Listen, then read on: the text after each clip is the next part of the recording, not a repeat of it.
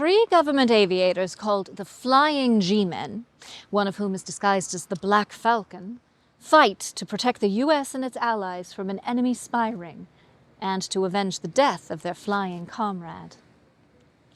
I'm Catherine Stewart, and this is Cliffhanger Friday here at Atomic Age Pictures. Here we post a classic movie serial every first and second Friday of the month. Flying G-Men had the services of noted aerial stunt pilot and cinematographer Paul Mantz, who flew a Ryan ST and a Lockheed Sirius. Mantz was a prolific Hollywood stunt pilot, though he referred to himself as a precision pilot. Mantz took his first flying lesson at age 16, using money that he made from driving a hearse during the influenza epidemic of 1919. He applied for admission to the United States Army Flight School at Marshfield, California, but was told he needed at least 2 years of college to be eligible. Apparently, resorting to a ruse involving Stanford University stationery, he managed to gain admission and became a successful cadet. In 1927, shortly before his graduation at Marshfield, Mantz was flying solo over the Coachella Valley when he spotted a train heading west over the empty desert floor. He leveled off a few feet above the track and flew straight on a collision course towards the train as the engineer repeatedly sounded the whistle. At the last moment, Mantz pulled up, did a victory roll, and flew away. Unfortunately, the train's passengers included ranking officers coming to Marshfield. Mantz was, understandably, dismissed from the Army. Even so, his instructor told him that he had the makings of an exceptional pilot and encouraged him to continue a career in aviation. After working briefly in commercial aviation, Mantz went to Hollywood, attracted by the large sums of money movie stunt pilots were making at the time. A main requirement for union work was an Associated Motion Picture Pilots membership, but you had to work on a film to get the card. Sounds like a catch-22. In 1931, Mantz performed the climactic stunt in non-union The Galloping Ghost, which required him to fly down a canyon and just miss a prominent sycamore tree. Mantz misjudged the approach and crashed into the tree, but the film crew got their shot and he got his AMPP card. Over the years, Mantz flew in films such as God Is My Co-Pilot and 12 O'Clock High. In the 1950s, he converted a B-25 into a camera platform. With this plane, he flew all of the aerial sequences for the Cinerama travel films. On July 8, 1965, while working on the movie The Flight of the Phoenix, Mantz was flying a very unusual aircraft, the Talmant's Phoenix P-1, built especially for the film. Mantz struck a small hillock while skimming over a desert site in the Algodones sand dunes over a second take. The stressed aircraft broke in two and nosed over into the ground, killing Mantz instantly. The final credits of The Flight of the Phoenix bear a tribute to Paul Mantz. It should be remembered that Paul Mantz, a fine man and a brilliant flyer, gave his life in the making of this film. Before we get started, please like and subscribe and check out our second channel, Atomic Age Originals, where we post our own original films. And now, we give you, from 1939, Flying G-Men.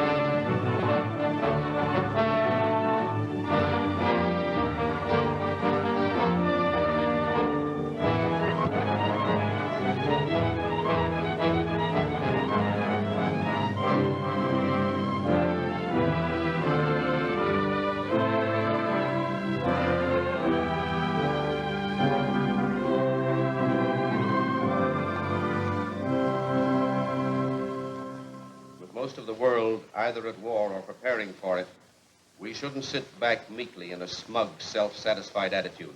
Sergeant Gerards, aren't you letting yourself get unduly alarmed by an imaginary shadow? Our country is not a warring nation. We are in no danger. But we are, Senator Manning. Never in the history of this country has the threat of foreign secret agents been so evident, so widespread. Espionage is a mild way of putting it. We are spending billions for defense. But what are we doing about the spy situation? About that enemy within our gates who is conducting a secret, destructive campaign against our country? I tell you, gentlemen, the time has come when we must recognize facts, when we must realize the significance of things that are happening right before our very eyes.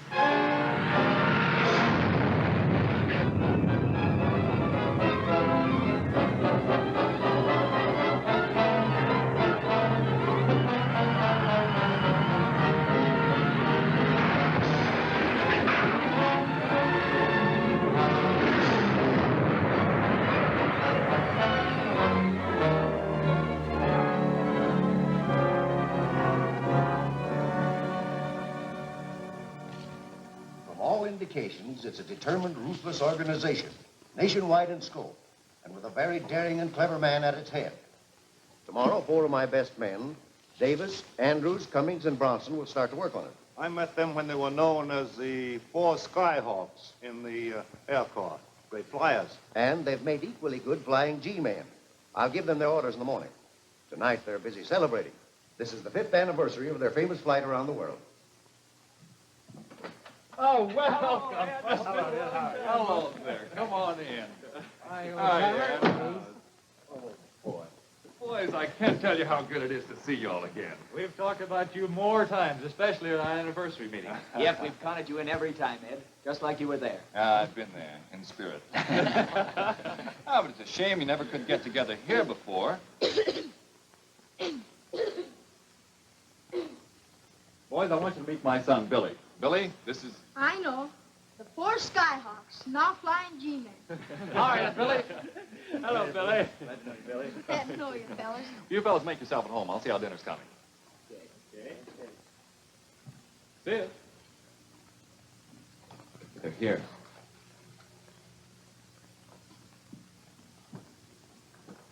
Fellas, I want you to meet my sister, Babs. Mrs. Davis, Andrews, Cummings, and Bronson. Oh, I've heard about all of you for years. It really seems like we're old friends. How do you do? Why didn't you tell us about your sister before? My friend holding out. Hey, where you been hiding this girl? Ed? Miss McKay, your brother is worthless. Boys, please, come on, dinner is served. Oh, that reminds me. I've always wanted to see that famous gold medal that you received. Well, here's a piece of it. Here's mine. Mine. There's my quarter.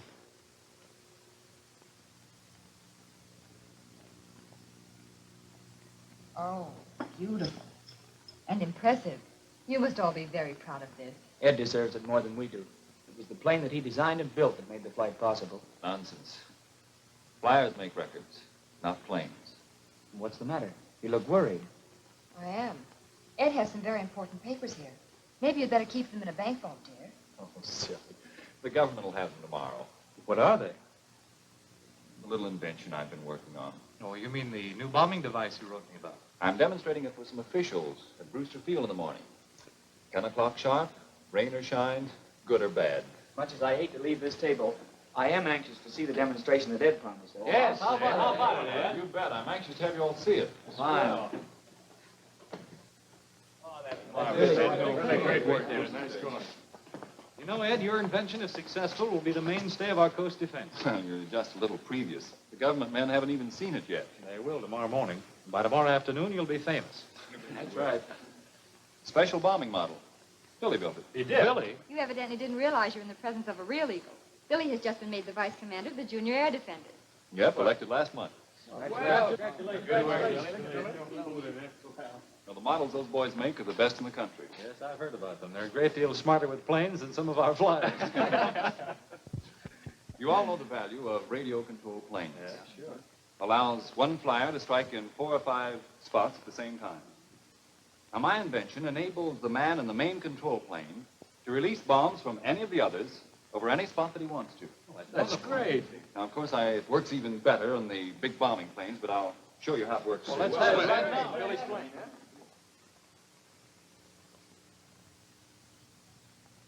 Now, the plane on the ground here is one of the squad being controlled by the main ship.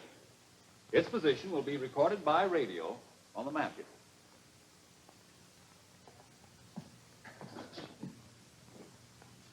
You all ready? Ready and willing. Here it goes. I'll control the takeoff.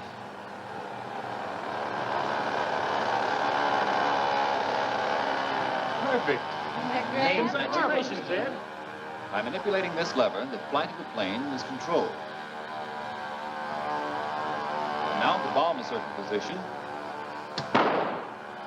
Marvelous, Ed. That's great.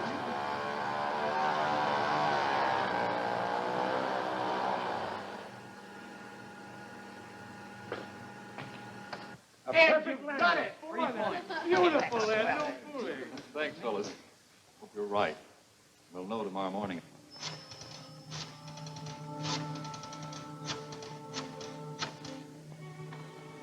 Hello? Stubby reporting. McKay demonstrates tomorrow morning.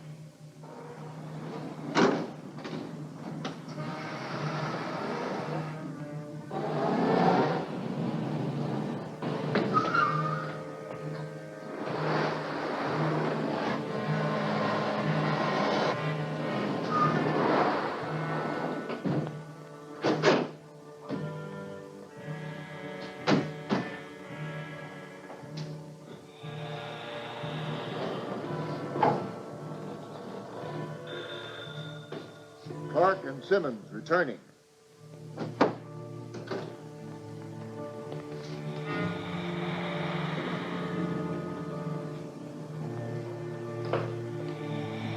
Secret fortifications are being planned at this point. Our agents in Washington report the site will be armed with a new anti-aircraft gun. Now, Mr. Corman, McKay will demonstrate his invention at Brewster Field tomorrow morning, 10 o'clock. Radio that in code to the professor. Tell him the matter will be taken care of.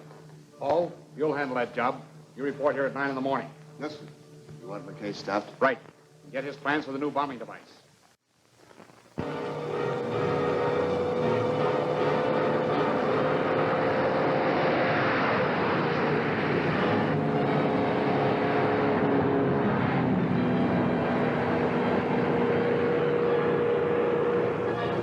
Move up, man.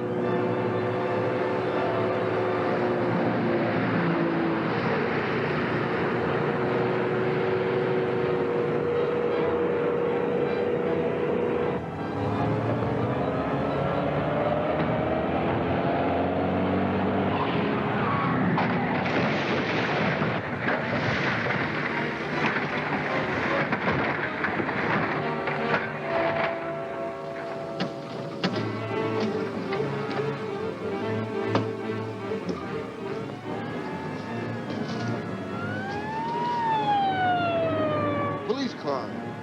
We better get out of here.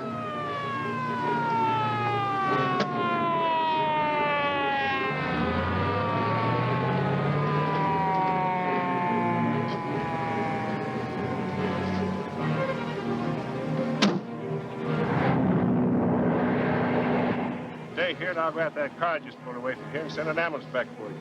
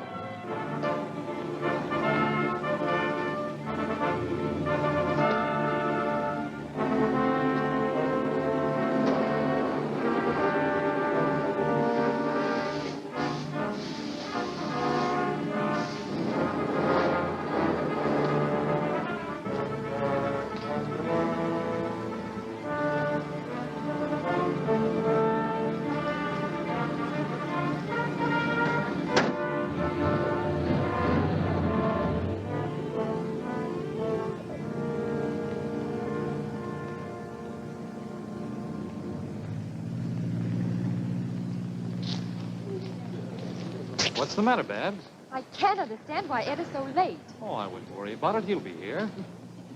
You know, of course, that he gave me the plans last night. I didn't know. Why, was he afraid of something? No, I don't think so. He's just being cautious, that's all. Hello, boys.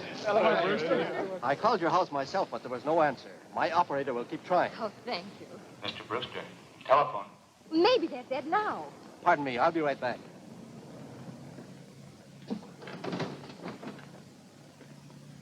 Brewster speaking. Put him on. This is Brewster speaking. Okay? Oh.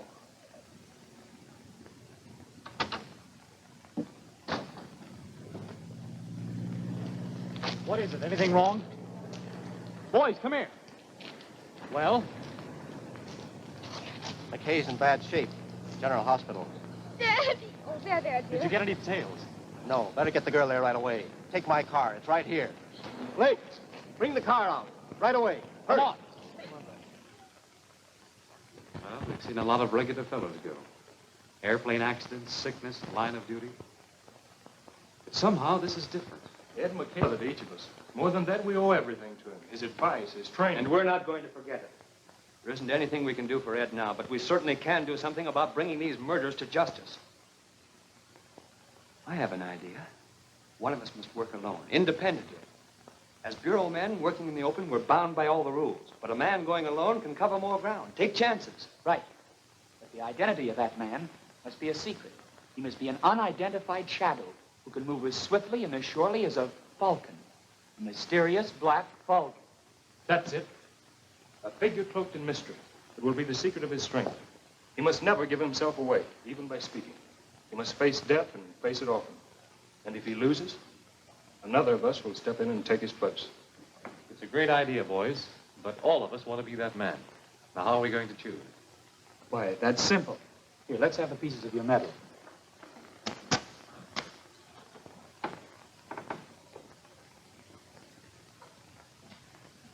The propeller will choose the Black Falcon.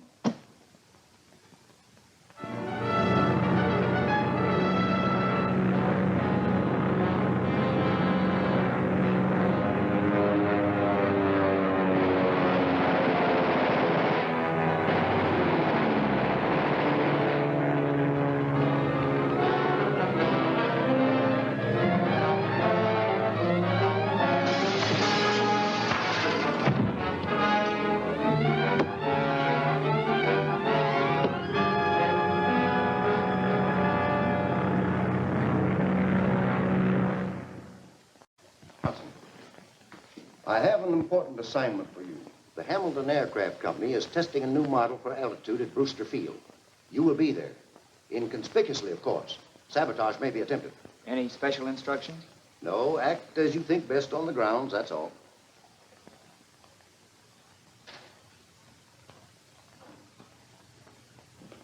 The special Hamilton plane is going to make that secret government test today at Brewster Field.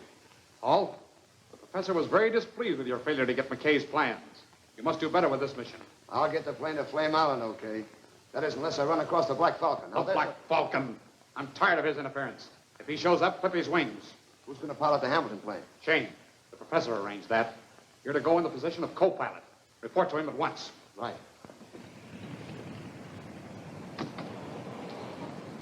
Well, we can go and report to Hamilton. I don't know. I'm a little bit worried. Keep your mouth shut. Come on. Okay.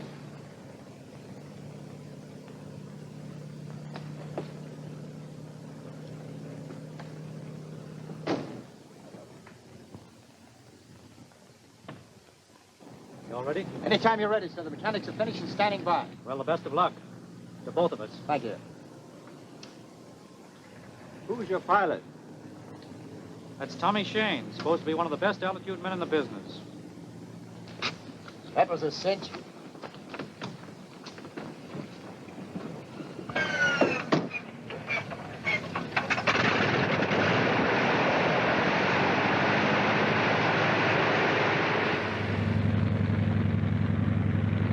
Keep in a straight line, then circle back to Flame Island. We ought to make it in an hour. You know, I'm kind of curious to get a look at headquarters on Flame Island. Listen, Shane, you're a new man. Evidently, the professor trusts you. But if you ever breathe a word about Flame Island, Be the last breath you take. Funny that plane doesn't answer. Keep calling them. Yes, sir. Brewster Field calling Flight 16. Brewster Field calling Flight 16. It's no use, sir. I can't raise anyone. Here we are.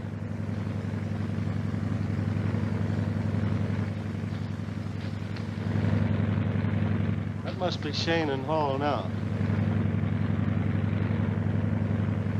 Take it easy in the landing chain. You want to keep this plane intact. Don't worry, I'll set her down as light as a feather.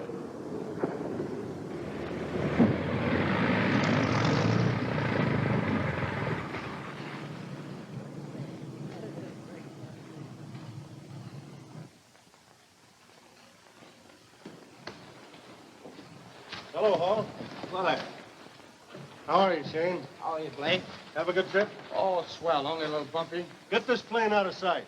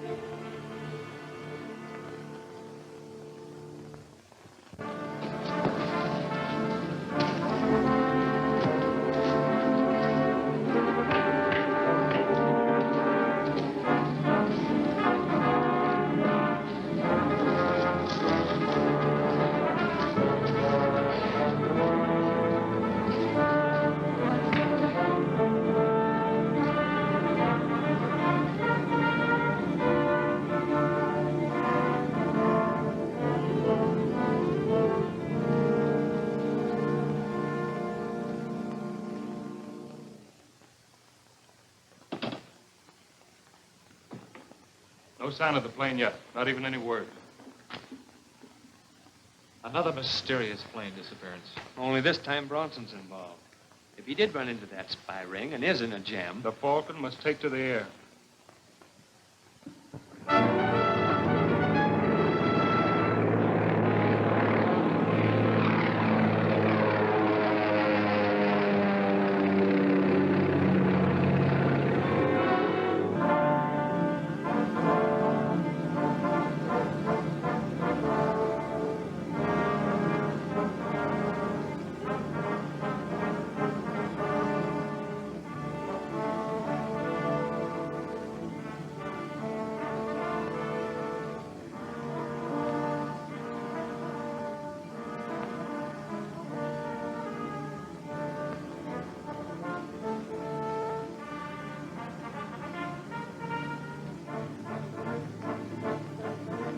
I understand the professor wants another attempt made to get the plans of McKay's invention. What do they do with all these planes here? Just keep them on the island?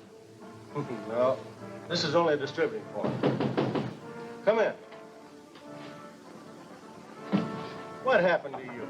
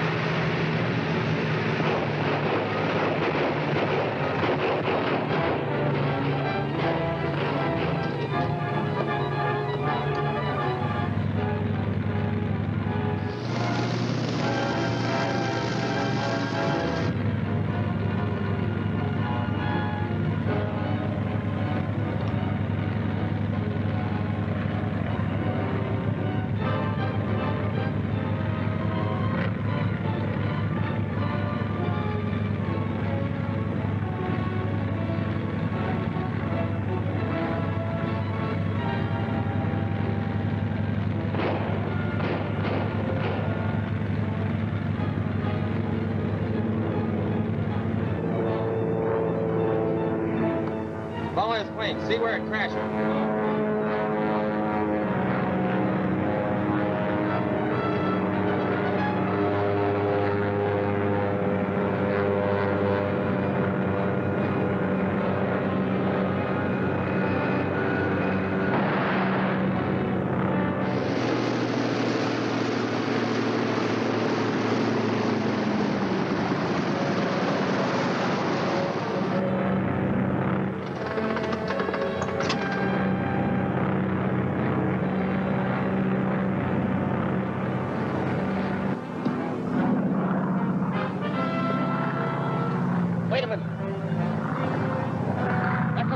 plane.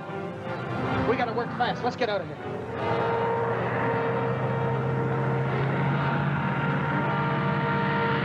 He's headed for us. Get down.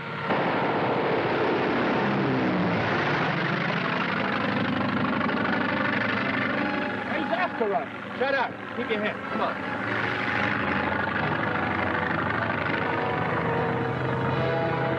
Look out!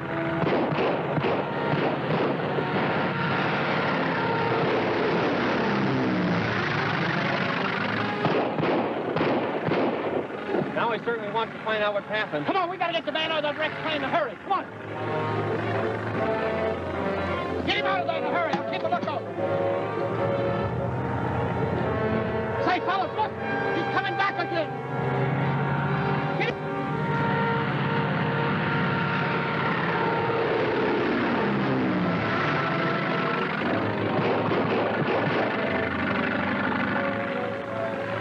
Hey, fellas, look. The Black Falcon. We gotta get him out of there. Oh, we can't wait for that. I won't face him.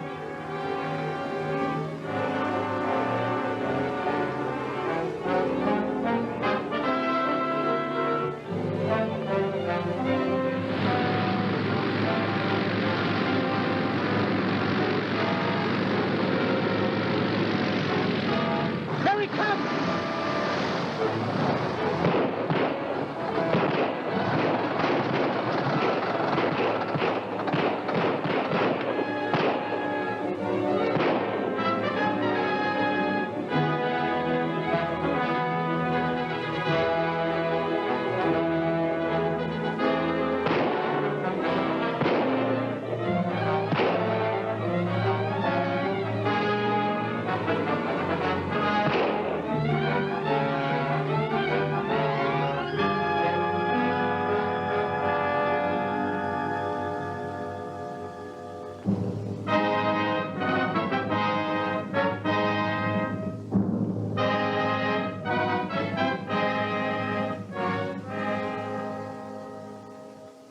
In view of what's happened, I'm not surprised at anything you tell me.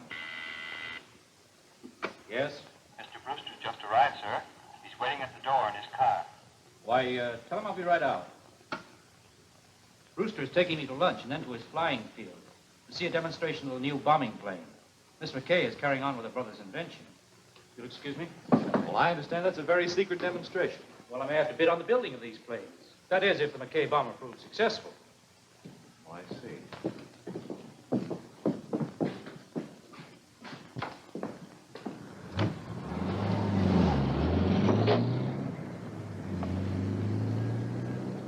If Hamilton knows about Bab's demonstration, then perhaps other outsiders know about it, too. Carlton has already assigned some men to the field. Yes, but that may not be enough.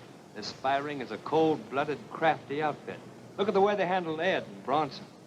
The Black Falcon will have to stand by this afternoon. Right.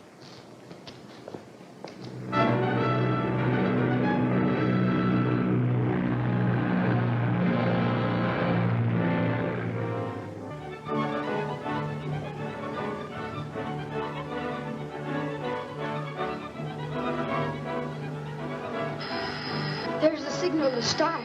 Gosh, this will take the plane off the ground.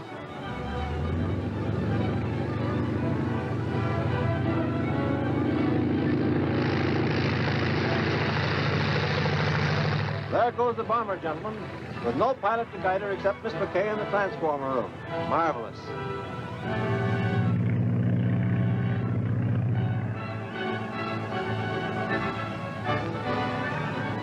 Here goes that first bomb.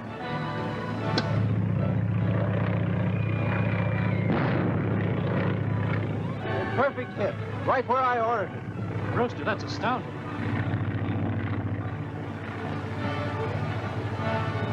Right now, it should be over the marshes outside Roxburgh. Carl knew what he was doing in giving you a bodyguard. Boy, what a lot of countries wouldn't give to get this invention of Dan's.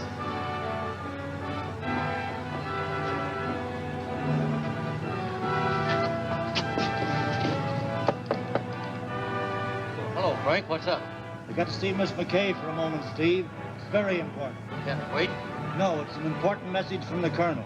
The field dispatcher, Miss McKay. All right, let him in.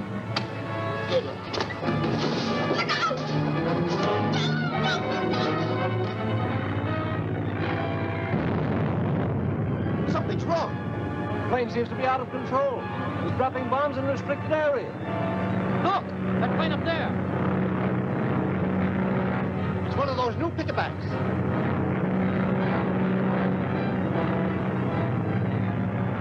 Bomber! It's heading for the city. Looks like it. Something must have gone wrong with the transformers.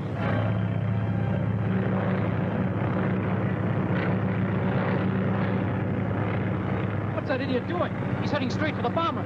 They'll crash.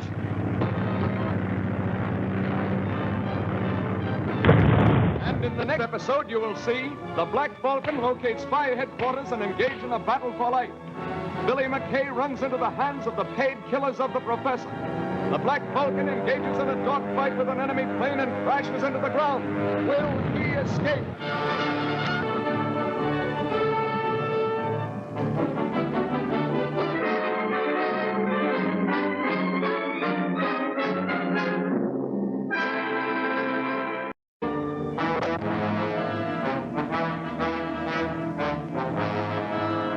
An organization of spies headed by an unknown leader are directing an attack of espionage and sabotage intended to break down national defenses. The Federal Bureau of Investigation has launched a counterattack in an effort to uncover the spy ring. 4 members of the Air Division, popularly known as the Flying G-Men, have created the Black Falcon, a mysterious masked flyer whose identity is unknown and whose daring spreads terror in the ranks of the spies.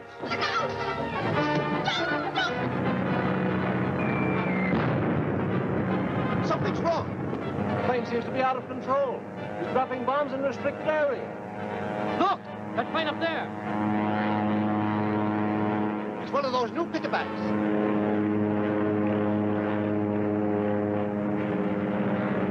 The bomber! It's heading for the city. Looks like it. Something must have gone wrong with the transformers. A robot-controlled bombing plane was being demonstrated for the government. Believing that sabotage would be attempted, the Black Falcon took to the air. The robot bombing plane went wild, and the Black Falcon and his pickaback ship crashed into the bombing plane to certain death. Look, he's broken free! A splendid piece of flying.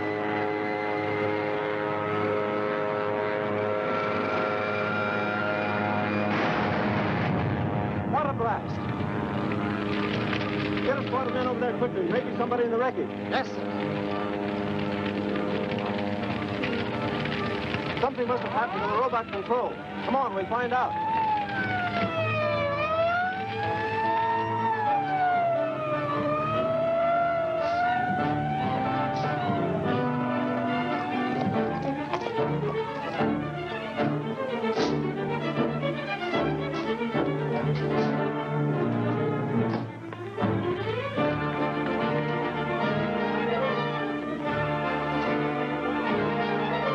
Mr. K.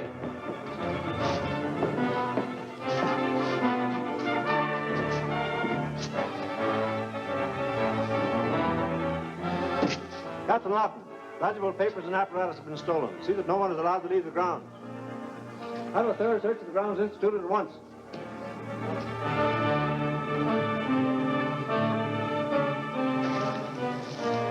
Billy, are you hurt?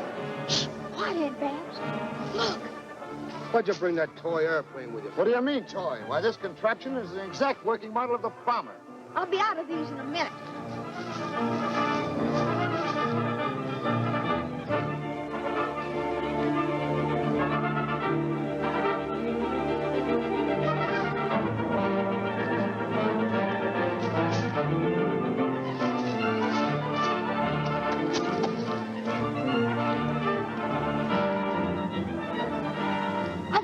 See where they go. No, Billy, don't.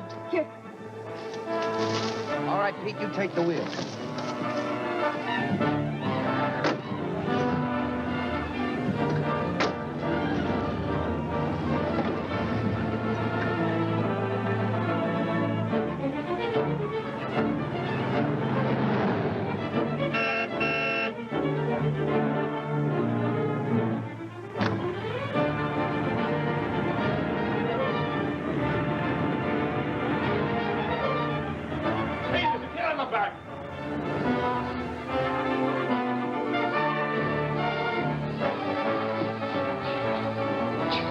Smart guy. Play a detective. Gonna be a G-man when he grows up. If he grows up, you mean. Well, I found this place playing detective, didn't I? Sure you did. But you ain't gonna tell anybody about it. Anything else you'd like to know? Yeah. My father was Ed McKay. Which one of you guys killed him? Why, you... Not yet. We gotta talk to headquarters first. Get him, Adams. Close those doors. Come on. I knocked one of the men down, and then I got a crack on the head. That's all I know. Then the captain found me. Colonel, these are flying G-men. Andrews, Cummings, and Davis. How are you, Colonel? How do you do? Get in there, tough guy. ALJ, calling HQ7. This is ALJ, calling HQ7. ALJ, calling HQ7. Come in, HQ7. This is HQ7 answering. Come in, ALJ. All right, HQ7. Agent 14 reporting. All right, 14, just a moment. Yes, Corman speaking. Come in, 14. All goods collected and delivered here intact. And we've got a Junior McKay with the shipment. All right, 14. Make delivery after business hours. The case is in your hands, gentlemen. If those documents ever reach a foreign power... There's no doubt about it. The plans of that bombing device are a dangerous weapon in the hands of this spy ring. Those plans must be recovered before they can be copied or photographed. Right. But how? The men who stole those plans are a part of a clever, well-organized espionage system. They're daring but smart, which means they had a getaway all figured before they made a move, and a hideout all arranged so they could disappear when the search got too hot. That hiding place must be somewhere in this section. Then our only hope of finding it is through the Black Falcon. Right. And we might find Billy at the same place.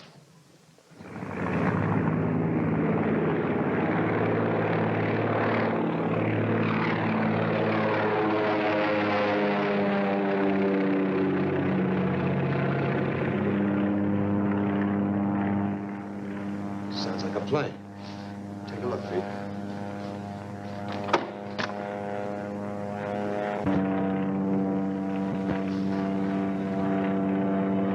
Black Falcon! The Black Terror!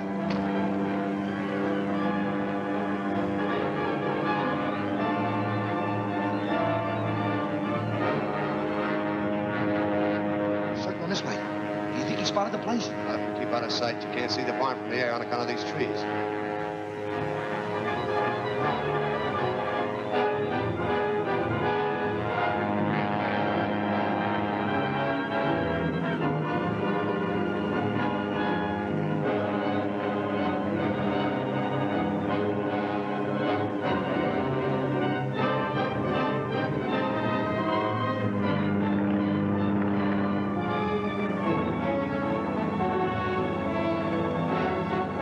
Get that kid! Get the ball. Wait a minute, no guns. Get him, Adams.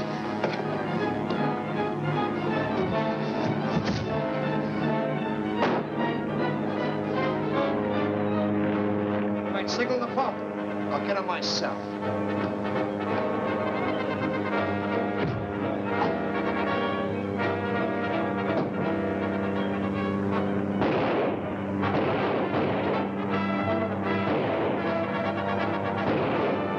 Get something busted in.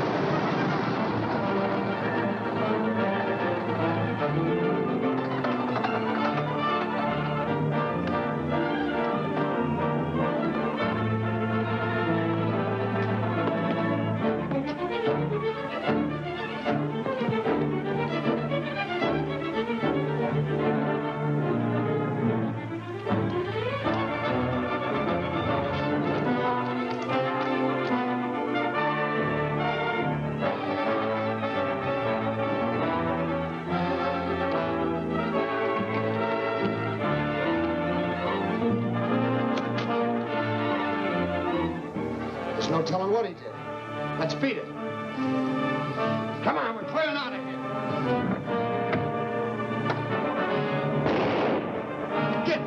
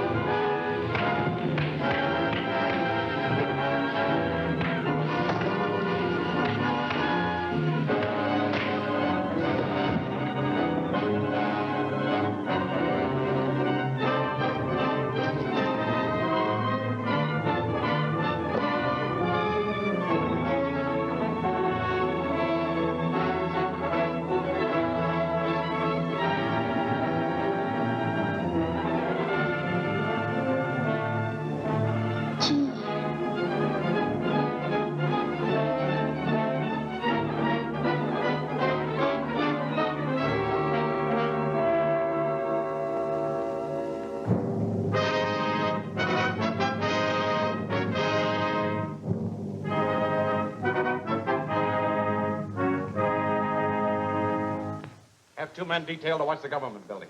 If they bring this Sandy Adams in, find out what they're doing with him. Yes, sir.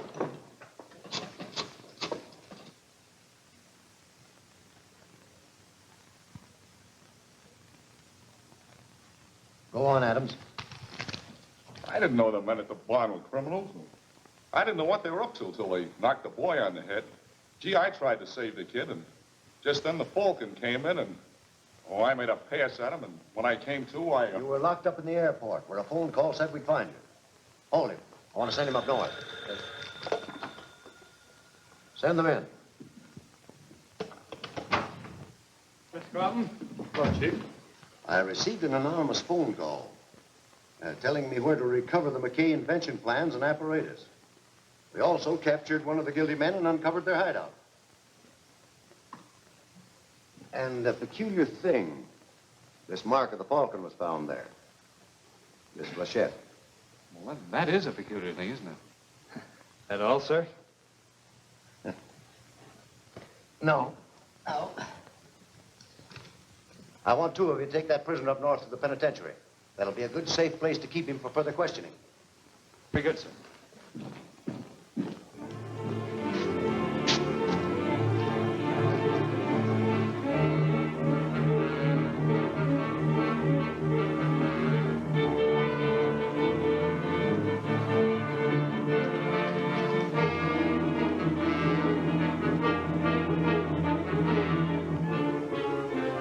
Call Flame Island. Tell Blaine they're taking Adams north. Martell, Yes, sir. order for Delaney to fly bomber to the mainland at once. He's to stop removal of Adams from the airport. Yes, sir.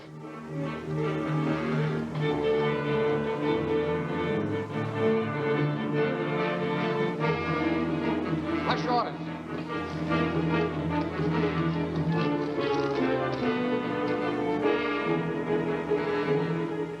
Okay, get aboard.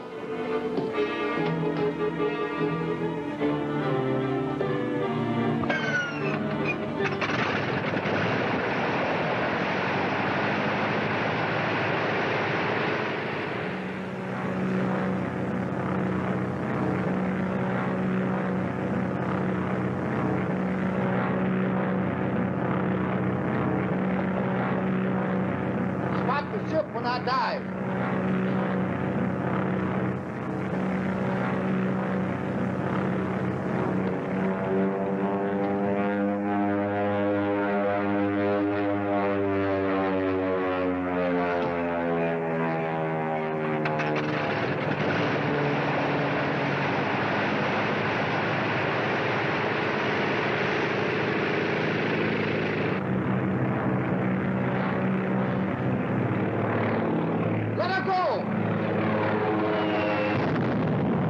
Next episode, you will see the flying G-men trapped in the lair of the spy ring. G-man Davis knocked unconscious and caught in a terrific steel mill explosion. The Black Falcon trapped in the air, lose control of his ship and plunge to earth. Will he escape?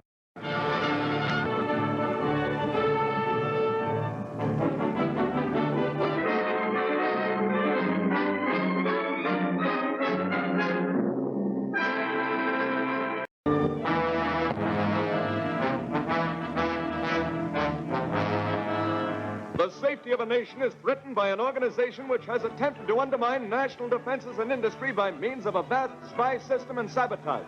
Andrews, Cummings, and Davis, the three flying G-men, have created the Black Falcon, a ferocious fighter and flyer who has begun to strike terror into the hearts of the enemy.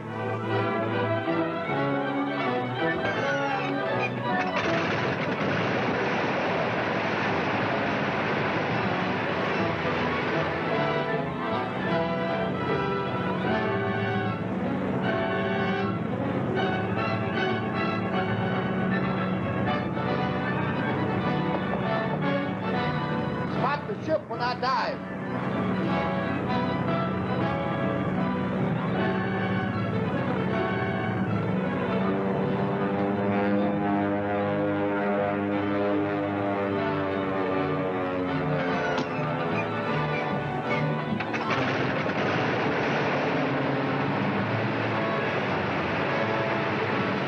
The flying G-men were about to take a captured member of the spy ring north to be held for questioning. As they entered their plane, they became the target for the bombs of an enemy ship, crashing the plane on the ground with certain death.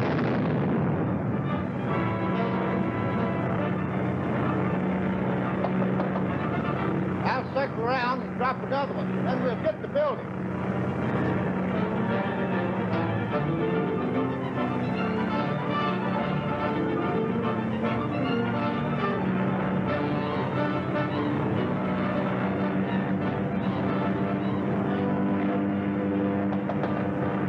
Black Falcon!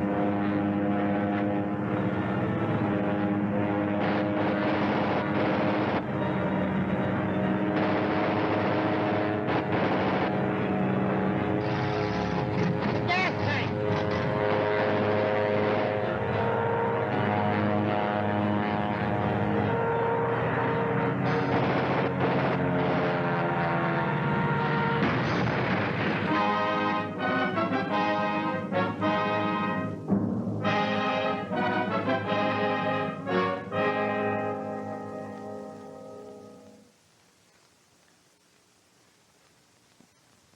The more we delve into this espionage business, the more complex it becomes. Whoever's the leader of this organization is a shrewd and ruthless leader. While he's at liberty, our country's in grave danger.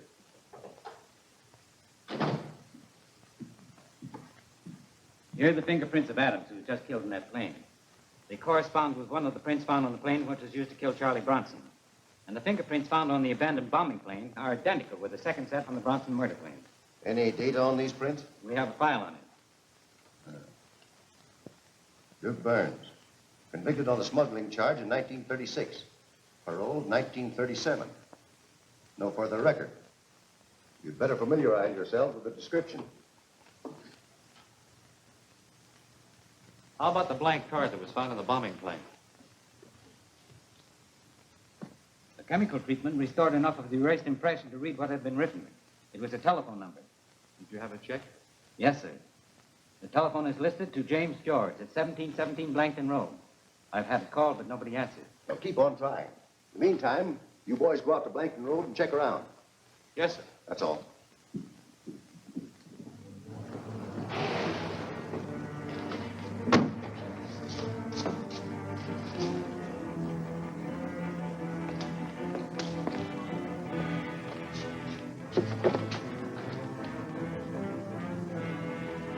Right? Not even a forensic. No telephone in here. No, what's that? No, not here. Look around the back.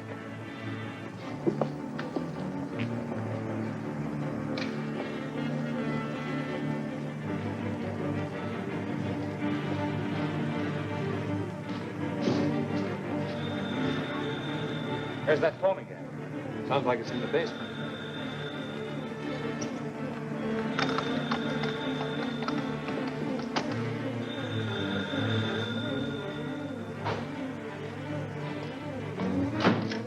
Hello?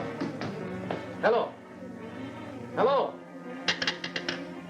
Whoever it was, they've hung up. Let's see what we can find, boys.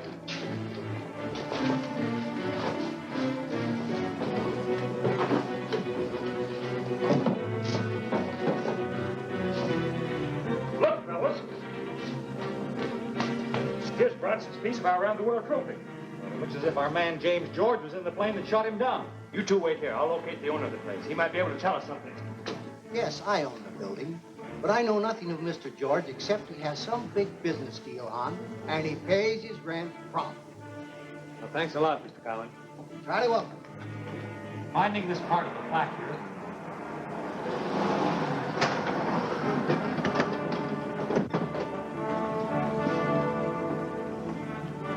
Lights.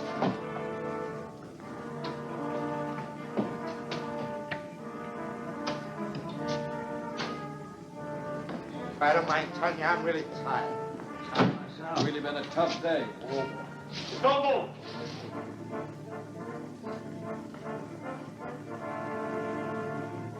We're from the Federal Bureau of Investigation. Oh, we ain't done nothing. You're being held for questioning.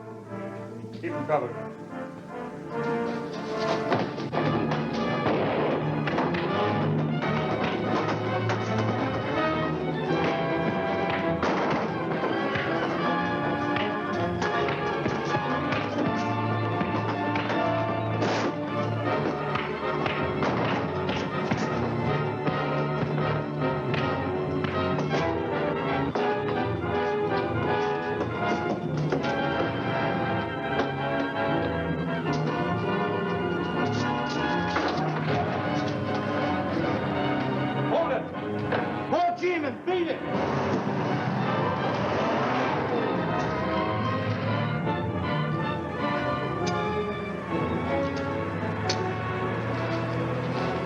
What's this all about? I ain't talking.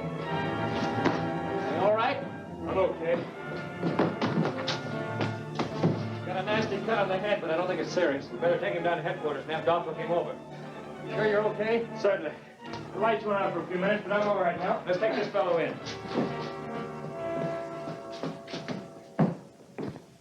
Hello, Frank. Hello, now. Here's the prisoner, sir. Sit down. Davis. What was the laboratory report on this metal? Any fingerprints? Fingerprints are those of Duke Burns, matching the other set we have of his prints. And there must be some connection between Duke Burns and this James George. Maybe he can tell us what the connection is.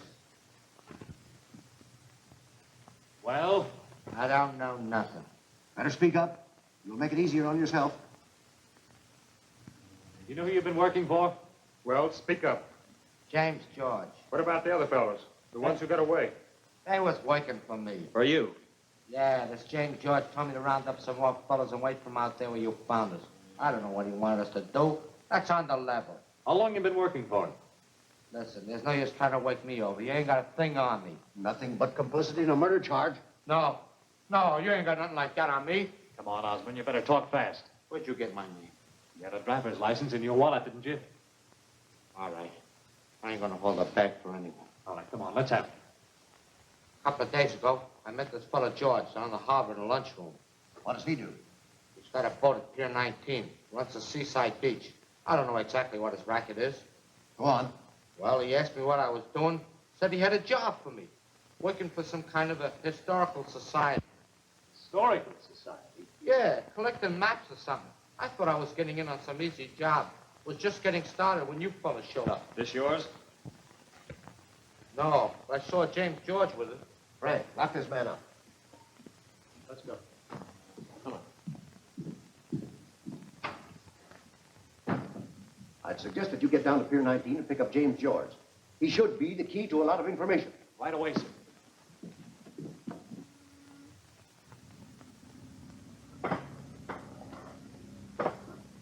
Hey! Be careful of that. Want to be lifted up into the clouds? Is this it? Why, certainly. Be careful how you handle it. Well, that's enough stuff for this trip. I'll phone headquarters. You warm her up.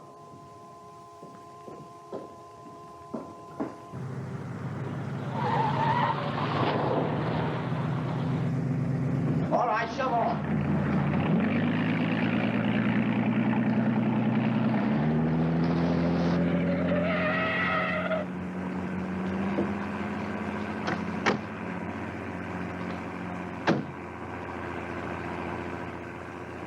Just a minute, buddy. Say, we're looking for a friend of ours, James George. Know him? James George? Yeah. You see, we're from the Historical Society. Oh, I get it now. You just missed George. There he goes now. Know where he's headed for? Couldn't tell you that. Would you like to leave a message for him? No, it doesn't matter. We'll get in touch with him later. Boy, he's sure moving, isn't he? Must be headed for Seaside Beach. That's his regular destination, according to Oarsman. Yes, but what for? Certainly nothing legitimate. A man who's ready to kill anyone that gets in his way is worth following. I think the Black Falcon had better keep track of Mr. George's activities. Let's go to the hangar. Right.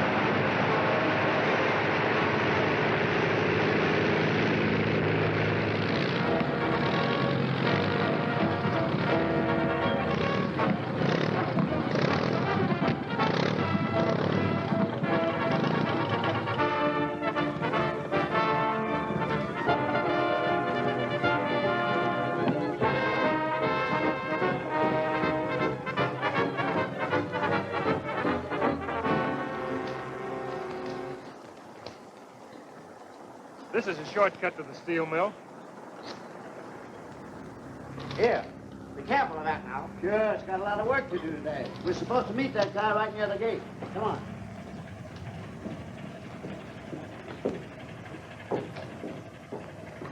Hey, wait a minute.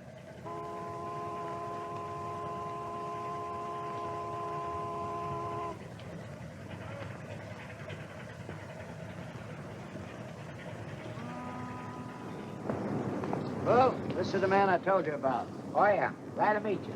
Come on in. Friends of mine. Okay.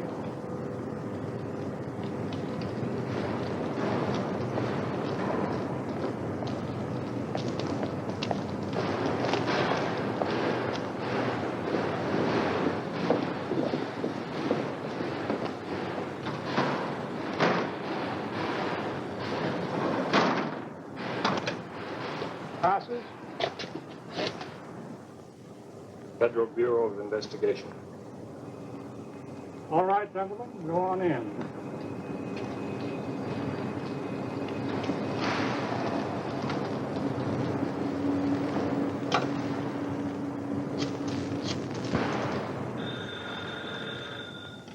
Graham speaking. They did. 3 G-men? Leave it to me. Hey, Mike.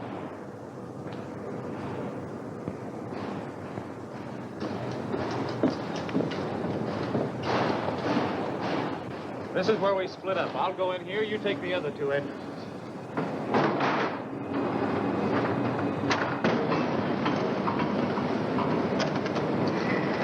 This the spot? Yeah, the best in the plant. Go on, get to work and all that. Okay.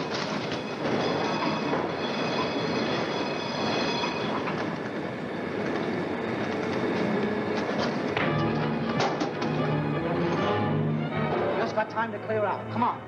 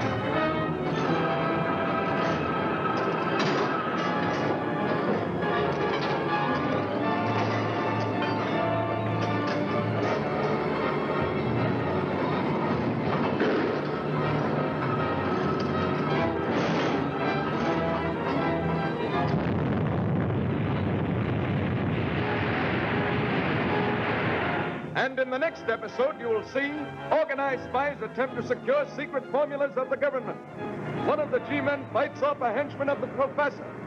The flying G-men run into a gun duel. Will they escape?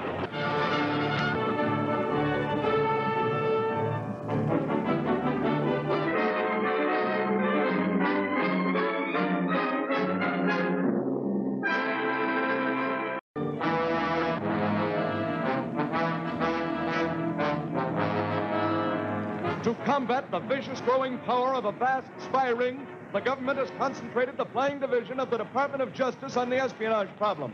The chief of the Bureau has assigned 3 of his trusted flyers, Andrews, Cummings, and Davis, to the case. Spurred on by the slaying of 2 government operators, the flying G-men have created a terrifying, mysterious flyer known as the Black Falcon.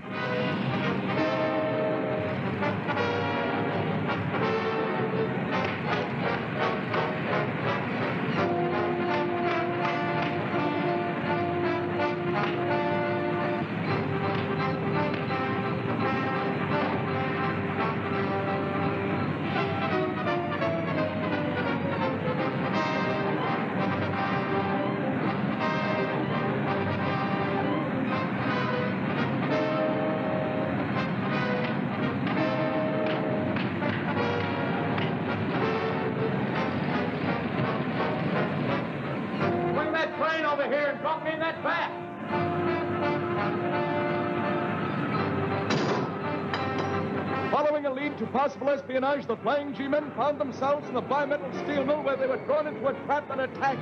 An explosion caused by henchmen of this wide stream of molten steel, which burned a course of certain death for the G-men.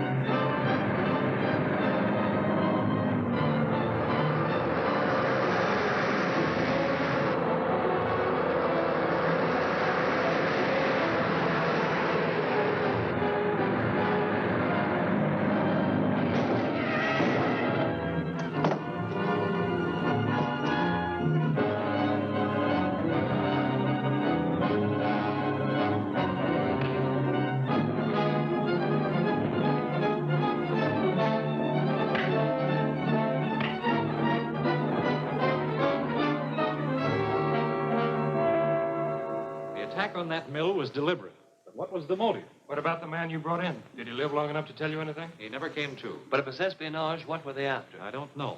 My guess is that it has something to do with the steel mill's government contract. Said they must have had inside help. Right. The men who made that attack knew the layout pretty well. That's just exactly where we've got to begin. I've always wanted to work in a steel mill.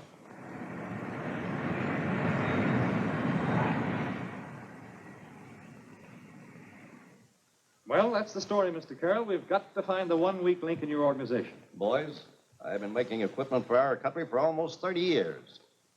No spies are going to fool around with bimetal and get away with it. Then as president, Mr. Carroll, you shouldn't have any trouble at all giving us jobs.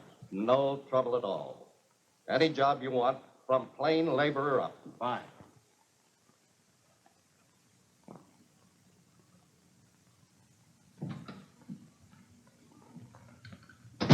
Took long enough. You're a new man, aren't you? Yes, sir.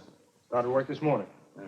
You're on your way back. Take this estimate with you and see that it's filed correctly. Yes, sir. The inventor's name is Craig. Dr. Alexander Craig. Very good.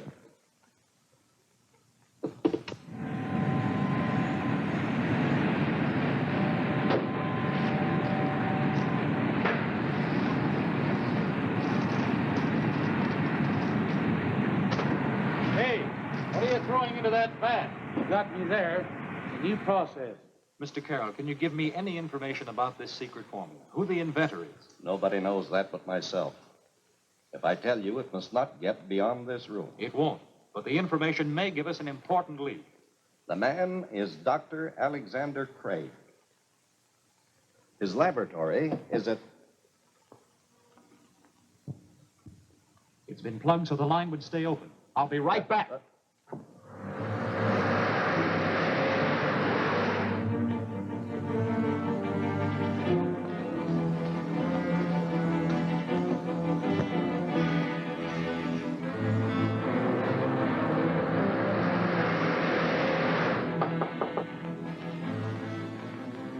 See who it is, Alan.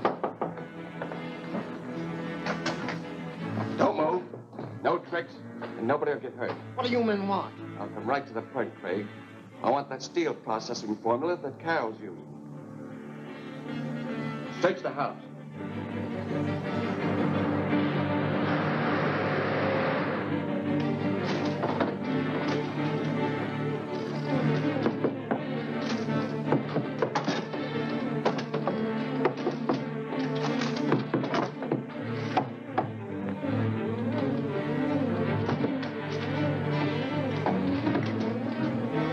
Look what I found. Quite clever, Doctor. Open it up.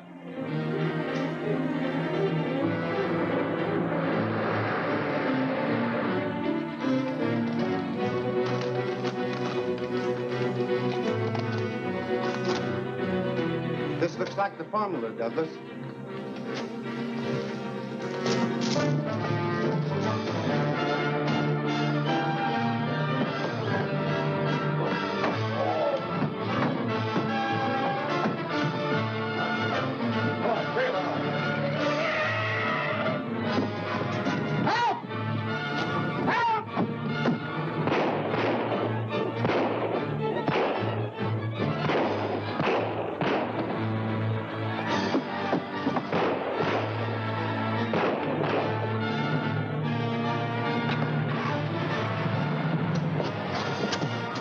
You're Dr. Craig, aren't you? Yes, sir. Well, who are you? Department of Justice, Flying Division. Looks like we got here just in time, Doctor. Naturally, I suspected Landon when I found the dictaphone switch plugged. The attack on Craig tonight confirmed my suspicion. Yes, but suspicions aren't proof. If we let Landon have enough rope, he'll hang himself. And probably lead us to more important members of the ring. Wait a minute. I think I've got a way of exposing Mr. Landon. Listen, as soon as I get this piece of rubber in here, Mr. Landon should get an earful.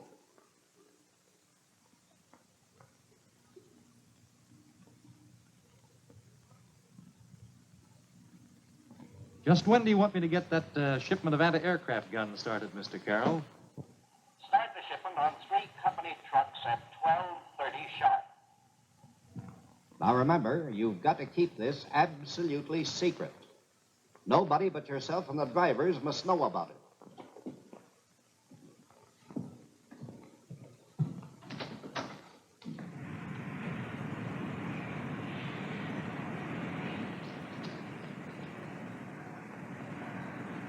I'll be back in a minute, fellas.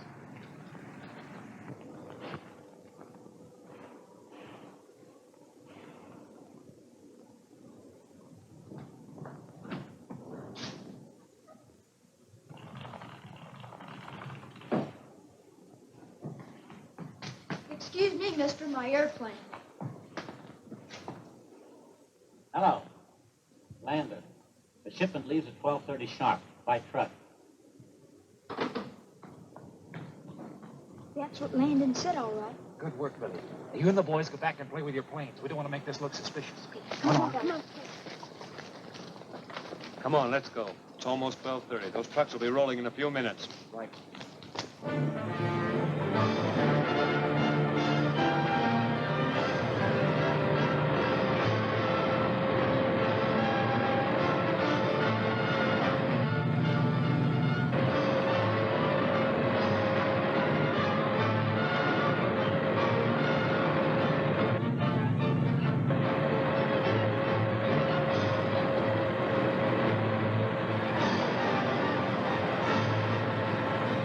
Those other trucks are taken care of. Yes? What for? I've just discovered something. Those gun cases back there are loaded with sand. That explains that car failure. I'll fix that.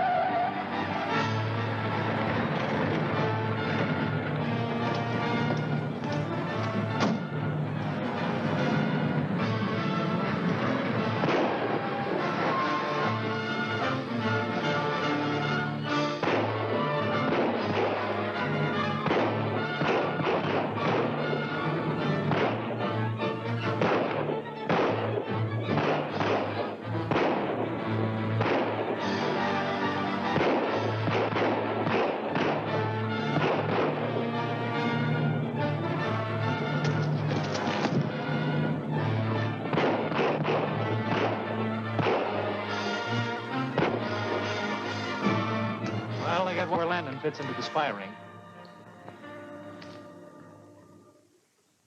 So my usefulness at the steel mill is certainly at an end. Of course. But I have another important mission for you. Tomorrow, Dr. Roberts will make a stratosphere flight. Dr. Roberts. Ever hear of him? No, not me. 12:30 set for takeoff at Brewster Field. Daring scientist risks life to explore ether. What a perfect spot that Dr. Roberts would be in to photograph coast fortifications using a legitimate scientific experiment as a front. Hello. Oh, yes. Hello, Mr. Carlton. I've been reading about this Dr. Roberts stratosphere flight. Did you see the paper? Well, yes. Yes, we were just discussing it. You better get right over to Brewster Field and see him. And if you're not completely satisfied with Dr. Roberts' credentials, stop the flight and hold him for investigation.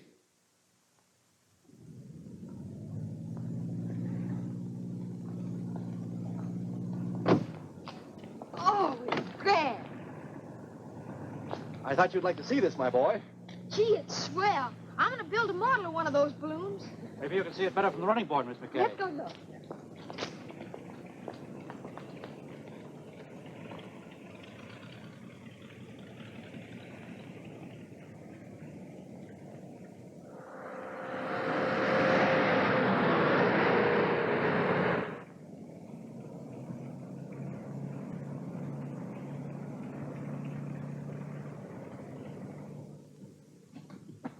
Now look what you've done to your beard.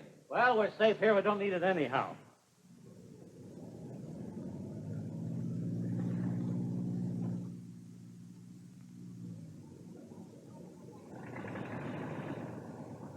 Set? All set. Cast off.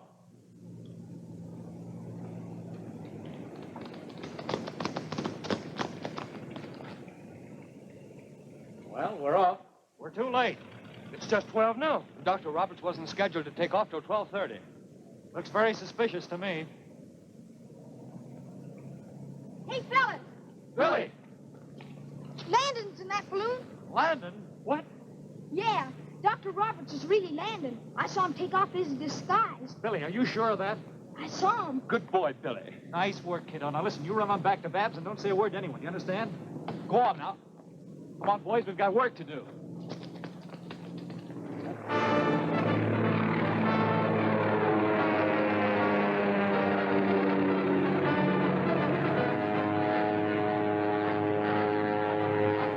Frank!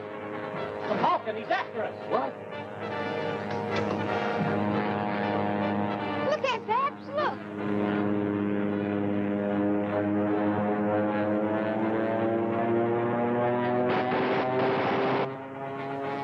He's firing at the gas bag.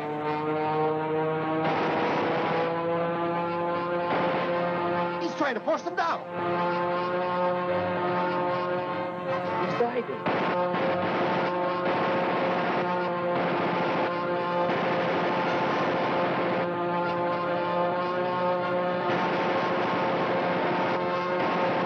That metal ball is going to crash into the plane. Landon the next episode, you will see sabotage causes the flying G-men plane to crash into trees. The spies chased by the G-men lose them through a getaway into a truck. The G-men trapped by spies in a terrific gunfight. Will they escape?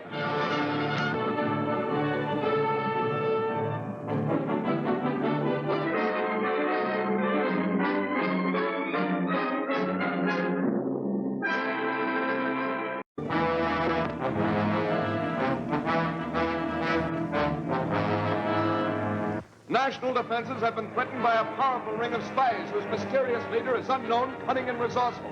The Bureau of Investigation has assigned Andrews, Cummings, and Davis special flying G-men to form the spearhead of a counterattack. They've created the Black Falcon, mysterious masked flyer who brings terror and destruction to all enemies.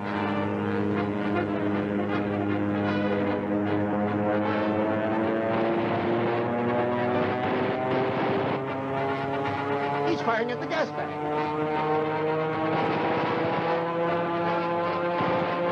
He's trying to force them down.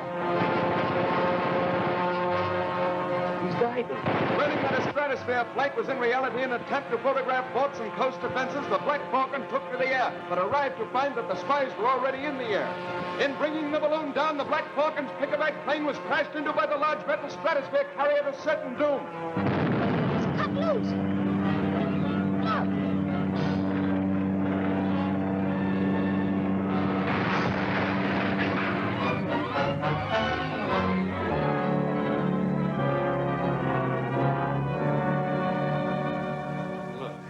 All we seem to be able to do is to get a few members of the rank and file of the outfit. True. The brains behind these spy attacks are still active and untouched. I have a plan that may bring some of these big fellows out of hiding. Call Babs McKay and tell her we'll all be over for dinner tonight. Hello, fellas. Come on in. Billy, my boy. Hi. Billy. Here they are, Aunt Babs. Right in time to the minute. Billy, when your aunt invites us for dinner, we're right on time. Invite you. I did nothing of the kind. You invited yourselves. Practically ordered me to be prepared to feed you. But you know you're welcome, all of you. Ooh, something's burning. I'll have things on the table in a minute. Swell. And that's my signal to beat it. And Babs said you came down here to conspire. It's tough to be a kid. Not so tough, old-timer. If it hadn't been for you, your father's bomber planes would be in the hands of the enemy right now. Yeah, and if it hadn't been for the Falcon, I'd be in the hands of the enemy right now myself. Who is the Falcon? The Falcon? Why, Billy. All right, Aunt Babs. I'm on my way now. Good night. Good night, Good night, good night, Bill. Good night. Well, do we eat or talk? we eat first. We can always talk. Great. There we are. We've been able to capture a number of the members of the espionage organization. But this ring is so far-reaching and powerful that the minor members knew nothing of their leaders. We feel that there is some connection between the Hamilton Aircraft Company and these people. Whether Hamilton is guilty or just innocently employing a member of the espionage crowd, we haven't been able to determine. You think I can find that out? But how? If Hamilton were to receive certain information. And if that information were to reach the espionage ring, Right. Then we'd know exactly how Hamilton stands. I'll do everything in my power to help you.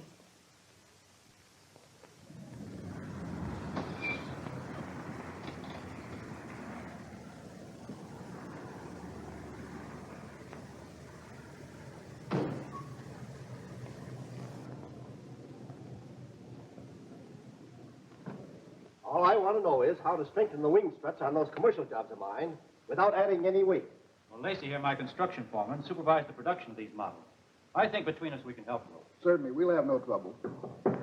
Yes? There's a Miss McKay to see you, Mr. Hamilton. Oh, Miss McKay. Ask her to come in. Thank you. Miss McKay, how nice. Oh, I'm sorry. You're busy, Mr. Hamilton. How do you do, Mr. Brewster? This is an unexpected pleasure, Miss McKay. I can come back another time. Not at all. My business can wait. You know what I want, Hamilton. Yes. Glad to have seen you again, Miss McKay. Coming, Lacey? Right away. Now, you come right over here and sit down. I have no business important enough to keep Ed McKay's sister waiting.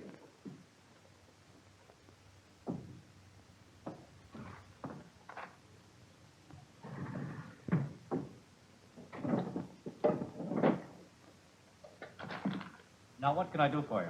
I wanted to ask some advice, Mr. Hamilton. Certainly. I found some blueprints in my brother's safe. Yes? One is a set of the robot bomber plans, and also some sketches that he had made of an improvement in the bomb-dropping device. Well, did you want me to look at them? No, not exactly. Not after what happened to my brother and to me. It didn't seem quite right to take them out of the safe. I wondered whether I ought to turn them over to the government. Well, I think you owe it to your brother to consider your own interests. Is this safe of yours a good one? I think so. I believe it would take an expert to open it. Well, that's fine. I think I'd wait a while before taking any drastic steps.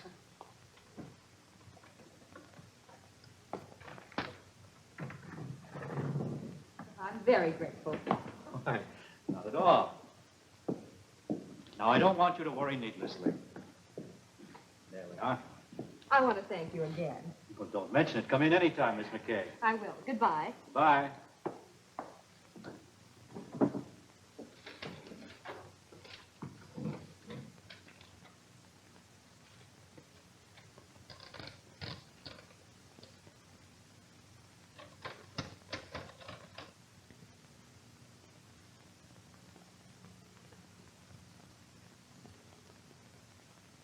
The McKay's safe. Get hold of Larry. He's the one for this job. What about the girl and the kid? I'll arrange to get them out of the house. Aunt Beth, Yes, dear. telegram for you. For me?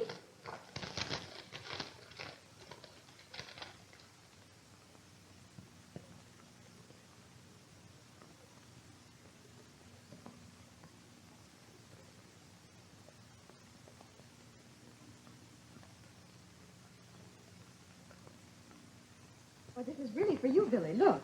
Gee. Why, this is swell. You're going to go with me, aren't you, Aunt Beth? Yes, dear. Of course I will. Why, look. Signed by Judson. He's the secretary. I've written to him before. Let's look up the trains.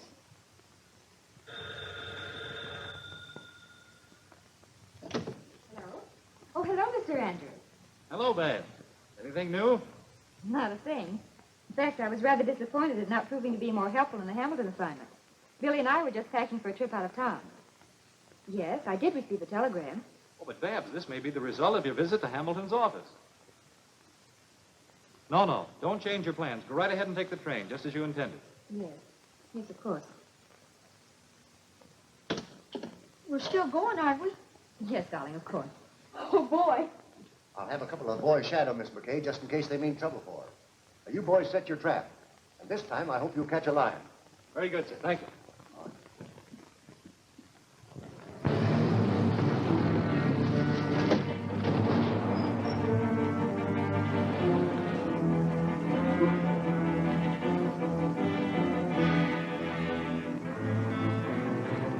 You all set? I'll be ready for you. We gotta wait till the McKay girl and kid have gone.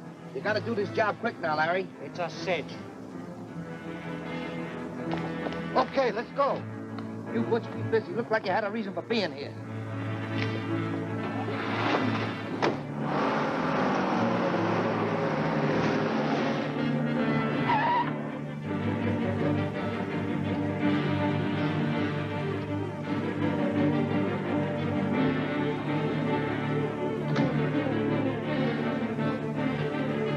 All right, Clark. You go with Larry and make it snappy. We'll be standing by.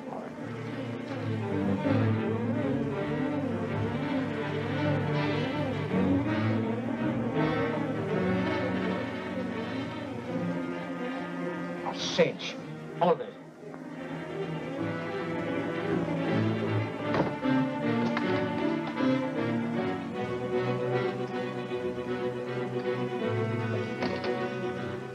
That's it.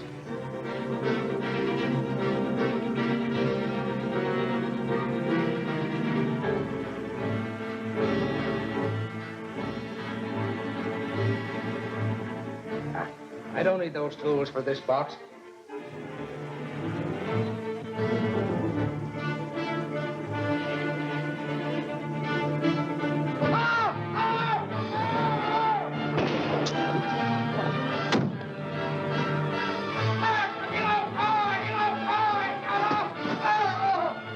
on, Davis.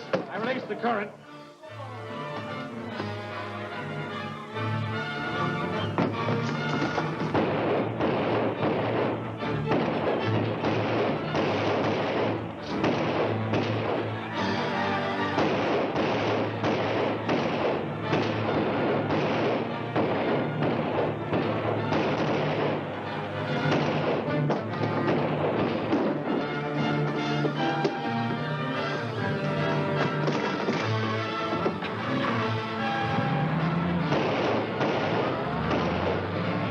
Get to the car, quick!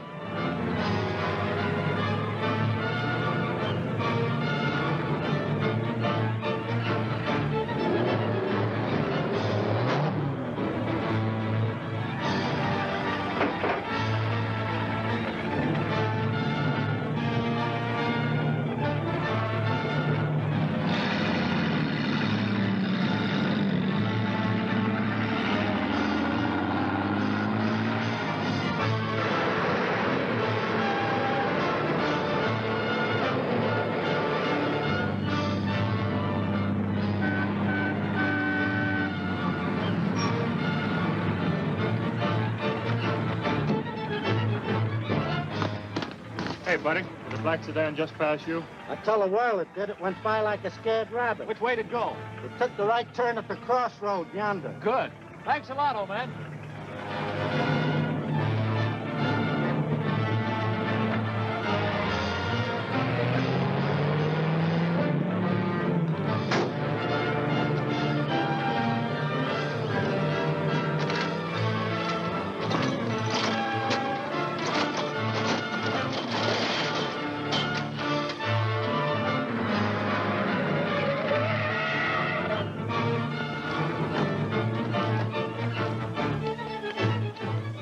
Sure no one came through here. Not a chance.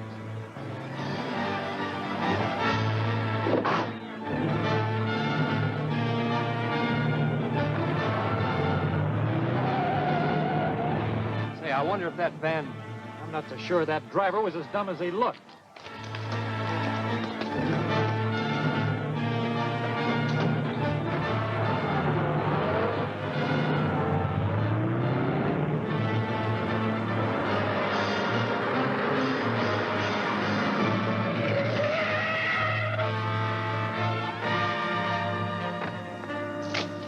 Well, looks like you guessed right, Andrews. There are the wheel tracks where they backed her down. They put one over, boys. They couldn't have gone in that direction. The road's closed. They had to go that way. And they can't be more than 5 minutes ahead of us. That's a long start for a fast car. They've tricked us neatly for the moment. The capture of that gang would have directly connected Hamilton with the attempt to open the safe. The Falcon might be able to spot that car from the air. It's a slim chance, but it's worth trying. Let's go. Right.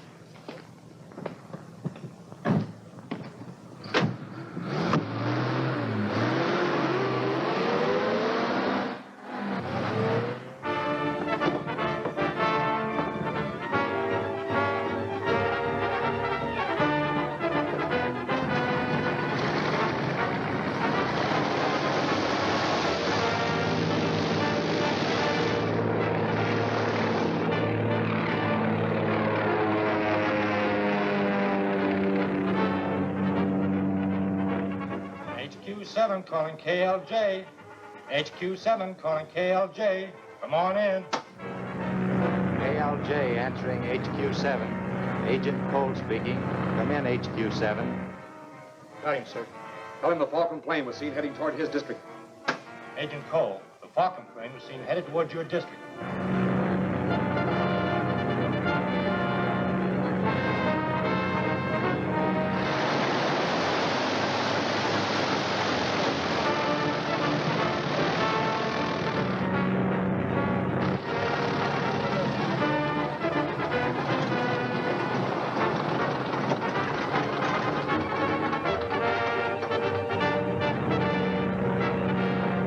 Calling car 9. This is KLJ. Calling car 9. Falcon plane just landed 2 miles north of Meldon intersection. Watch my plane for location. All right, let's go.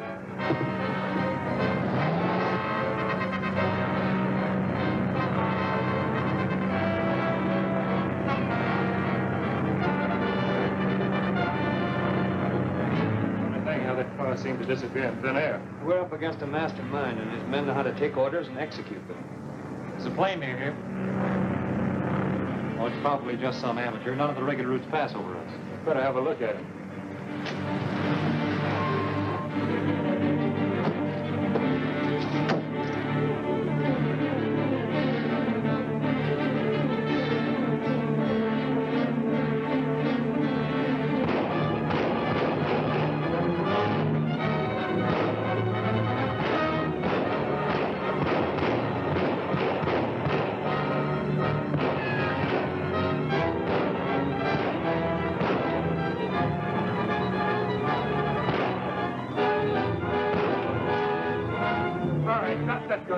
Come on, get going. How did you find this place? Come on, talk fast. That plane spotted you. Where did the plane look? He trailed the Falcon plane to this hangar. One of you is the Falcon. He radioed it. There's no time to lose. We've got to get that plane. Lock these men up. Falcon's got some work to do.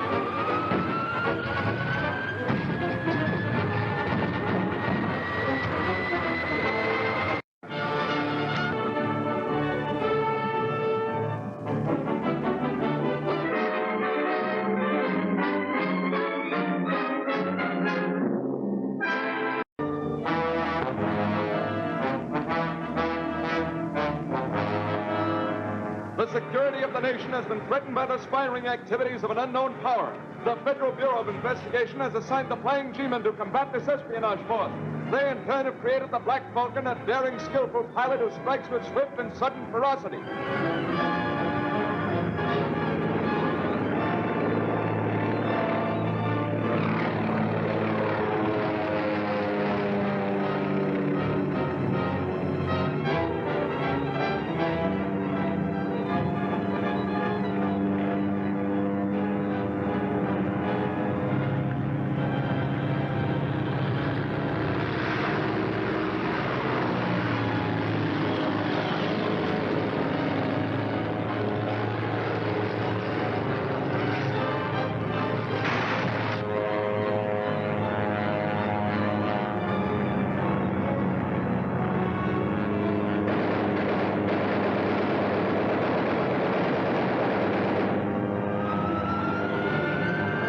Determined to bring down the Black Falcon, the mysterious flyer who had thwarted so many of their espionage plans, the spy ring has sent out aerial and ground patrols to locate the Black Falcon's secret hangar.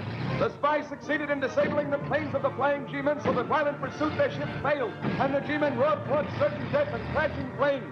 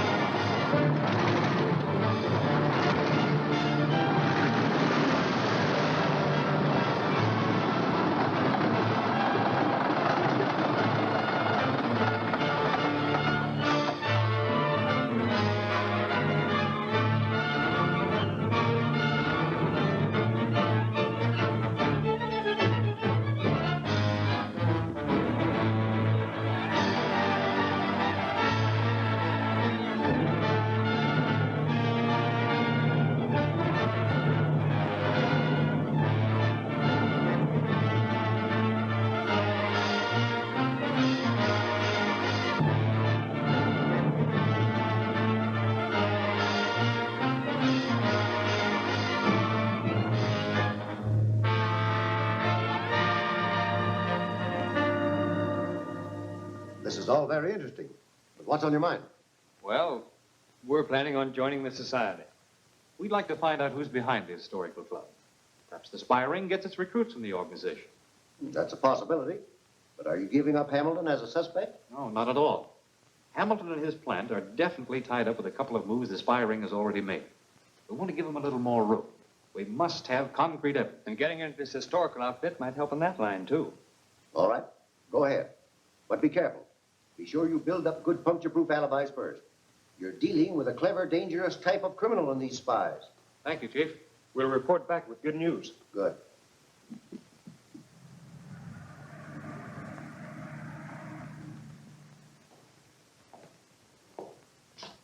Well, what can I do for you? I saw your ad in the newspaper, and I sort of thought I'd like to join your society. Oh, you're interested in historical work? Well, your ad said there was a chance to make some money, and well, things have been kind of tough lately, and I'd like to try anything that might improve things. What things? Oh, living conditions, politics, anything like that, you know? Oh, yes, I see. Well, here you are. Sit right down there. Thank you. And, what did you say your name was? Anderson. Tom's the first name. Oh. You checked on this man, Anderson? Yes, I had him trailed for 3 days. He was mooching nickels and dimes to pay his room rent down in the flop house. What about the other two? Ramsey's okay. He's been hanging out down in the hobo jungle. And Burnett's been doing odd jobs around an uptown garage.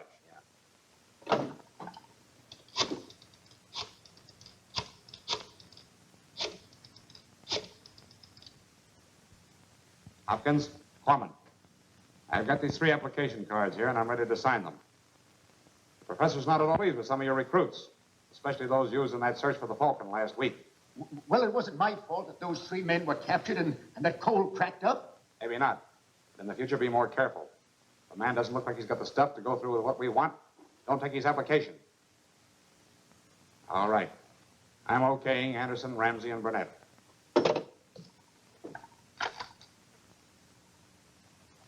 Your applications are all okay. You are all experienced mechanics? Yes, sure. That's right. This society is not like any other in existence.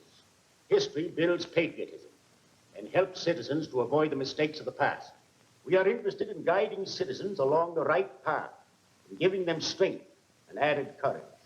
That is one reason why we take your words for your trades and your ability. Now, I haven't asked you for your references. I have refrained from this because I am not concerned with your past. It is your future alone that interests us. Now, arrangements have been made. As the first step in helping you, we have placed you with the Hamilton airplane plant. We are in a position to keep you working from now on, provided you follow instructions, of course. Here you are. You'll report to Steve Jones, the Hamilton plant, in the morning. Much obliged. Thank you very much. Well,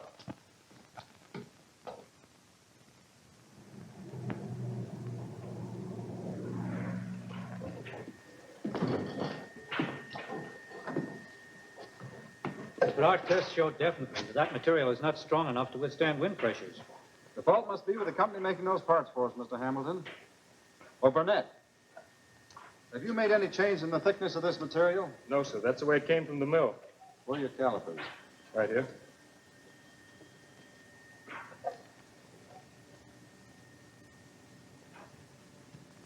Hey, what are you so interested in over there? What? Oh, nothing. Just wondering what the old man was grumbling about this time. Say, listen, Hamilton's plenty smart. Anytime he don't like something, you can figure it's wrong. Yeah, he sure talks that way. That's exactly according to specifications, Mr. Hamilton. And the specification must be wrong. But if we increase the weight, we eliminate at least 50% of the efficiency. Isn't that right, Burnett? Yes, that's true. We even tried splicing it together, but that didn't seem to answer our problem. Well, I can't understand it because... Wait a minute. Aren't you Cummings of the Bureau of Investigation? Other people have made the same mistake. Well, I never mistake a face. Well, I'm sorry to disappoint you this time. Well, no matter. I'll have our engineering department check those specifications right away. Yes, sir. Oh, Burnett. I don't know whether the boss is right or wrong, but he sure said that loud enough for everybody to hear him. Listen, if I could get in the FBI, I wouldn't be messing around here.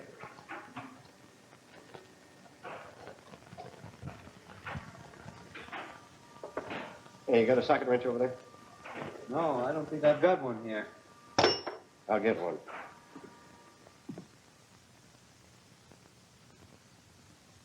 This is Lacey, Hamilton plant. Let me speak to Carmen. We want to set up a secret fortification, using the ranch as a focal point. Mr. Corman. Yes? Lacey at the Hamilton plant wants you on the phone.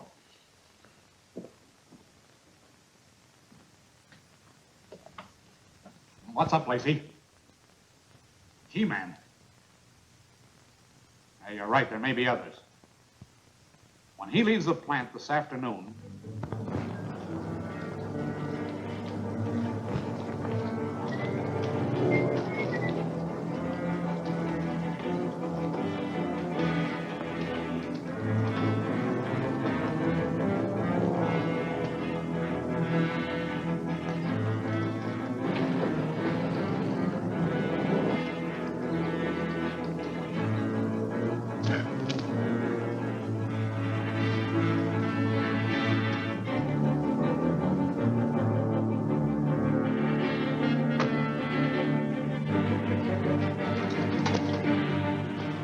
In the parked car down there. Let's go. Hurry up.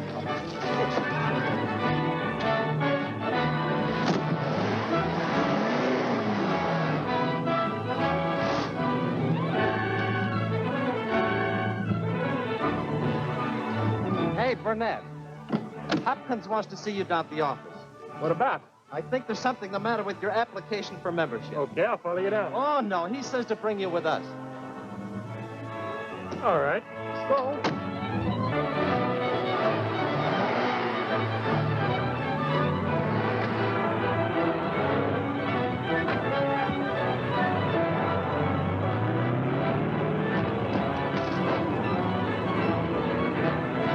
They've got company.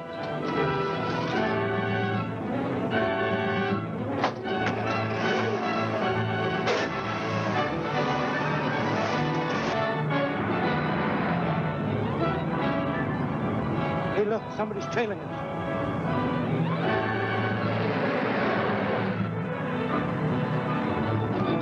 come on, step on it.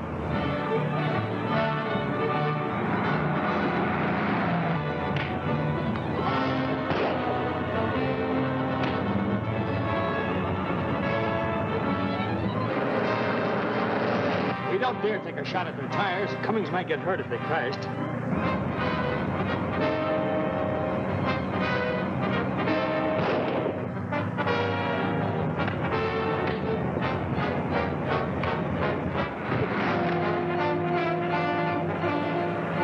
That wasn't Cummings. Keep at it.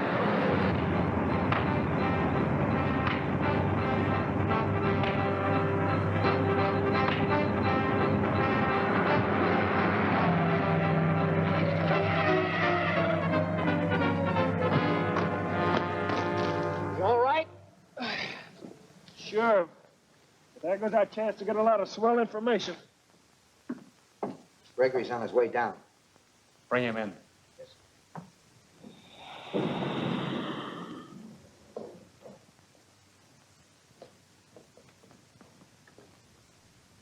You sent for me?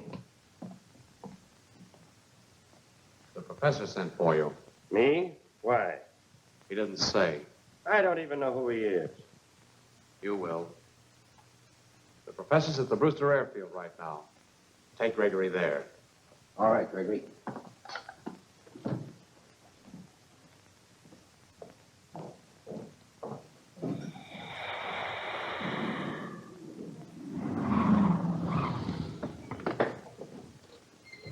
Tell that pilot to warm up the motor. Come on.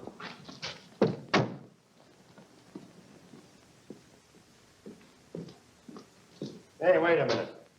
What does the professor want me for? Williams didn't tell me. I only follow orders. Come on.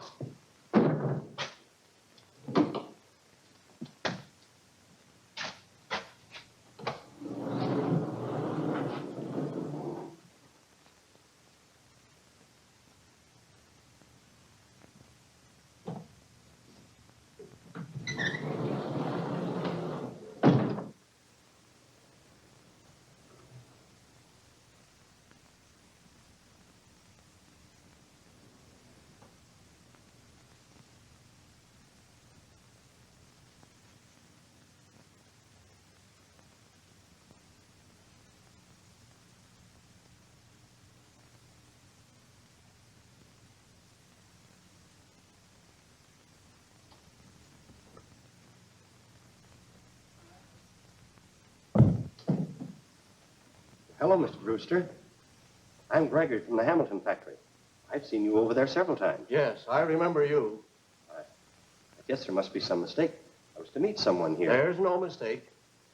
Then you are the professor? Yes. There's no room for a disobedient agent in our organization. But you were told to handcuff that G-man to the blanket rail in the car. You took it upon yourself to disregard that order. Consequently, he got away. Yes, but there was 4 of us there, and I thought... You thought. I'm sorry, sir, but the next time... There'll be no next time. You're through now. Get out. Yes. Thank you.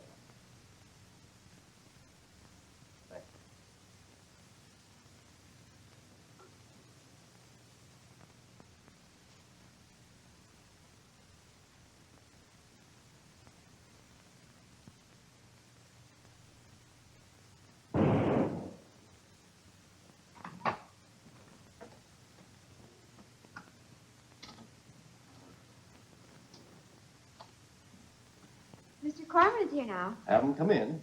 All right, Mr. Corman. I found out the G-men are on their way to pick up Hamilton. On what charge? They think he's the head of our organization. Thought you'd like to hear that, so I came right over here myself. But I don't want Hamilton picked up. No. Certainly not. Once they have him in custody, it won't take them long to find out the mistake. What we've got to do is to get Hamilton to appear to run away. I'll phone Sector 7.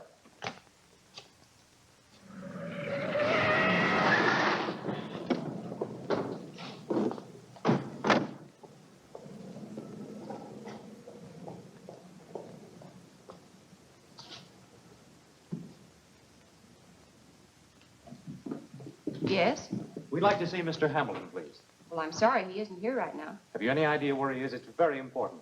We're from the Federal Bureau of Investigation. Oh, well, he left here just a few minutes ago for the Brewster Airport. There's a spoon waiting for him. Thank you very much. We'll see him later.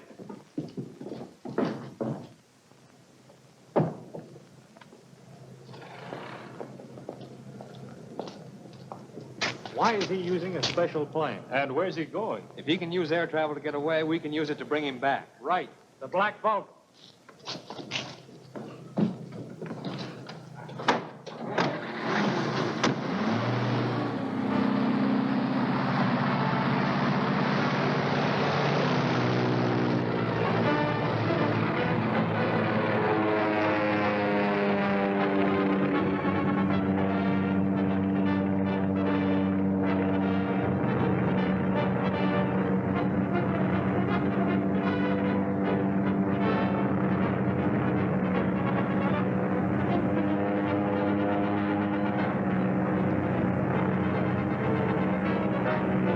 Flight B calling HQ7. Special Flight B calling HQ7. Come in, Special Flight B. Have just sighted the Black Falcon plane. Alter your course and head toward the ranch hideout. Then drop down to draw the Black Falcon within range of the anti-aircraft gun. I'll radio them to be ready. What are you talking about? Nothing.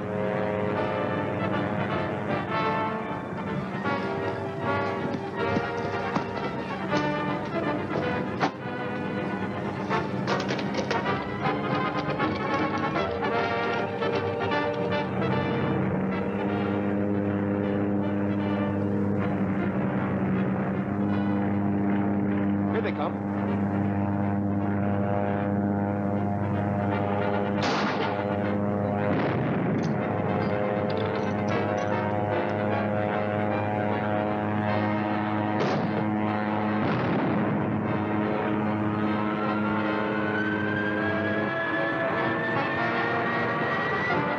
And next episode, you will see the G-Men run into a fight with employees of the spy ring. G-Man Cummings caught in a trap by the spy ring's henchmen. The Black Falcon fighting for his life as he is trapped by an electric door. Will he escape?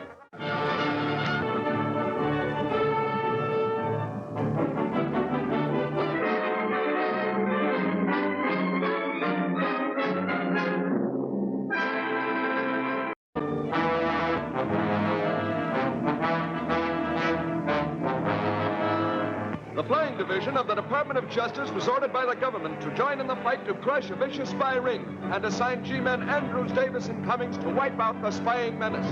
The Flying G-men were spurred on by the cold-blooded crimes of the spy ring and created the Black Falcon, a flyer who strikes terror into the hearts of spies.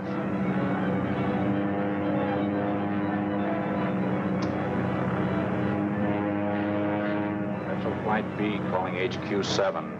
Special Flight B calling HQ7. Come in, Special Flight B.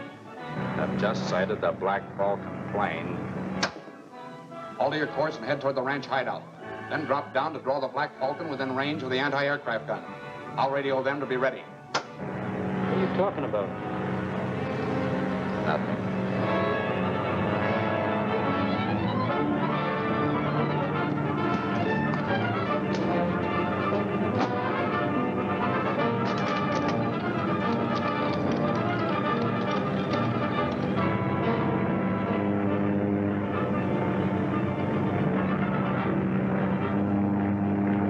Here they come.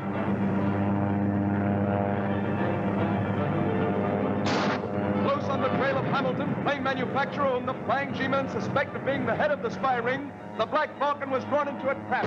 An anti-aircraft gun bombarded him. His plane was hit, fell in flames, cutting a fiery path across the sky to certain death.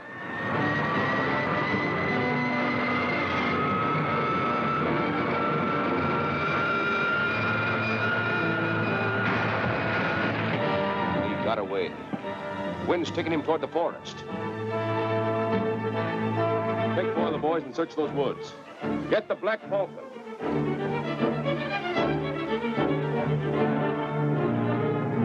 Let's go.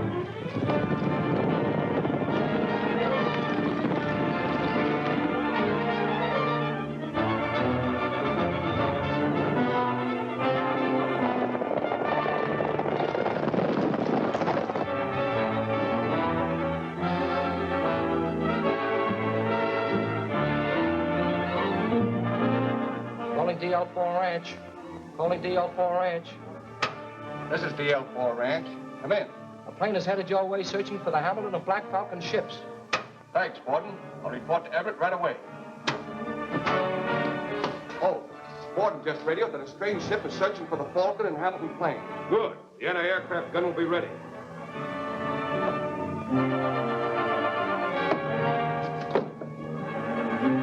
Black Falcon! Wait, Falcon, I can... Jump!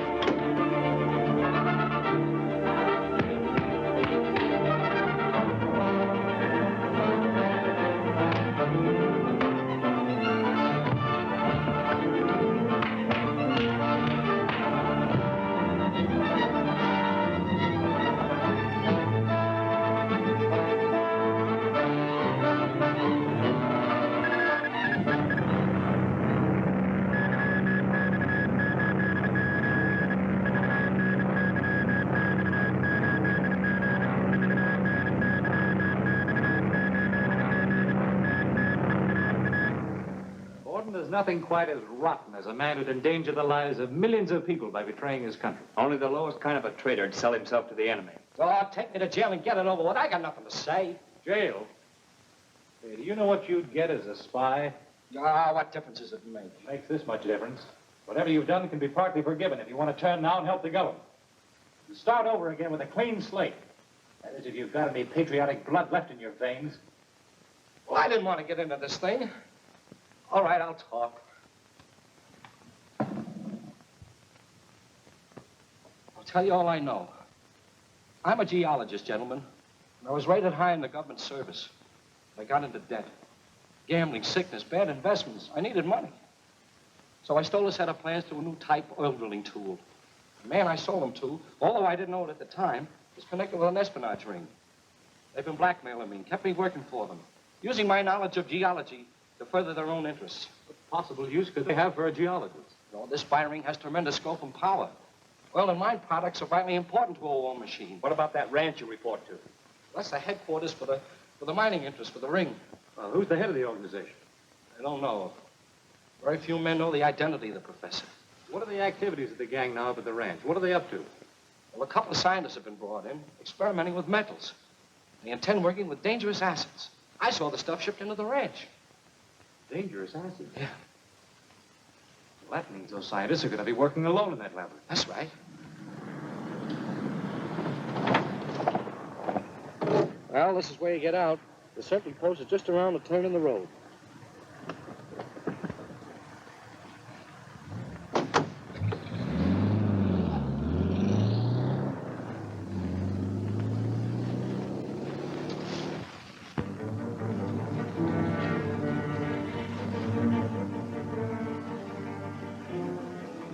Oh, so it's you, Bart. Hello, Steve. You getting lonesome out here? Yeah, but the pay is good.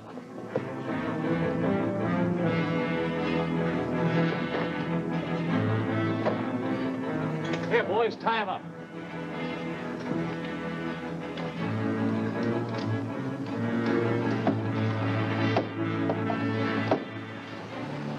There's the gate lever. You better stay here in case somebody comes up from the ranch. Right.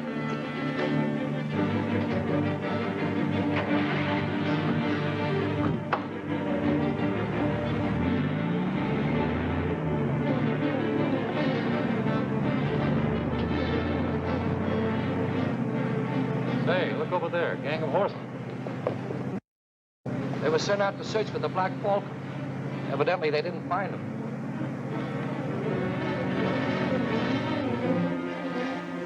Well, we found a parachute, but no sign of the Black Falcon. Double the guard around the ranch. Don't let anybody in or out except Morton. He's on his way here. Yes, sir.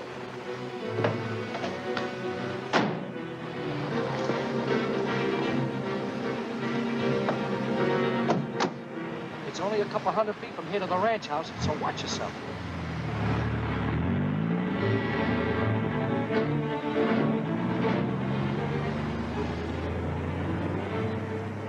All right, Davis, let's go.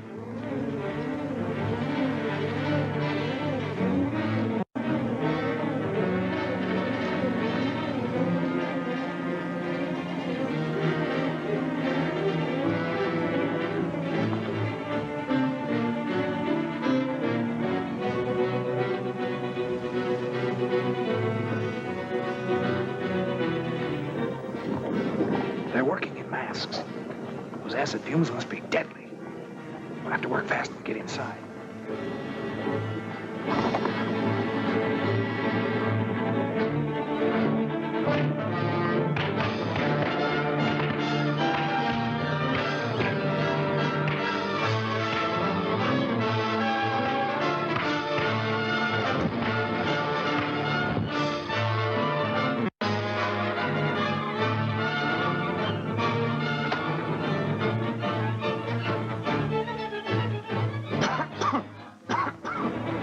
Traveler, give me a drink of water. I'm choking.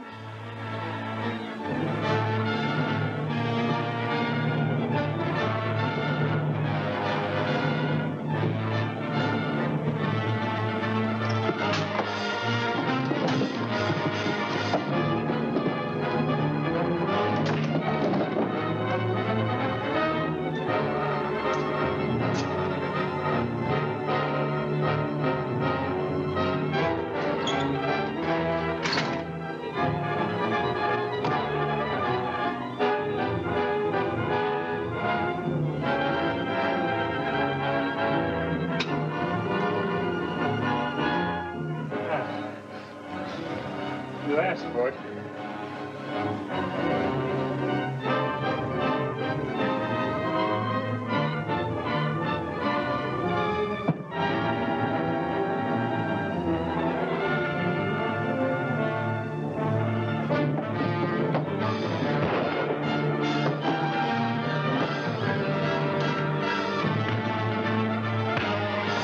Get these things off of me.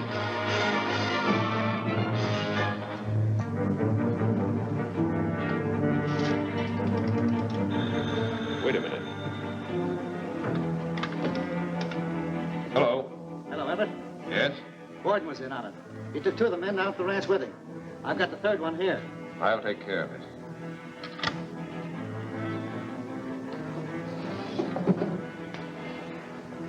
Oh, Borden.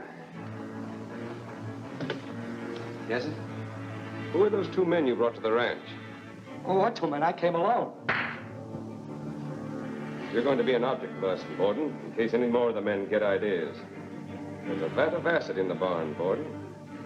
No, you can't do that. No? Lock him up until I'm ready for him. No, you can't do that to me. You can't do it.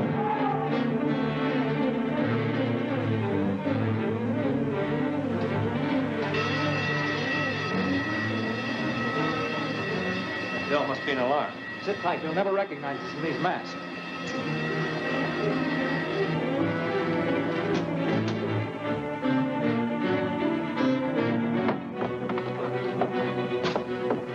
All right, men, search the ranch.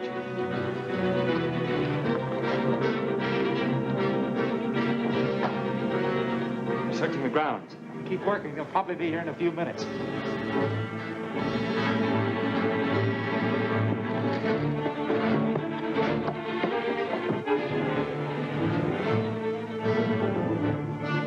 Up, Walker. You seen anything of two strangers? Strangers? How did they get in? You're not, Walker. That's not his voice.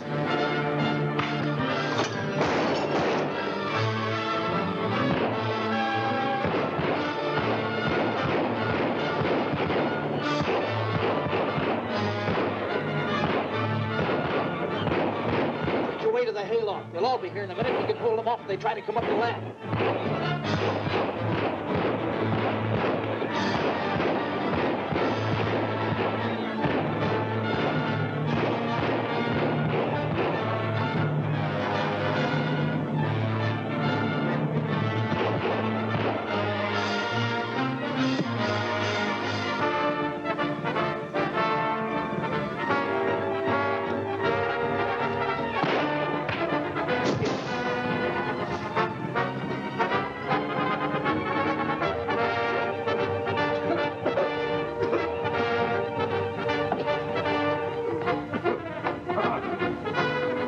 Shots. What happened? Two G-men. They're up in the loft. Get them.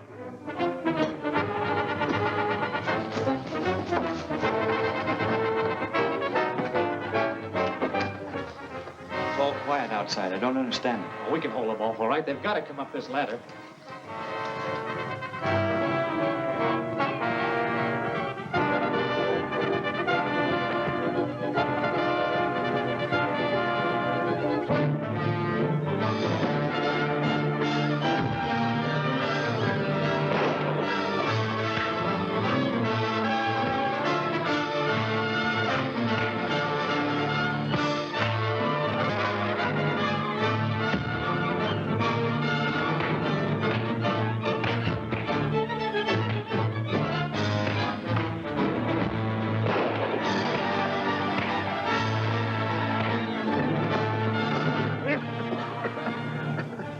Gas control. It's connected with the acid vat.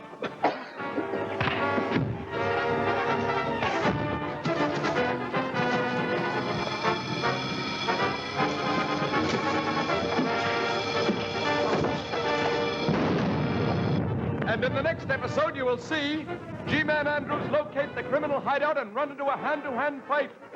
G-Man Cummings runs into the lair of the criminals and is forced to fight for his life. The flying G-men are discovered by the spies and thrown into a barred cell. Will they escape?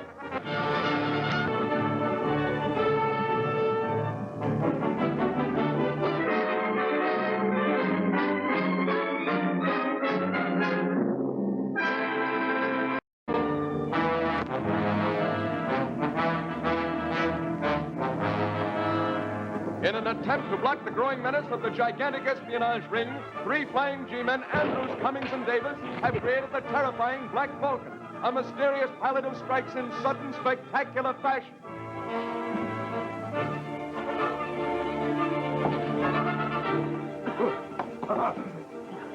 We heard the shots. What happened? Two G-men. They're up in the loft. Get them.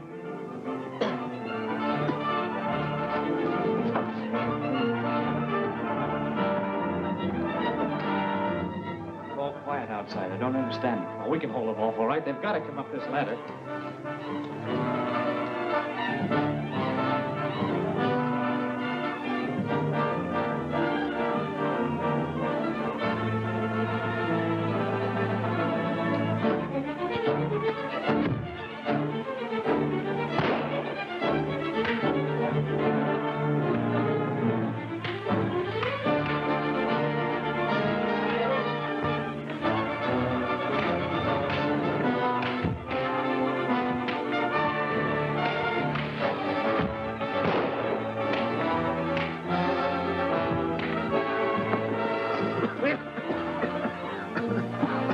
control. The Black Falcon and the two flying G-men raided a ranch hideout of the spy ring, were caught in a trap and attacked.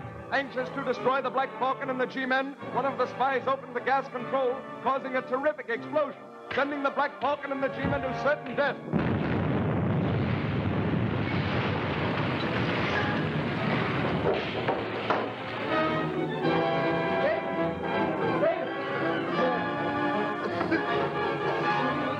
All right. We've got to get out of here.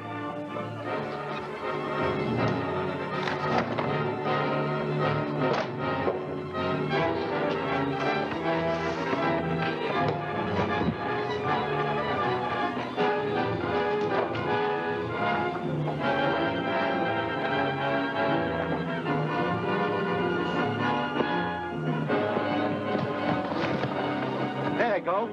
Let him get off the ranch.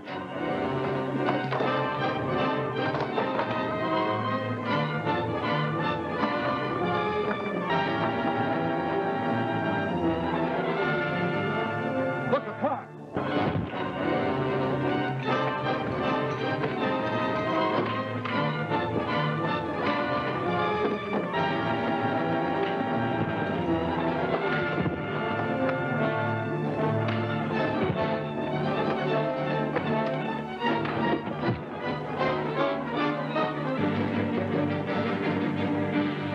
Lock him up in the cell room with Borden.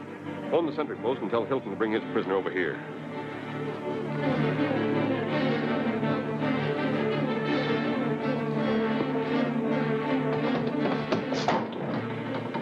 Okay, I'll take care of him. Give me a hand. Easy, Andrews. Oh, I'm okay, just a headache. Oh, so they got you too, huh? Well, looks like they've caught up with us.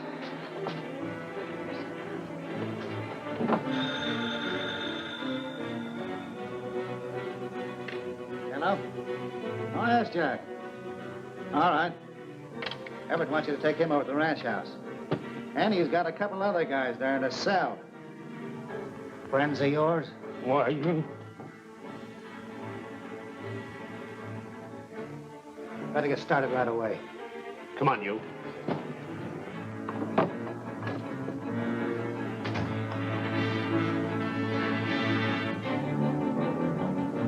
All right, get in there.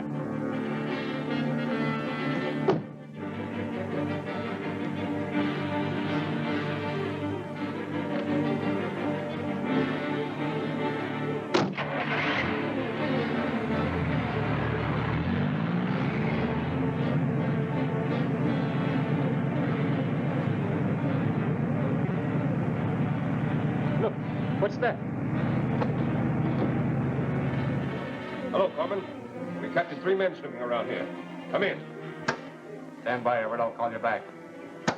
Get DLR at once. HQ7 calling DLR. 3 men, eh? I have a vague suspicion as to who they might be. Tell Everett to hold them and make them talk.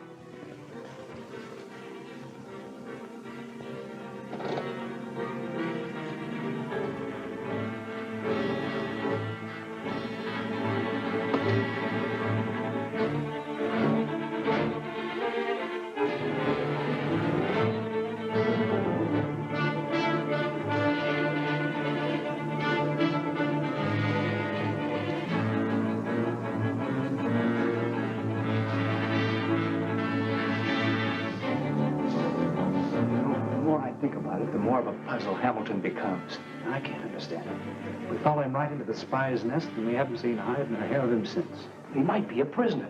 You know, there's a secret cell somewhere in this house, and only Everett knows where it is. If Hamilton is here, we've got to get him out. But who's going to get us out? Listen. Get the boys together and start a bucket brigade. Leave a man to guard the cell room. Come on. Hurry up, men.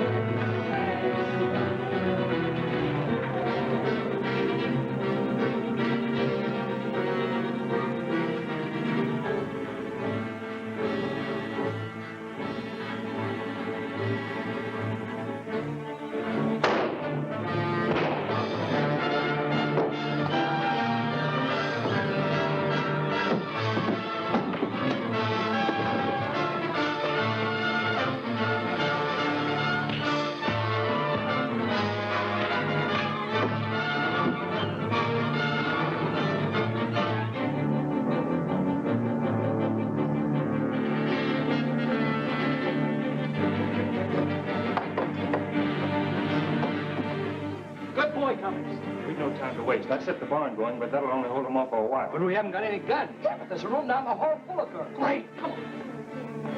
Come on. That's a gun room there. Break it in. Good, load up, boys.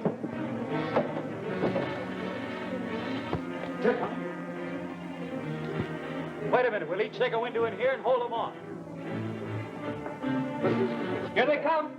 We're going to trust you, Borden, to keep these guns loaded. Fire over their heads, boys. Hold them off. Undercover, men!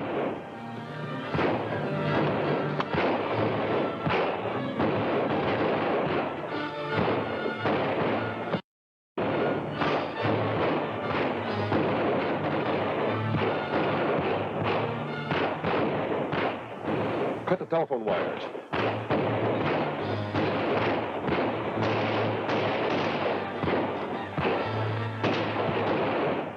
Can't hold them off much longer. Hey, there's a broadcasting room on the other side, but there's an operator there. I'll take care of him and get through to the Department of Justice for help.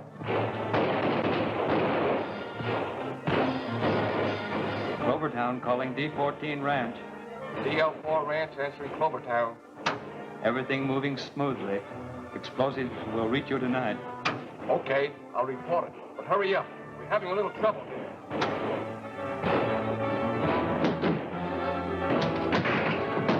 Stay where you are, go. Call the Department of Justice. I don't know the call letter. Sit down over there. I'll call.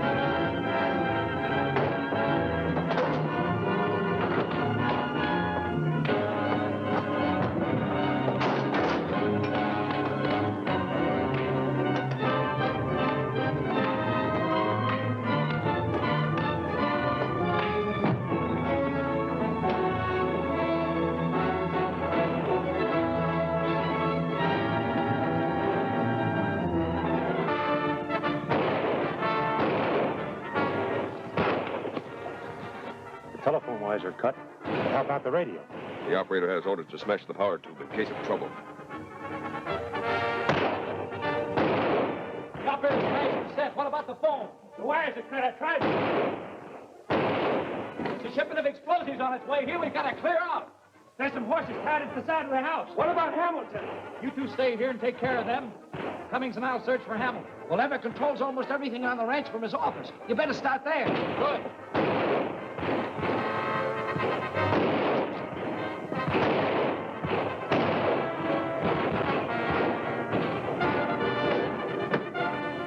Hey, Cummings, give me a hand here. I want to get this rug up.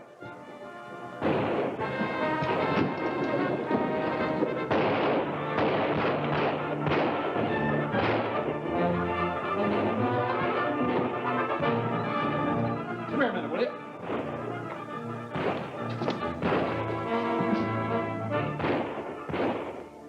Try turning it. Come out of there.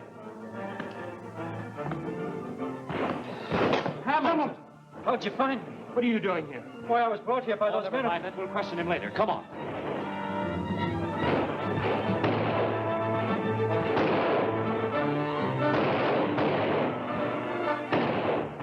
Hamilton, you can help. Take this gun and cover one of those windows over there. Gladly.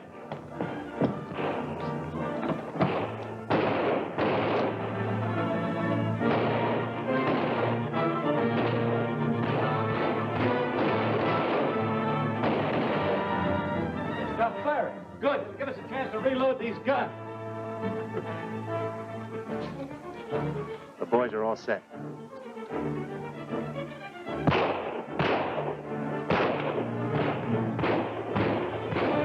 Here they come.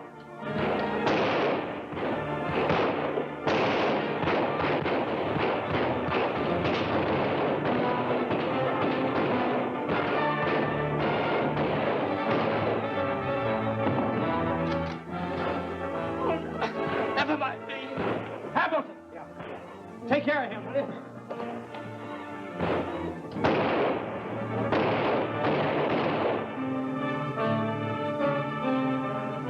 We've driven him off.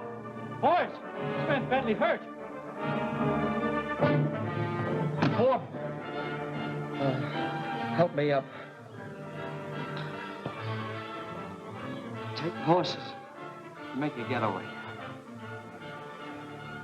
Well, we better get started. Boys, that truck will be here any minute.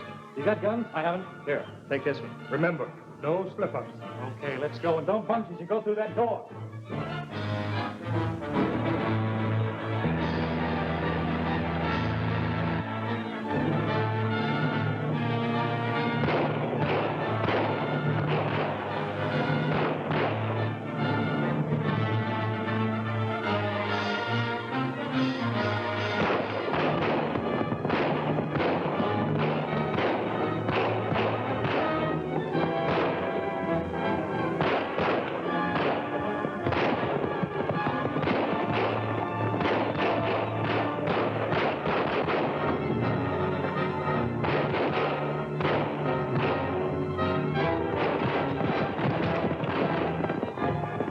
Trucks.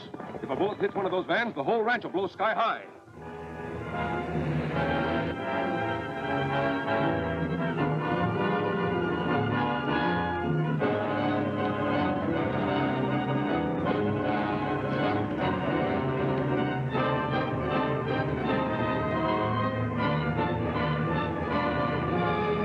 Okay, man, those trucks are close enough now. Let's go. Come on.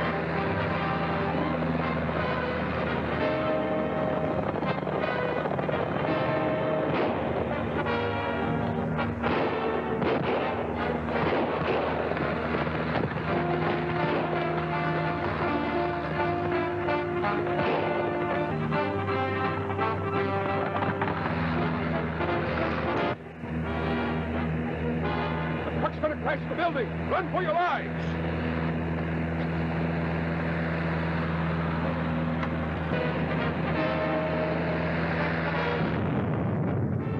And in the next episode, you will see Babs McKay is made a captive in the hideout of the spies. The Flying G-men attempting to rescue Babs McKay fight a losing battle with the spy ring.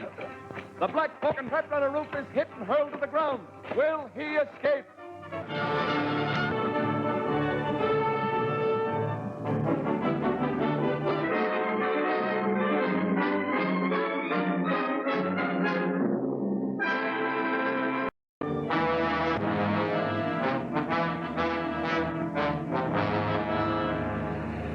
The national defenses of the government have been threatened by a powerful ring of spies whose leader is a resourceful, cruel, and ruthless enemy.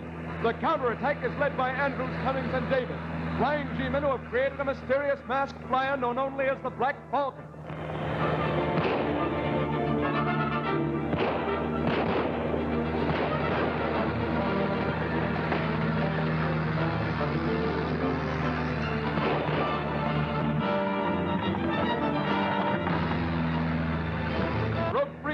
Horses and rode to stop the trucks, bringing explosives to the enemy. A running fight took place during which Andrews, one of the G-men, boarded a truck loaded with dynamite. The passengers to certain death.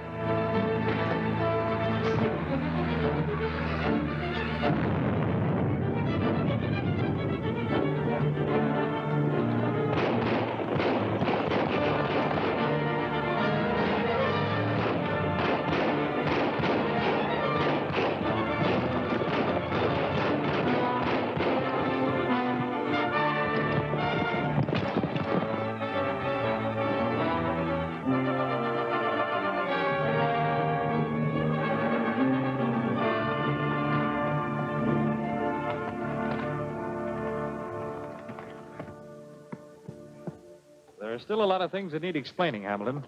For instance, why did you run out of town in such a hurry? Well, this telegram. Your brother is badly hurt in auto crash. Come at once to General Hospital. We'll check on this. It may be a trick to make it look as though you ran out of town. Unsaddle the horses, boys, and turn them loose. We'll get somebody out here right away to check over this thing.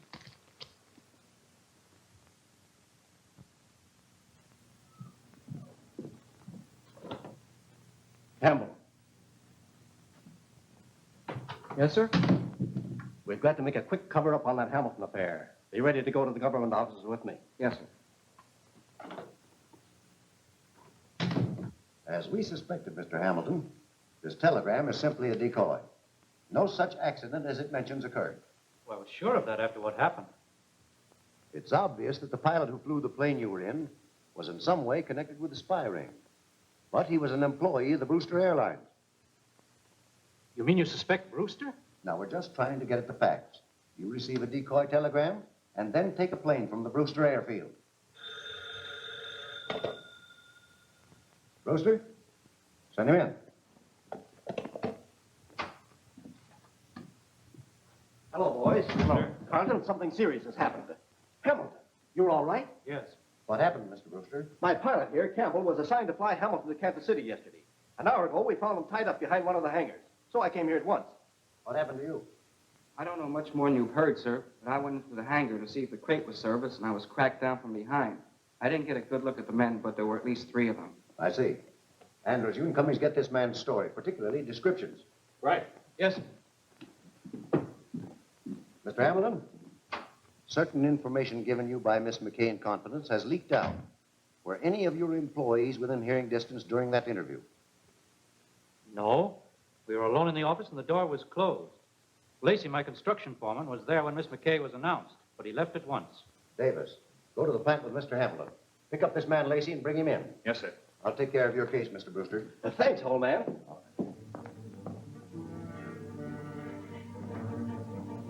Lacey, Mr. Davis, what? Lacey!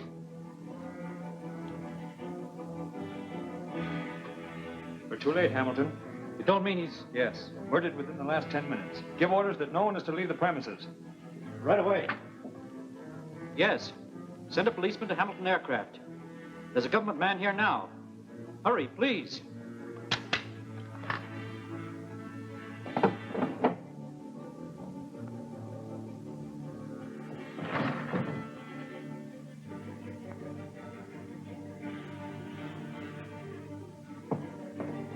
Police are on the way over now.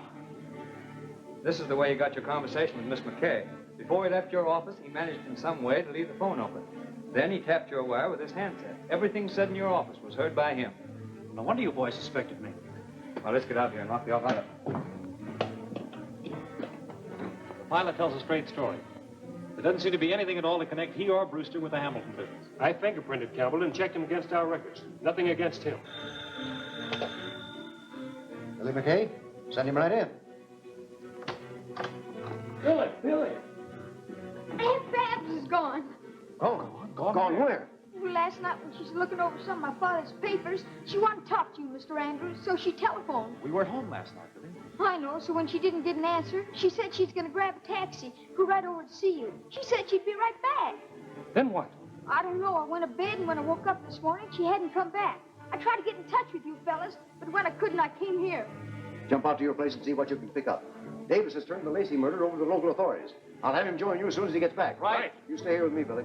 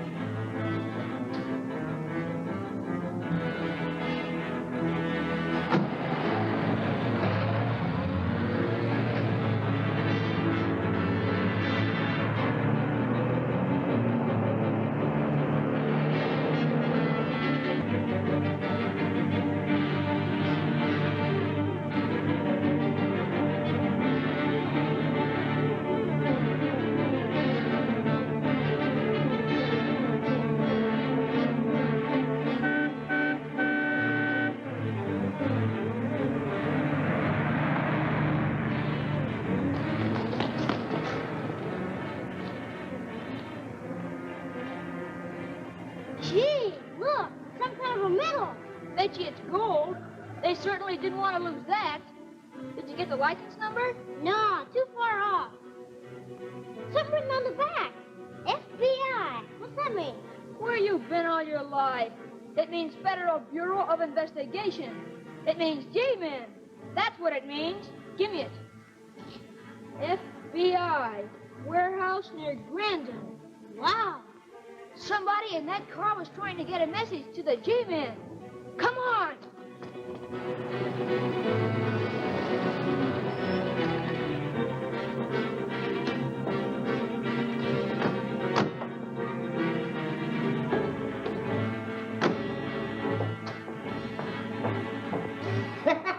I'm gonna take two.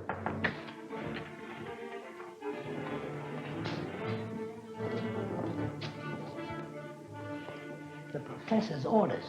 Now, this is Ed McKay's sister. The G-men know she's been brought into this facility, and the professor thinks the Falcon will take to the air to rescue her.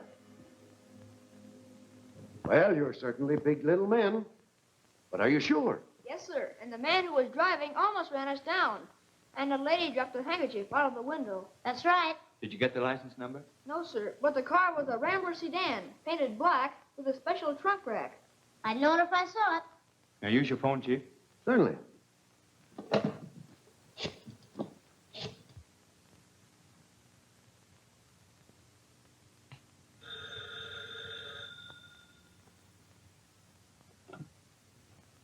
Yes? What? I got it. Near Grandin, yes. We'll join you immediately. I'll get a dragnet underway. Just a minute, Chief. A general search by our men and the police will endanger the life of Babs. What do you propose? Well, Billy here is vice commander of the Junior Air Defenders. They have ham sets all over the country. I'll say. We sure have. I could have a dozen kids looking for that black Rambler within 10 minutes when I get home. And a bunch of kids can go anywhere without attracting attention. Sounds all right to me. All right, boys, you've got the assignment. Now get to it. Thank you, sir. Come on, fellas. I'll take you home. Okay. This is DX-14, calling all members of the Junior Air Defenders. Emergency call, all members. Did you get him? Shh, quiet, I'm trying to get him. This is DX-14, calling all members of the Junior Air Defenders. Emergency call, all members. Answering DX-14, come in. This is DX-14, contact all members in Grandin District. Be on the lookout for a black Rambler sedan with special trunk rack. Look in vicinity of warehouses. Hey, fellas, level on this. It's a special job for Bureau of Investigation. Confidential. Be on the lookout for a black Rambler sedan. Special trunk rack.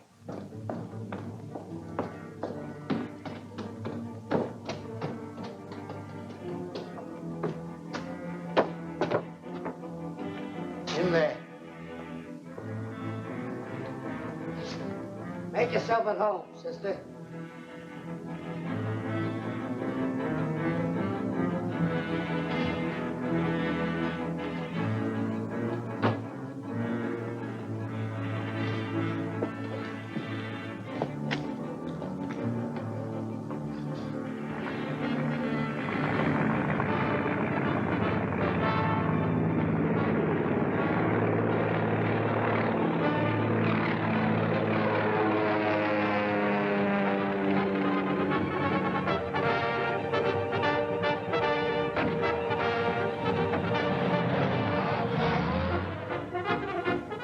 No sign of the Falcon yet. That don't mean a thing. He drops out of the cloud with his motor cuttings on you before you know it. I'll get ready.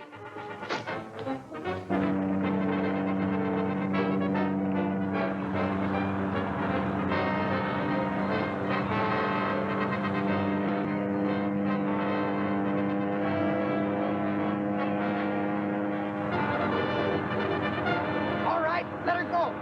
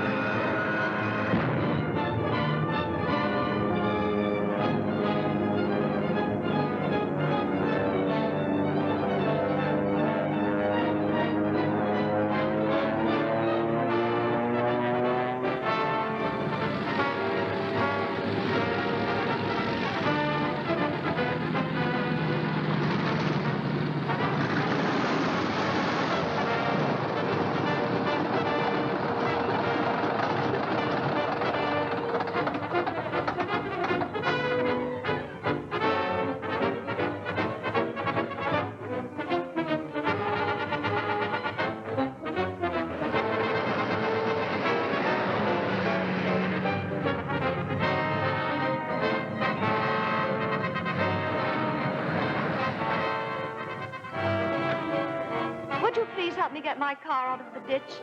I was forced off the road.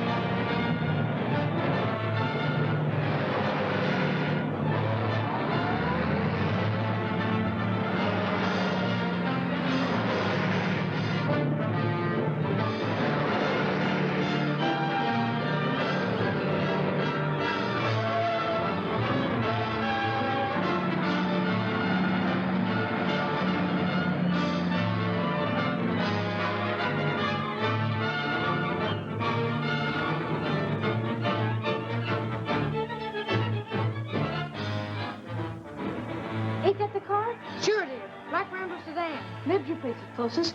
Go contact Billy at DX14. I'll watch the car. Go on. Yeah, Billy. Parked outside a building. Corner of Martin Street and York Road. This is DX14 calling FA9. This is DX14 calling FA9. We've located that Black Rambler. It's parked behind a building at the corner of York and Martin in Grandin.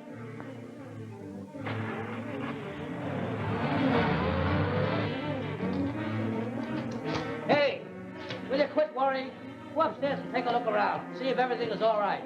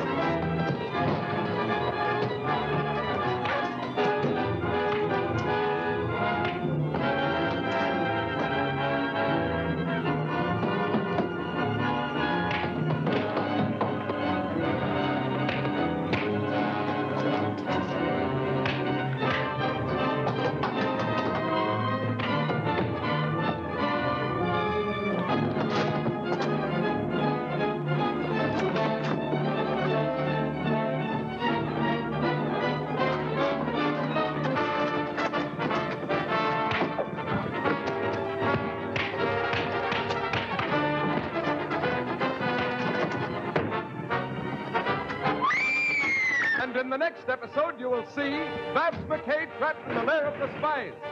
G-Men Cummings cornered by the henchmen of the spy ring. The flying G-Men lured into the enemy hideout engaged in a terrific fight. Will they escape?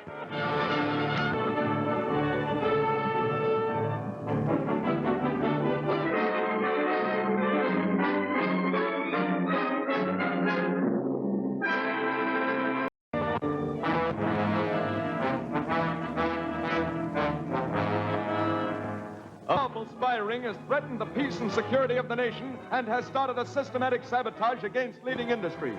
The government has placed the matter in the hands of three flying G-men, Andrews, Cummings, and Davis, who have created the Black Falcon, a mysterious flyer who strikes terror into the hearts of the enemy.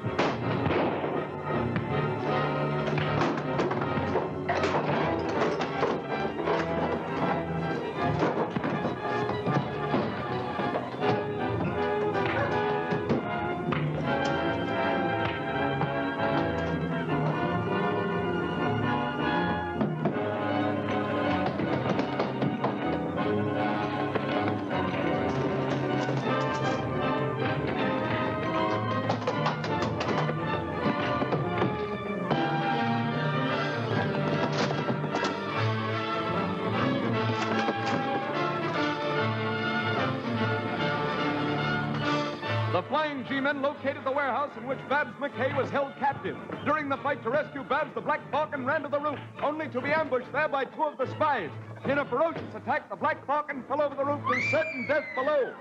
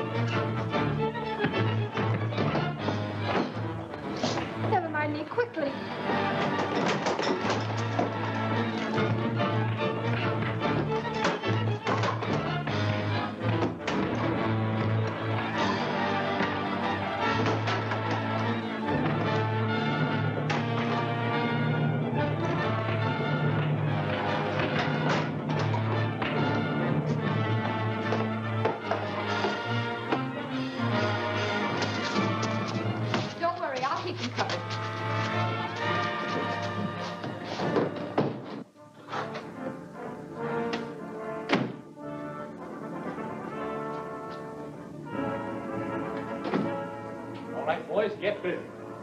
Oh, say, you'd better give this quarter of the round-the-world flag back to Babs.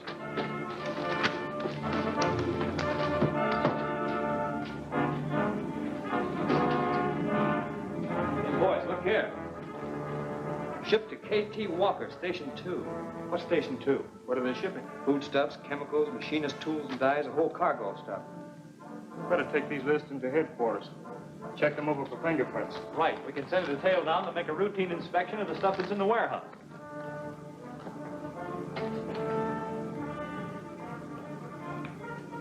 Cummings, you stay here and take care of Babs. We'll run these boys down to headquarters. Come on, get going. Move it. I had some of our agents make a thorough inspection of the warehouse. They found several cases of rifles and smaller arms and many cases of ammunition. It certainly looks like the capture of Babs McKay was part of a definite plan by the espionage ring. Yes, they're a determined organization, all right. That historical society that you proved to be a group of spies must have agents everywhere. We can only get our hands on the head of the organization. You boys have done very well up to here. And I'm confident that you'll strike this espionage movement a death blow soon. I certainly hope you're right, sir.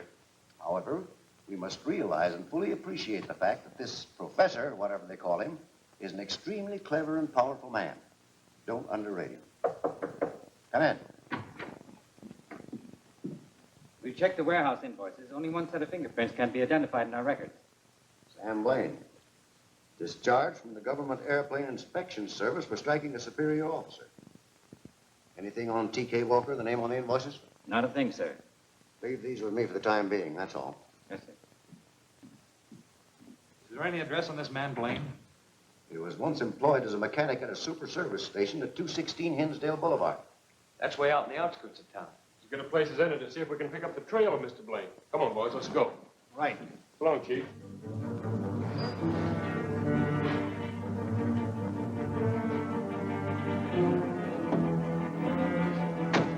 Fill her up? No, just a quart of oil. Yes, sir.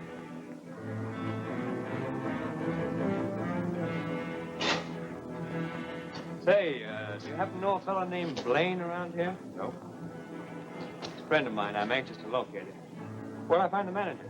He's back in the repair shop someplace. Thanks.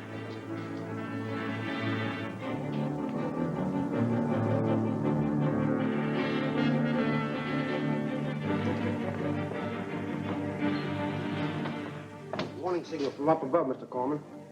Start the spray gun.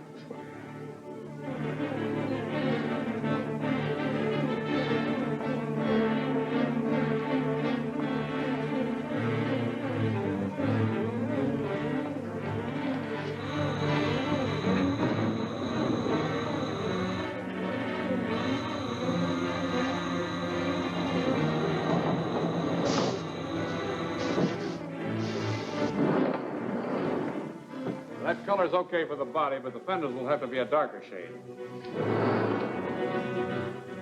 Are you the manager? Oh, yes. Well, I'm looking for an old friend of mine named Sam Blaine. He worked here some time ago. Blaine? Blaine? Yes, we did have a man by that name working here. Now I remember.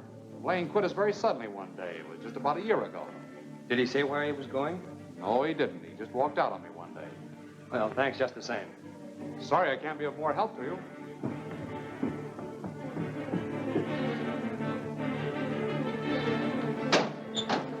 There you are. I'll get changed. Sam hasn't worked here for a year.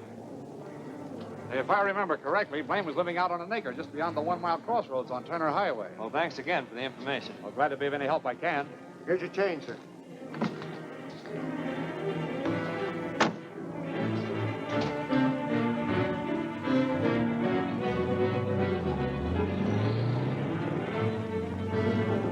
When they asked for Blaine, I thought maybe I'd better call you. Yeah, good thing you did. Tell Chet to get 2 more men and follow that car out to the abandoned shack on Turner Highway. I want those 3 men followed. Yes, sir.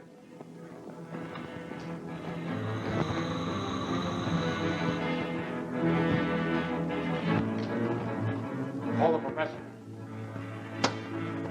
HQ7 calling DLR. HQ7 calling DLR.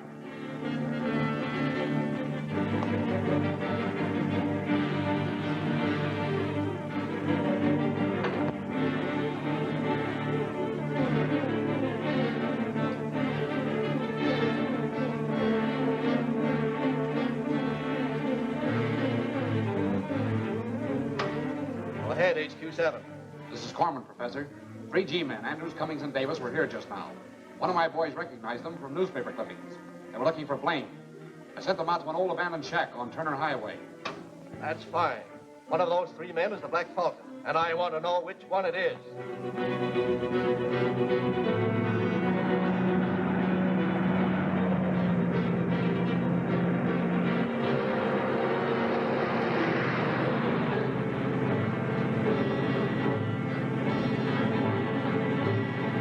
I think that car back there's been trailing us ever since we left the shack.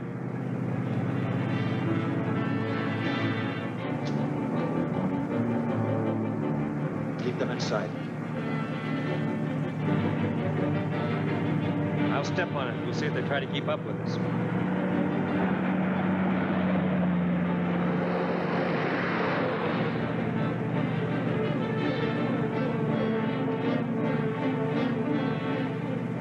They're following us all right. When you get into the next straight stretch, slow down. If they slow down too, I've got a plan.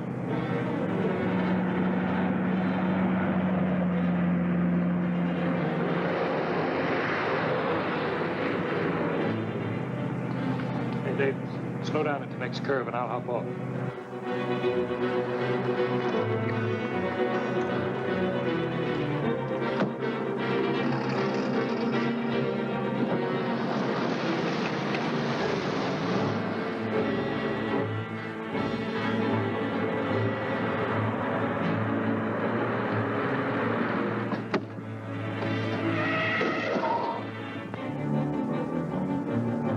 That was a close one. That car wasn't running like it was having motor trouble. And as long as we can keep them ahead of us, we're safe enough.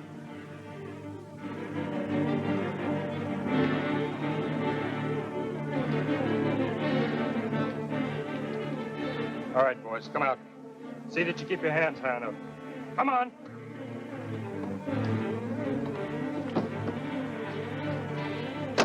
What is this, a holdup? No, an investigation.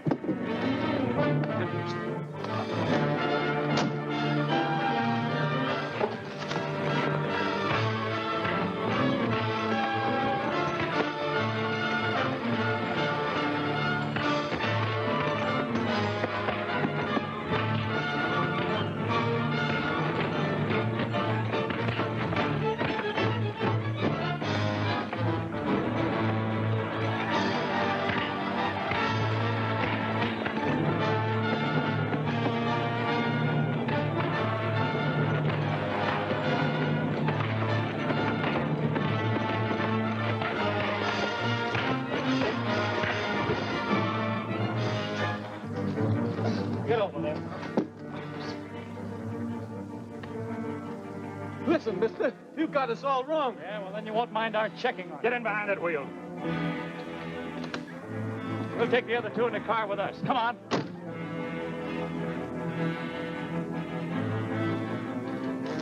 All right, get in there.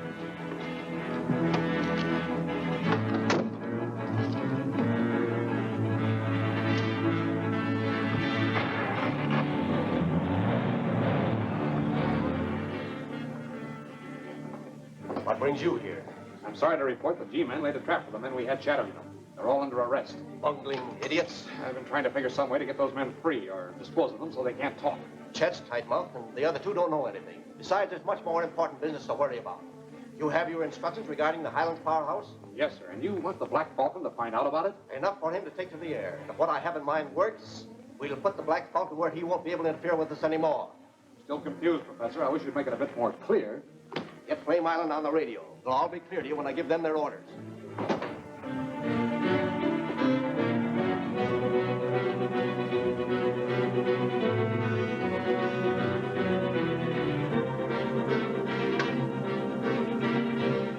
DLR calling FI, Station 2. DLR calling FI, Station 2. Hello, DLR. Blaine speaking. Come on in.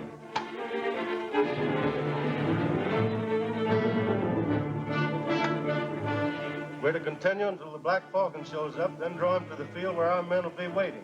I'll start him at once. Get that new bomber loaded, put Crawford in it, ready to take off for the mainland. You'll get sealed orders from me just before the takeoff. Yes, sir. Here are the orders. They're not to be opened till you're in the air. Right.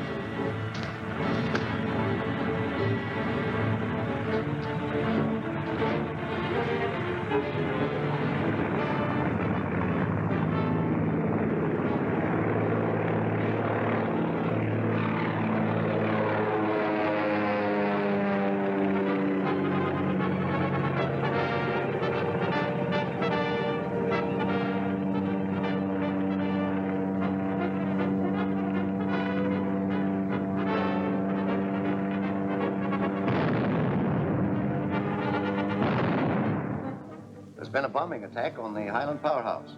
Looks like some more spy ring sabotage to me. All right, Mr. Carlton, we'll get right on it. Bombs dropped in the Highland powerhouse ground from a mysterious plane. No damage to the powerhouse, fortunately. Carlton thinks it's the spy ring. So do I. Chances are they'll be back to finish the job. I think the Black Falcon better be on hand when they do. There's just one thing that bothers me. This may be a trick to lure him into a trap. Right. It won't do the Black Falcon any harm to be prepared for such an emergency.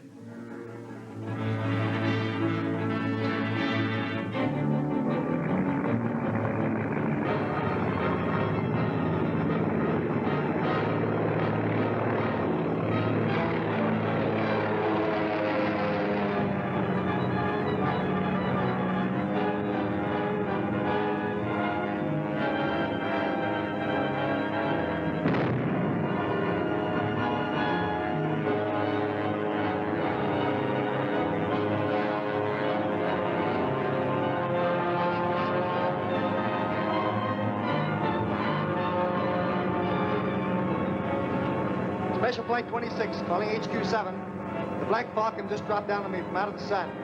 Are the men prepared? Right. I'm heading in.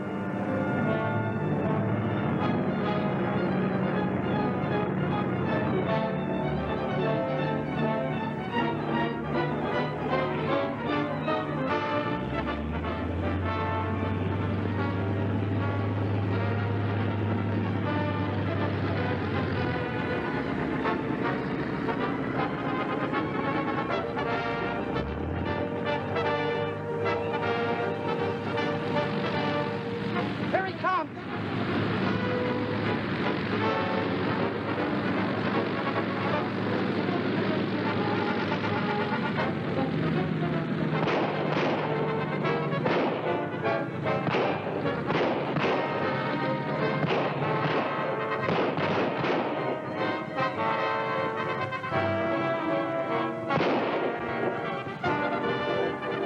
In the next episode, you will see the Black Falcon blinded in his plane by a broken oil line. G-Man Andrews smash into a truck. The Black Falcon fight against the heavy odds of the spy ring. Will he escape?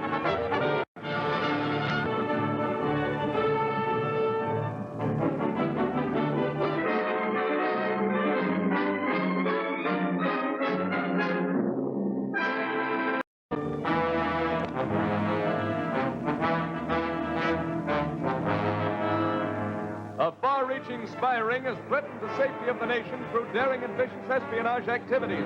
The Bureau of Investigation has assigned 3 flying G-men to the case, and they in turn have created the Black Falcon, a mysterious flyer whose swift, sudden raids bring terror to the members of the spy ring.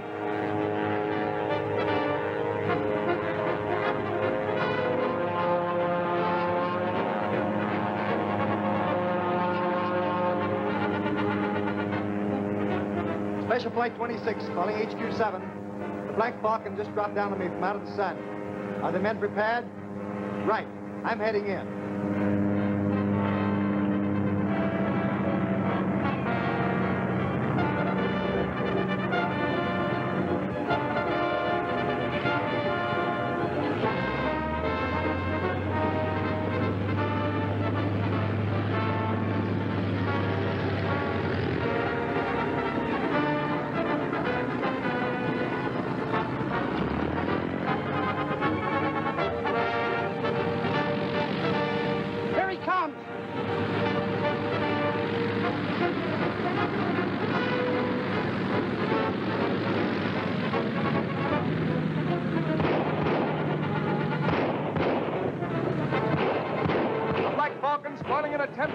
ring to destroy a vital power plant was lured into a trap by the spies. In the combat which followed, the Falcon was surrounded and shot down by the henchmen of the spy ring. Didn't get away that time. Now we'll find out who the Falcon is. Unmask him. Chip!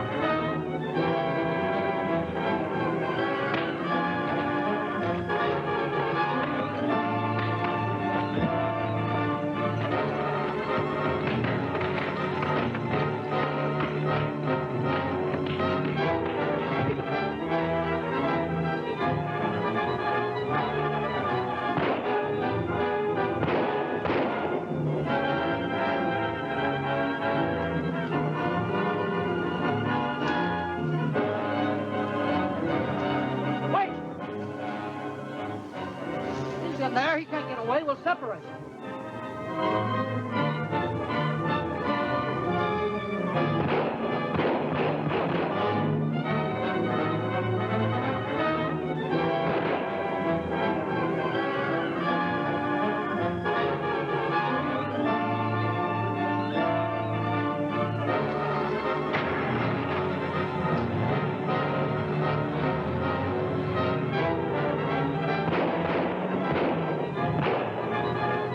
Car.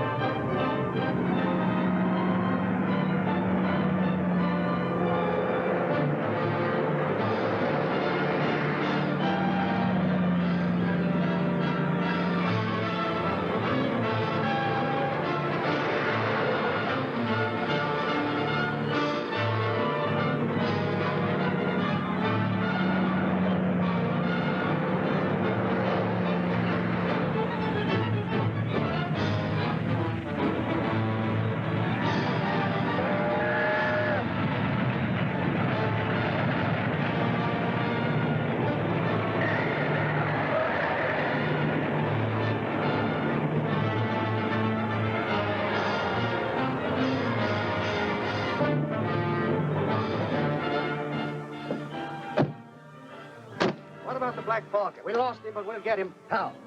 He's bound to come back to repair his ship, and when he does, here he comes. Keep under cover till he starts to work on that plane, and let him have it.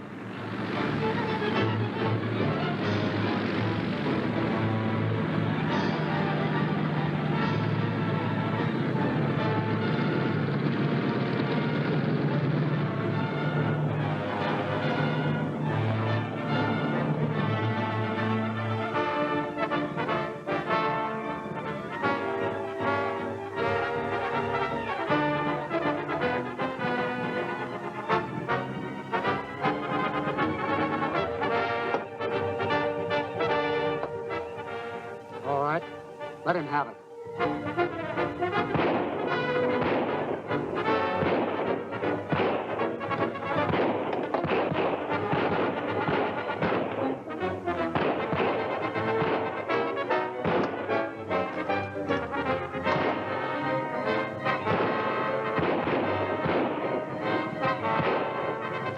Wait!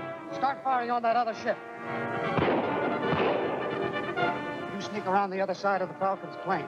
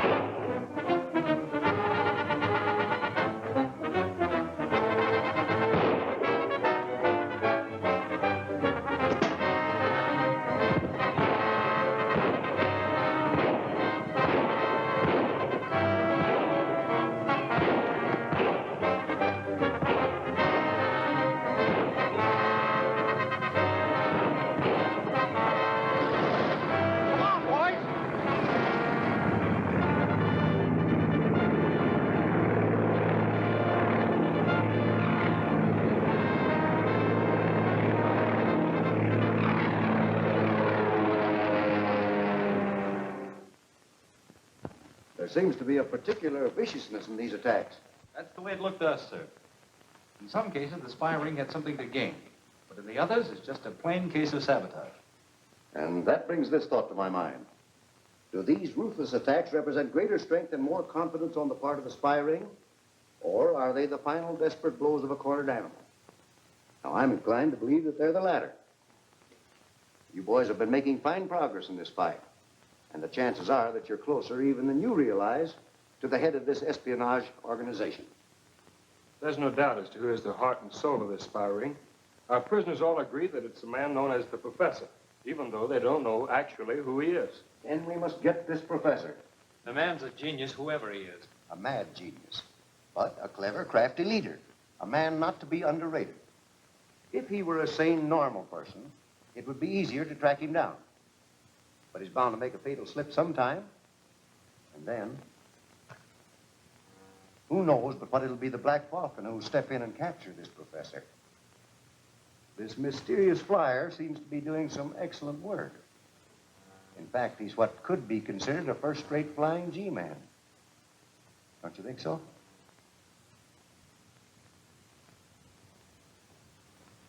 Well, boys, keep up the good work. And again, let me caution you, be careful. You're dealing with a master criminal. Don't let your eagerness to take him overcome your judgment. Very good, sir. Thank you.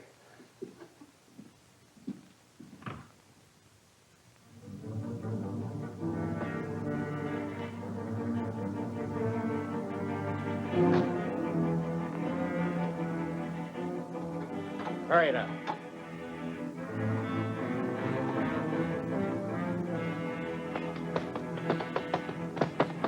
Get it come.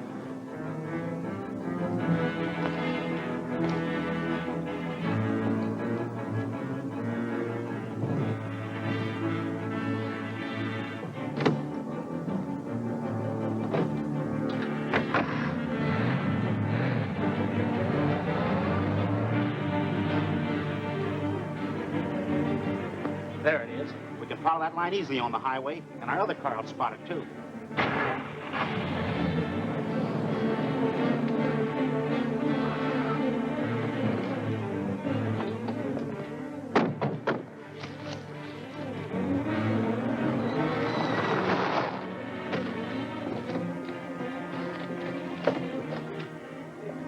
Wait a minute, Andrews. We better check that plane over before taking off. It's a good idea. The Black Falcon's secret hangar must be just over in the valley. We'll go the rest of the way on foot. Well, the rudder and elevators are okay.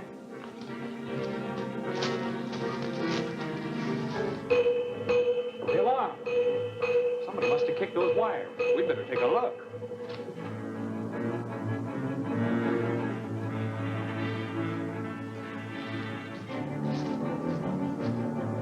get a nice little reception they don't expect.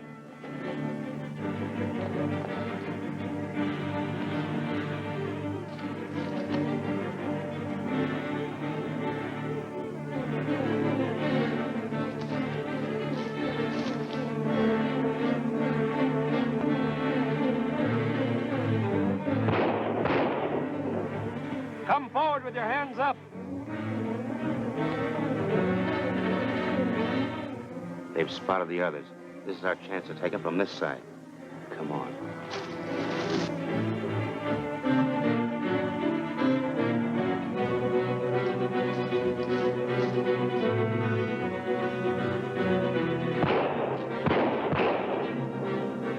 Stop those guns. All right, come on over here.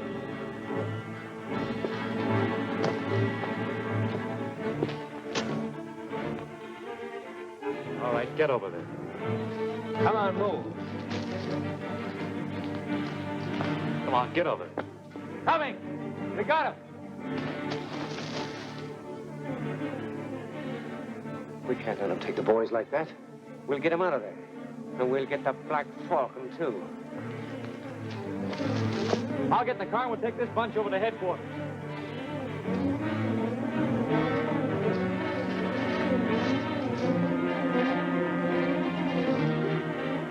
Look out, Andrews!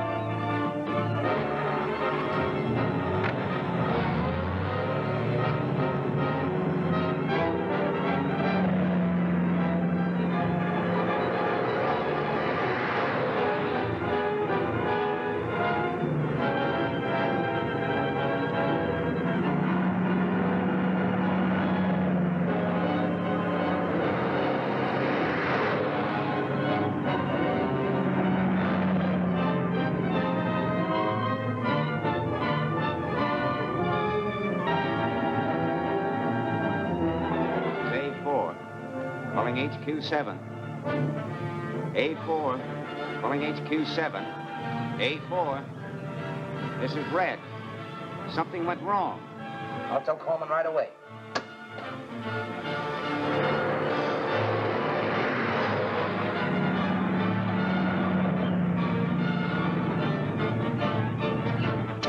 Coming in by Highway 17. I'll handle it.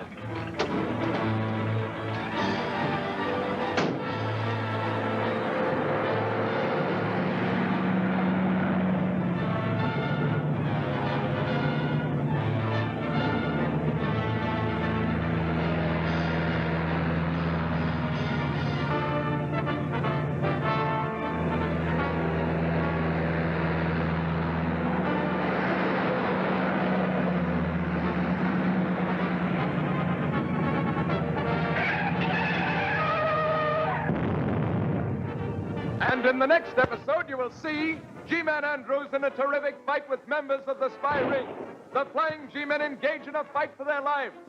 G-Man Andrews trapped by an explosion. Will he escape?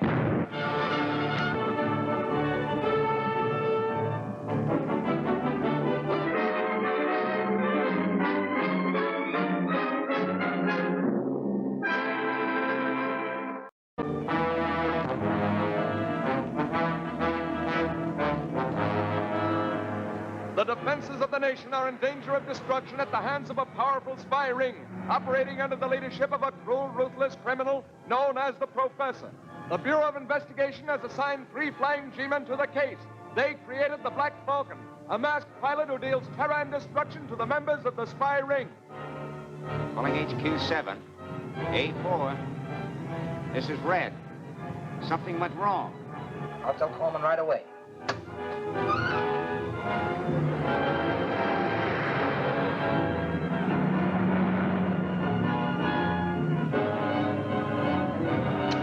Coming in by Highway 17. I'll handle it.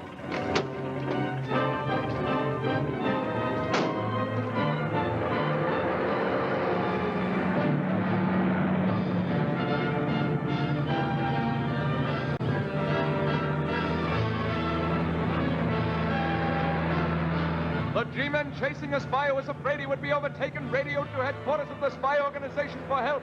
The conspirators took swift and deadly action. Andrews, one of the flying G-men, raced around the bend in the road toward a truck set by the spies. Too late for him to change his course. His car hit the truck with a thundering crash.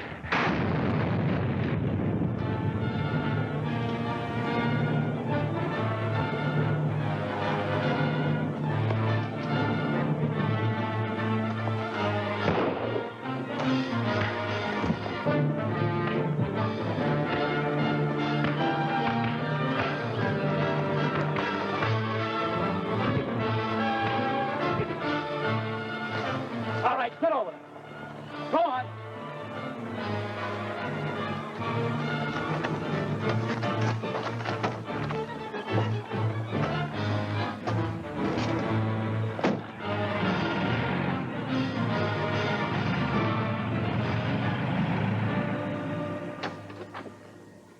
Oh, it's you. Hi, Cummings. Are you all right? Yeah, I'm all right. Bird I was after got some help, and I cracked up the car. I'll tell you about it later.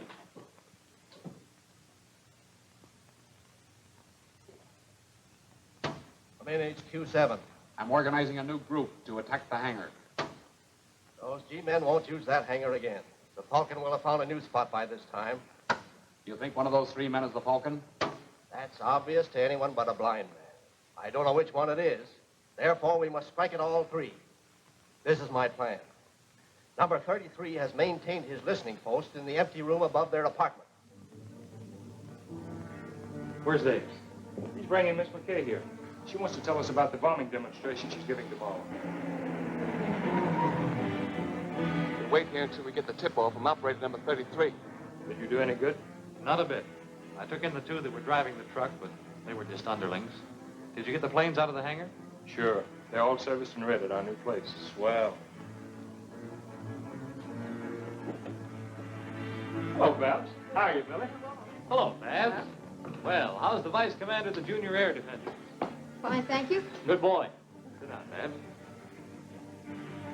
Well, what's on your mind, Babs? The men that came to my house looking for information were trying to find copies of the drawings that I gave to the War Department. They were plans of Ed's improvement in the bomb-dropping device. That means that they knew about the demonstration to be held at Brewster's flying field tomorrow. Well, we'll take special precautions. See, there's no interference this time. What's the matter, Billy?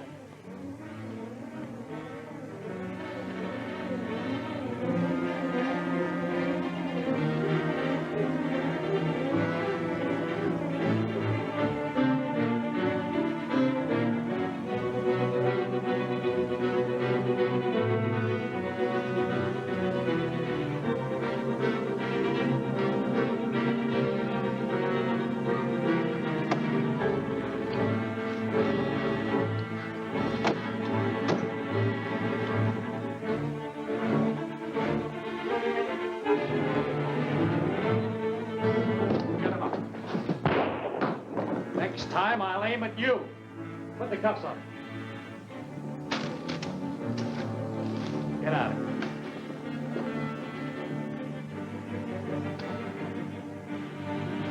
Lock him up, Cummings. All right, get going.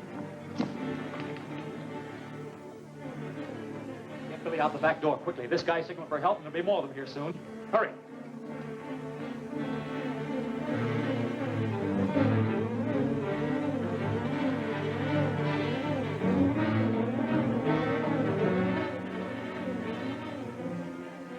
Beat it. Don't move. Line up there, boys. See what you can find on them.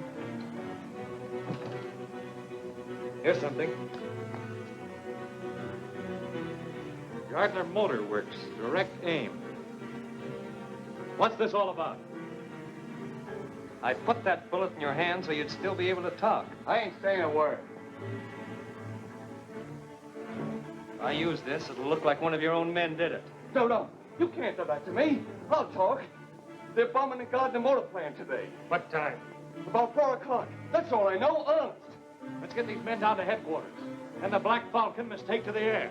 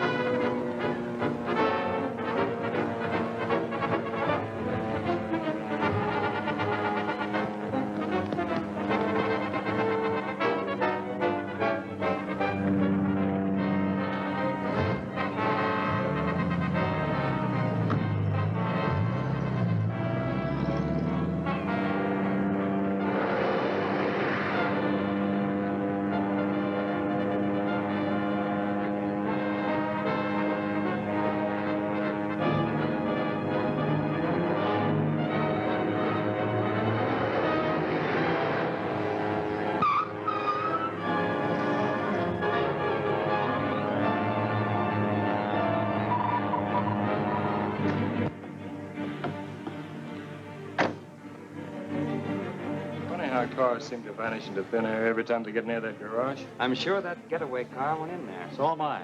I'd swear to it. Well, let's see if we can find the answer.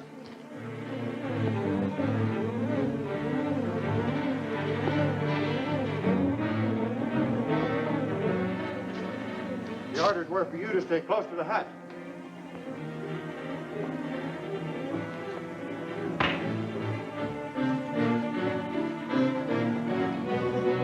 Don't touch it.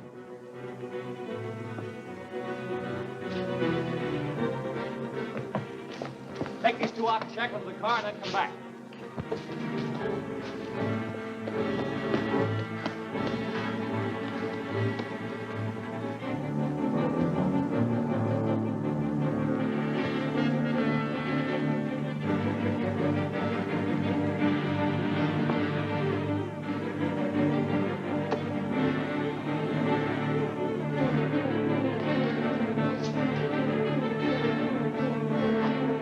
Steady, it's us.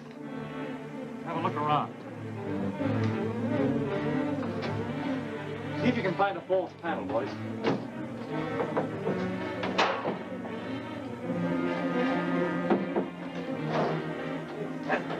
Look here.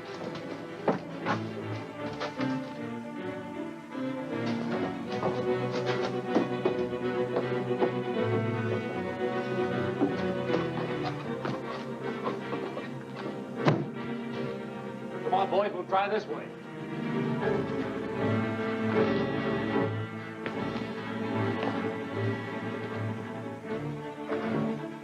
This doesn't lead anywhere. Looks like we're stuck. Must be an opening here someplace. Let's try the walls.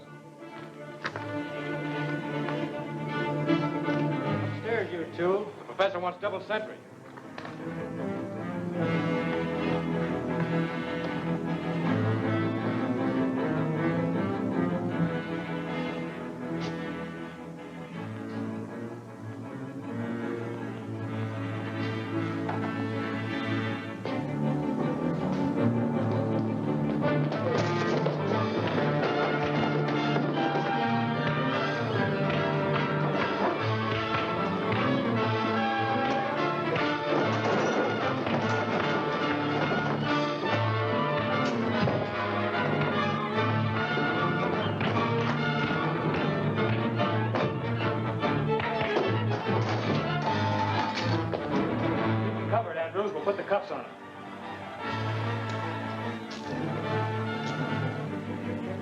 we get the McKay bomber tomorrow, I'll be prepared to open my attack.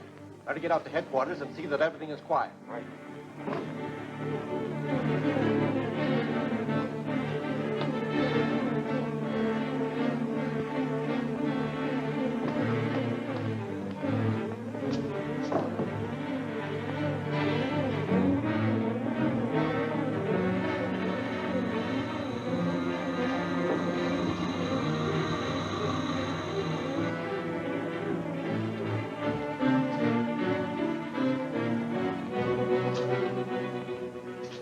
That's how the car got away from us, an elevator. This must be the hangout of the brains of this spy ring. DLR calling HQ7. DLR calling HQ7. DLR calling HQ7. DLR calling HQ7. Come in, DLR. See that all the men are in hand for the demonstration. Where are we to meet? At my flying field, of course. And never mind. I'll send word later. I think he's suspected. Recognize his voice? No, but I think I know who it is. Said the men were to assemble for the demonstration at his airfield. Brewster. Maybe. Take care of the prisoners and get back here as quickly as you can. What are you going to do? I'm going to give this place a fine combing.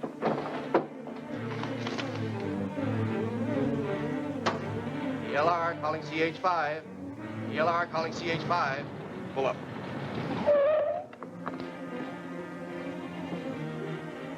Come in, DLR. Corman, something's gone wrong at headquarters. Get there quick. If the plant has been discovered, destroy it, and anyone you find there. Yes, sir. We'll be there in 5 minutes. Step on it.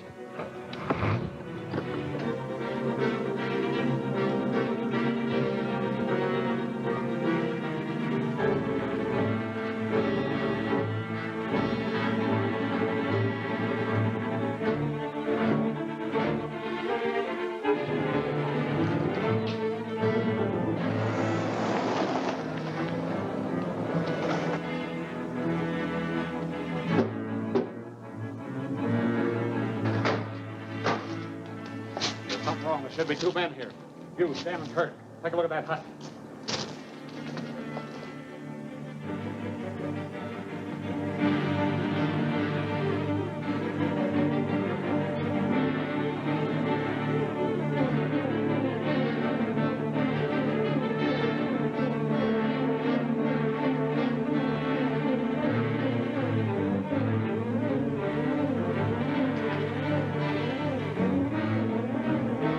Glass was folded on the inside.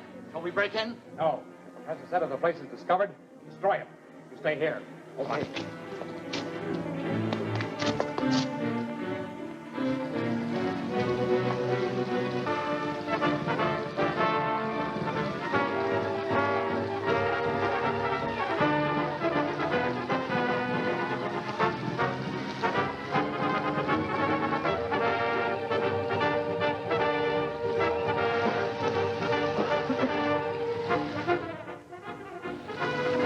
Start the sparkler.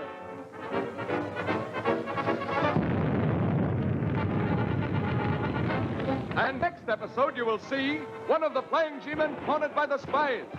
G-man Davis overcome by a lieutenant of the spy ring. The flying G-men attacked as they are about to capture the head of the spy ring. Will escape.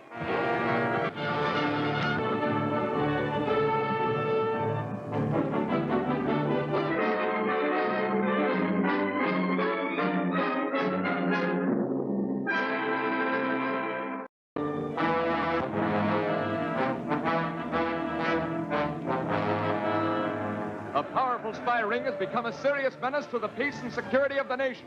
To combat the spy ring's reign of terror, the Bureau of Investigation assigned 3 flying G-men to the case. They created the Black Falcon, a mysterious flyer who became a terrifying symbol to the members of the spy ring.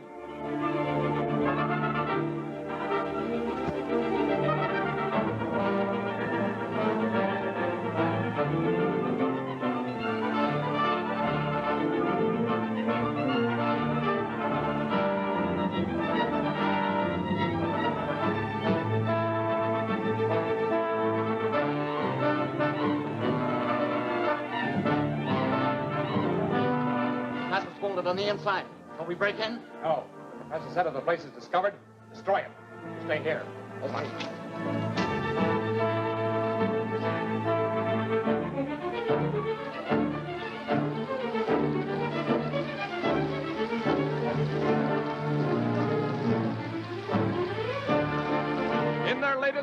flying G-men located the spy ring headquarters where a battle took place and several prisoners were captured. While one of the G-men remained in spy headquarters searching for clues, the place was suddenly flooded with gasoline that was set off by an electric spark, catching the flying G-men in a death trap.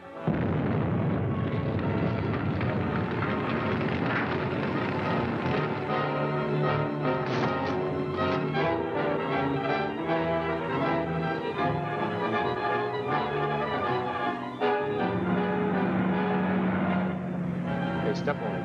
Andrews is alone in that place.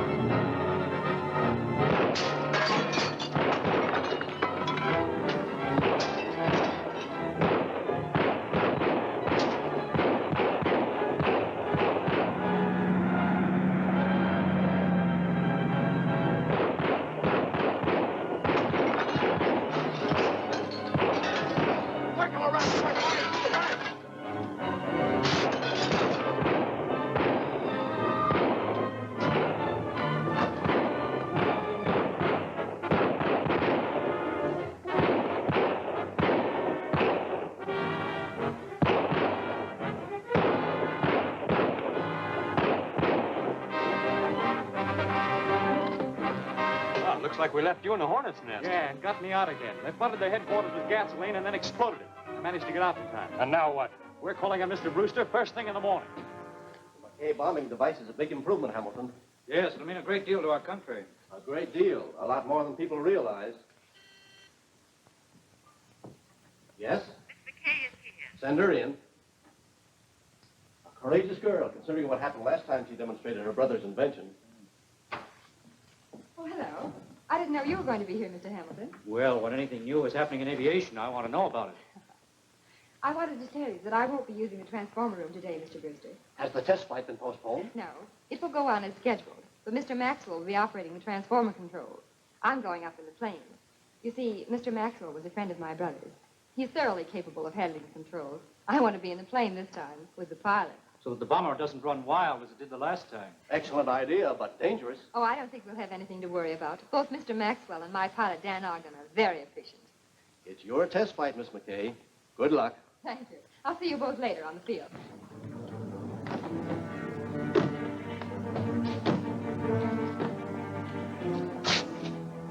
Well, everything seems innocent and peaceful. Maybe the calm before the storm. Let's go in and see Brewster and get a copy of his handwriting.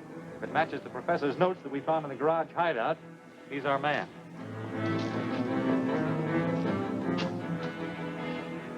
Hello, Mr. Brewster. How are you? Brewster? Hello, boys. How are you? Come down to see the test flight? Yes, we're very much interested. Naturally, we all are.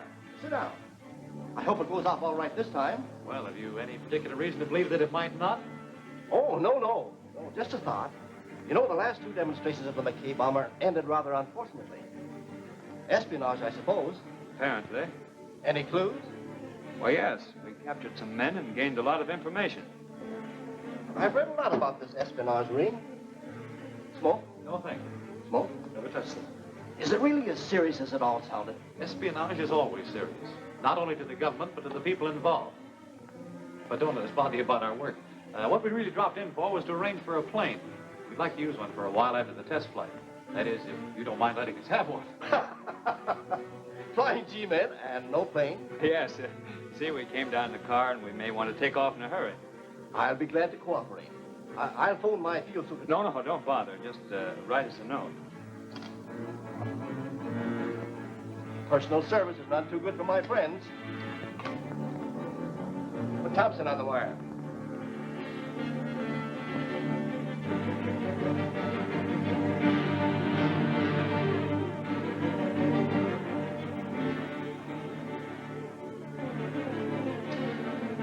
Thompson, 3 Department of Justice men may need a plane. Let them have anyone they want. There you are. Anything else? No, I think we're all set. Thanks a lot, Mr. Brewster. Well, I'll be glad to be of service at any time. Good luck on your test flight. Thank you. Goodbye.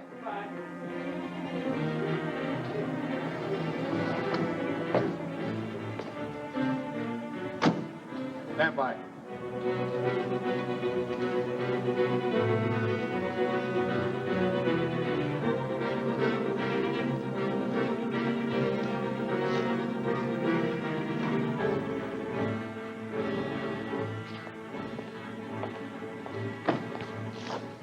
You know, if he's guilty, he's a cool customer. Well, I'll say he is.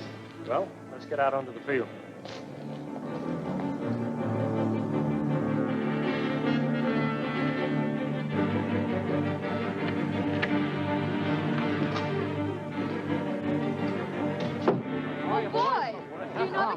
Oh, old friends of mine. Miss McKay has just been telling us that she's going to be in the bomber on the test flight. She's what? Babs, you're not. Oh, don't be surprised. Dan Ogden, the pilot, is going to be in the plane with me. Well, that's better. Who'll be operating the transformer? Bud Maxwell, but he hasn't arrived yet. Well, he's okay. Has the plane been checked yet? I'm sure of it. Well, come on, boys. We'll check it ourselves. I'll go with you. Wish me luck, Colonel. I certainly do.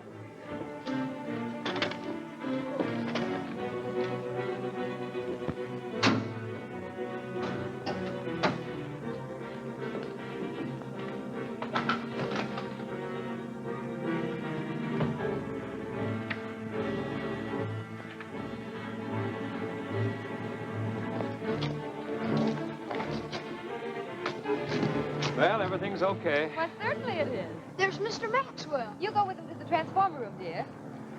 Check, Miss McKay. Well, I guess everything's ready. We have our best wishes, Babs. We'll be on the field with the officials. Good luck to you, Babs. Happy landing.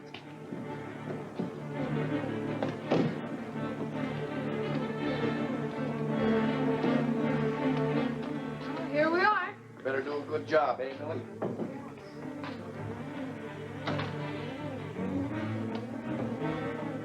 All set, Colonel. Well, boys, here she goes. The signal.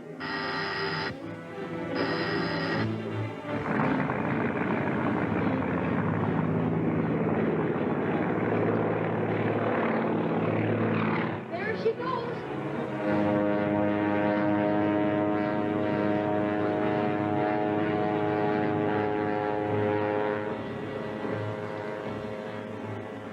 Here goes the bomb. Oh, bombs are dropping. Nothing's happening, I tell you. Something's gone wrong. Is there anything wrong? Don't know yet. Are you sure Maxwell's getting the signals? Why, he must be.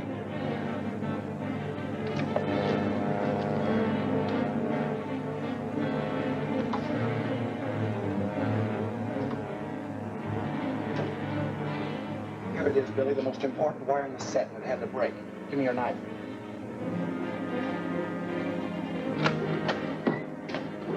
What's happened? The wire snapped clean. Let me see that.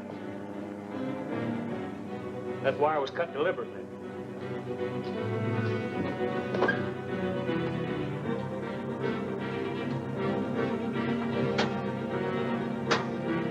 Calling test flight 7. Calling test flight 7. Booster Airfield calling test flight 7. Come in, please. Come in, Brewster Airfield. Hello, Babs. This is Andrews. The transformer's been damaged, but we may be able to fix it in a few minutes. Stand by until we notify you.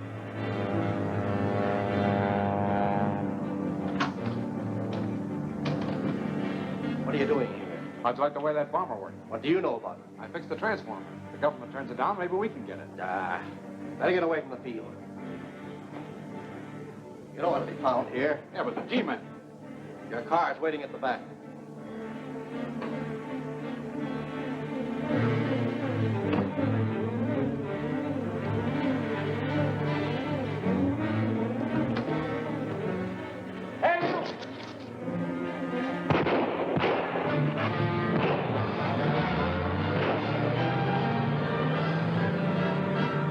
Hey, that's a big idea. I'll explain that later, mister.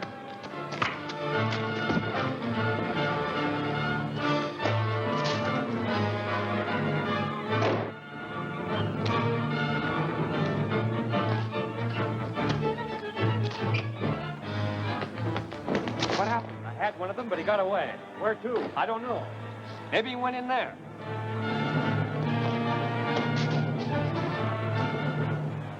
What were those shots for? My driver fired them. And now those G-men will be here any minute.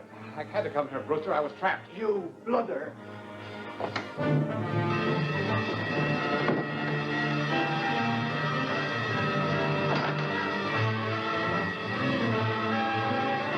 Three G-men may be on their way here.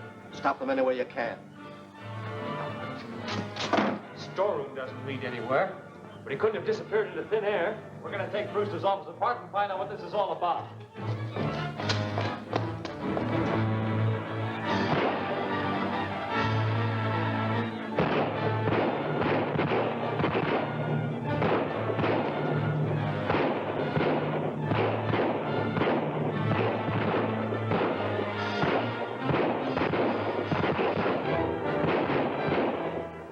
Drawn away from the field.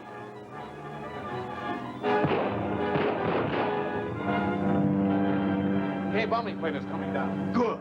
Take a couple of men. Get away in a car. Draw those G-men off. They'll follow you. Yeah, but what if they catch you? Do as I say. We've got to work fast. And don't slip up.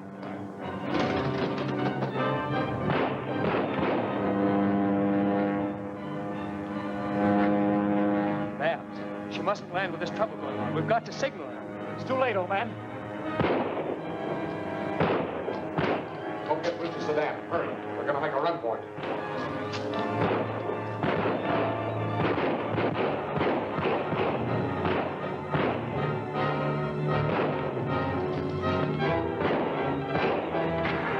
They're getting away.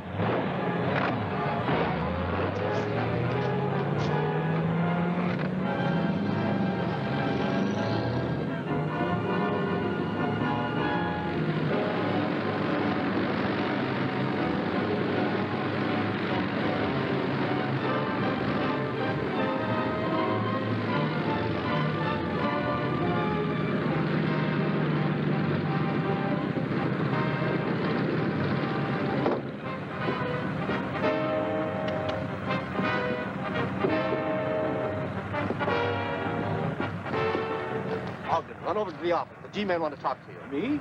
Why, yes, sir. I'm going to fly the ship for you. Well, but I... No other pilot available. Hurry, before the officials get too impatient.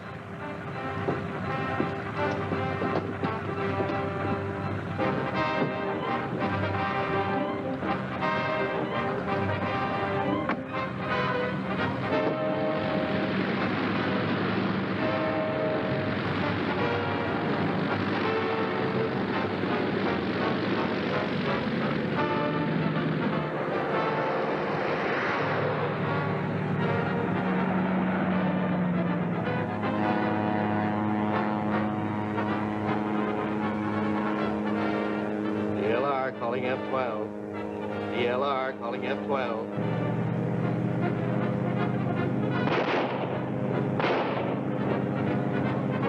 Answering DLR. Come in, DLR. I'm flying the McKay bomber to the island. Keep landing field clear.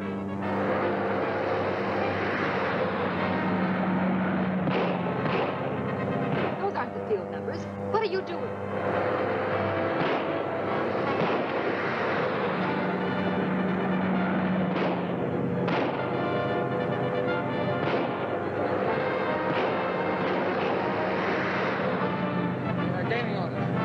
The front tire.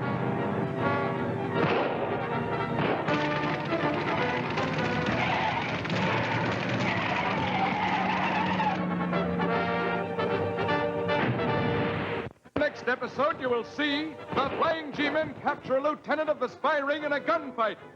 The Black Falcon attempting to rescue Babs McKay trapped by the head of the spy ring.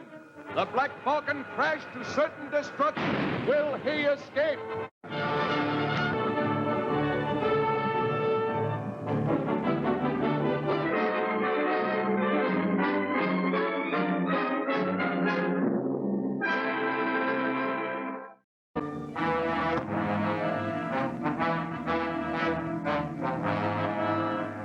A power organization of spies is waging an attack against the defenses of the nation, threatening to leave it helpless and demoralized. 3 flying G-men of the Bureau of Investigation are assigned to the case. To better combat the spy ring, the Flying G-men created the Black Falcon, a mysterious masked pilot whose sudden raid spread terror in the ranks of the enemy. 12 entering DLR. Come in, DLR. I'm flying the McKay bomber to the island. Keep landing field clear.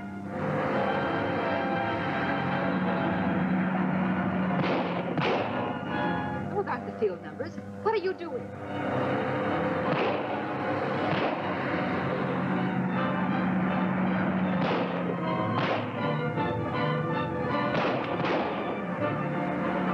The crafty leader of the spies succeeded in taking off to Flame Island with the McKay bomber with Babs McKay aboard. Learning of the theft, the Flying G-men were tricked into pursuing a group of the criminals. Their car was shot out of control and hurtled from a cliff to the rocks below. Jump!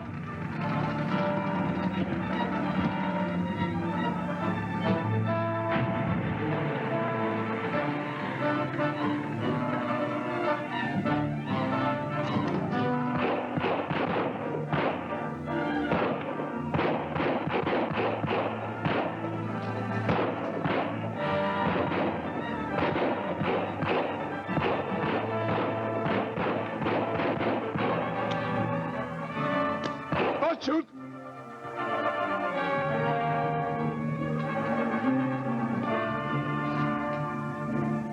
Get anything out of Corman? Nothing but this. Yeah. It's a wallpaper. But why would Corman be carrying it around in his pocket? What does he say? Nothing. That's the answer to most of our questions, especially about Brewster. Claims he doesn't even know him personally, let alone where he went with the McKay bombing plane. I'll have the boys continue with it. Take this to Cook in the lab. See what he can get out of it. Fingerprints, markings. Yes, sir. Right away. Well, what are all those markings? The ultraviolet ray has proven your wallpaper to be a map, and a very good one, too. What a break! Can you make a copy of that, Jack? I certainly can. Great. Get to it.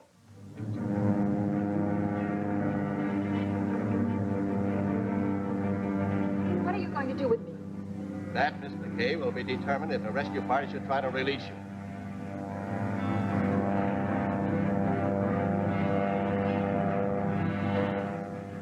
Tell your boys to get ready.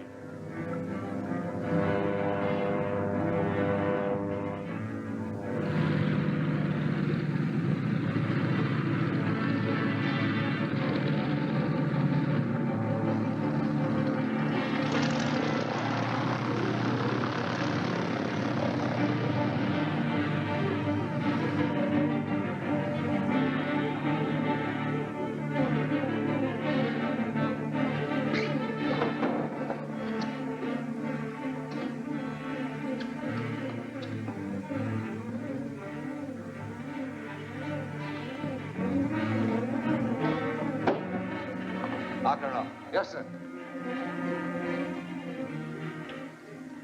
We'd like to build a transformer as quickly as possible. We may need the girls' help on some of the details. I'll put double shifts on it at once. Too bad the coast hideouts were destroyed. As long as we can operate from here, it's only a matter of time before we'll have new headquarters established on the mainland. If Flame Island has its entrance here, through these reefs, then most of the buildings must be on this side, near where this landing field is indicated. Then our best bet is to fly past the island and then come in from the other side. Right. This time, the Black Falcon will have company.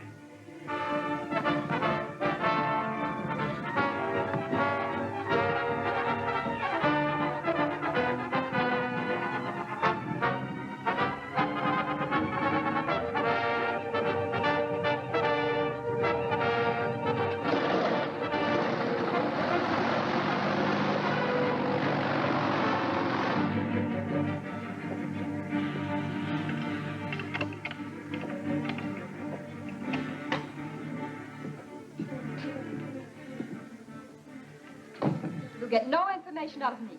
Your papers have given us all the information required. The plans of the McKay bomber and transformer are already being drawn. Then why are you holding me? Your value to me is to serve a twofold purpose. First, as a lure to bring the Flying G-men here. Then as a hostage to control their actions. Did you think that you or your G-men or the government itself could stand in my way?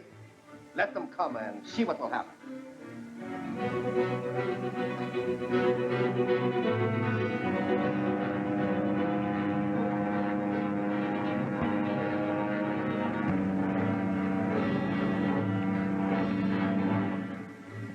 look like one of our ships.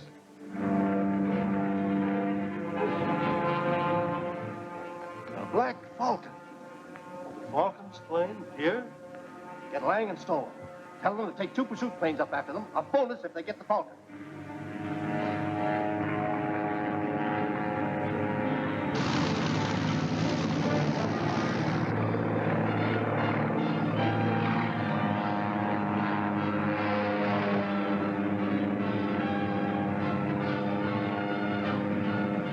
Have the girl brought out here.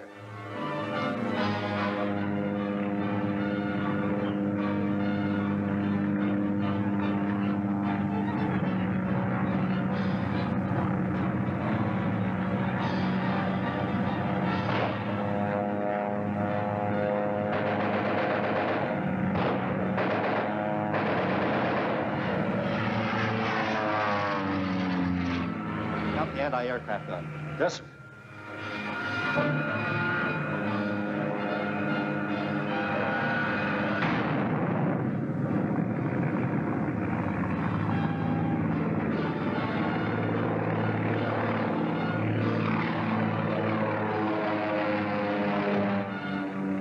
Get the cover over that gun and get a line on it.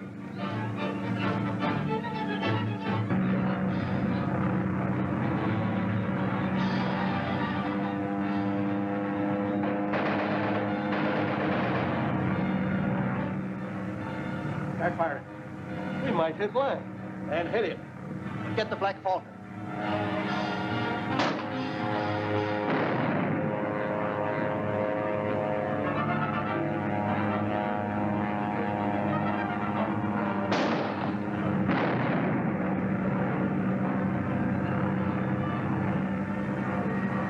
Lang, we hit it.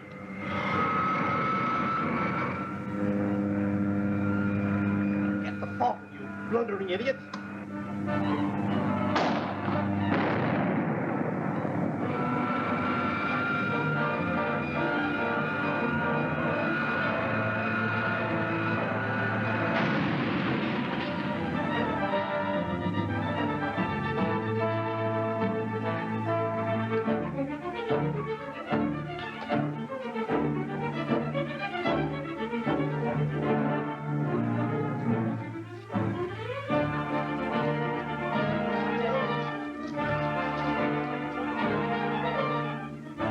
There he is. Cracked up. Come on.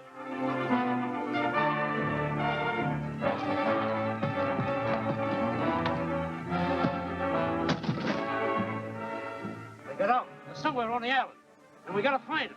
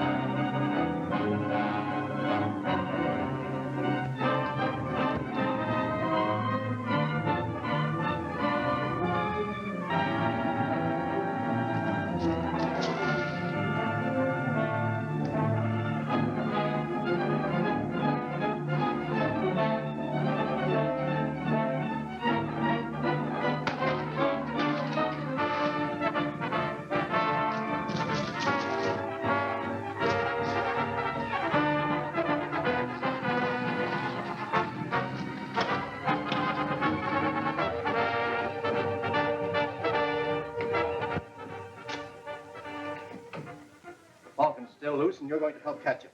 Take your hands off me. She's in the main house. Second door down the hall.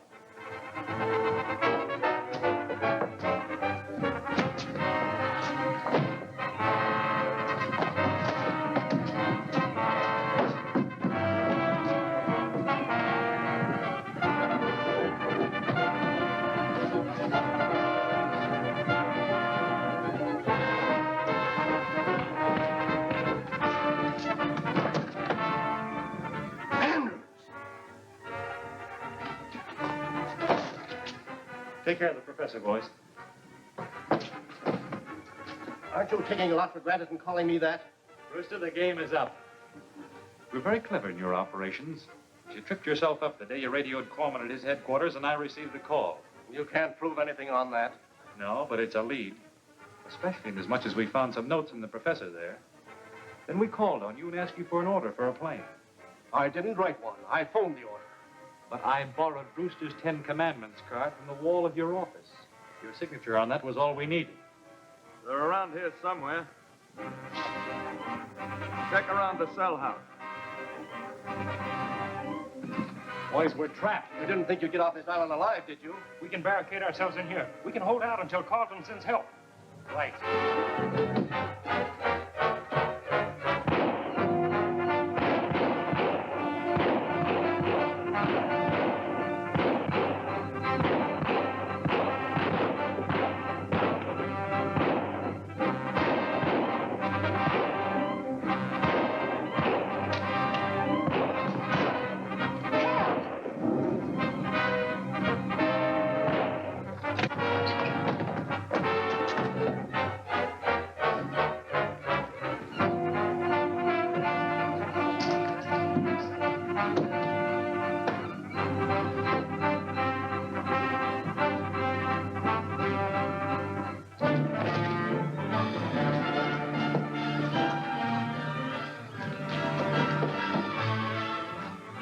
Stay here with Babs. I'll go after Bruce. Okay.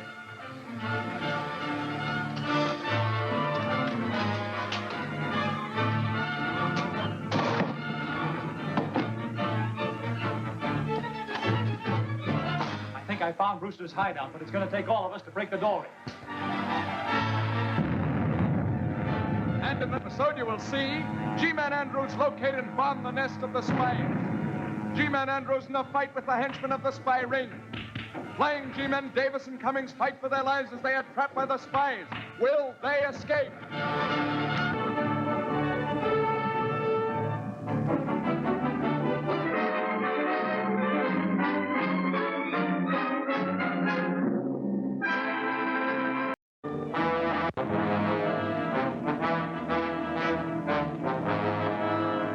The peace and security of the nation have been threatened by a campaign of espionage and sabotage conducted by a powerful spy ring whose head is known as the Professor. The Bureau of Investigation has assigned 3 flying G-men to the case. They created the Black Falcon, a mysterious masked pilot whose sudden raid spread terror and confusion among the ranks of the conspirators.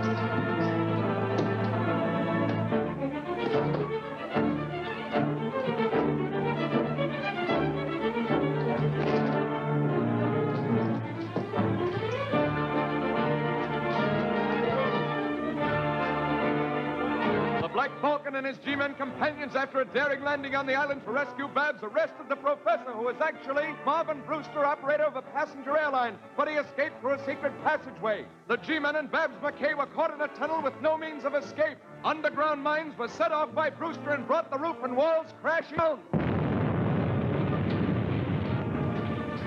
They're trapped in there.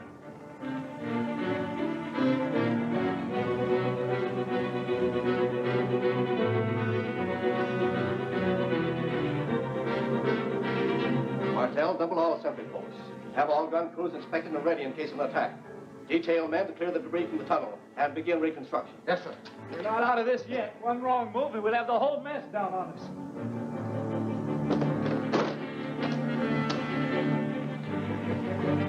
Eli, wait here. I'll take a look.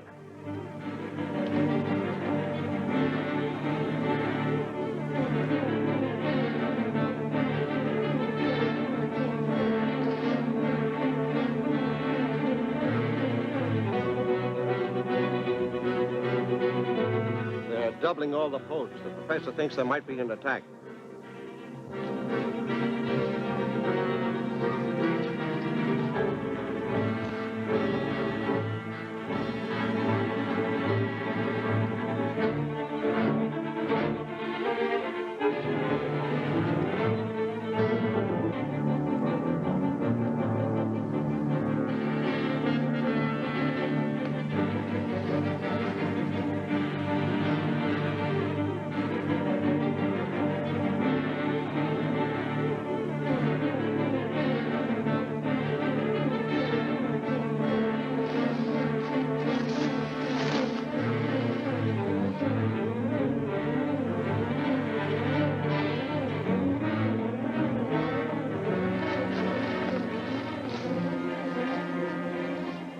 think we better do a little scouting around. We're taking an awful chance. We've got to find some means of communicating with Carlton at headquarters. Well, they have a radio broadcasting station somewhere on the ground. Good, let's find it.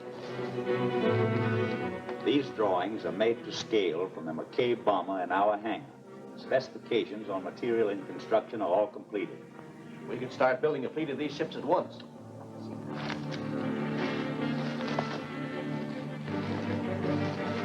That's their main building where the offices are located. The one way over is the gun room. I saw them bringing some guns out of there.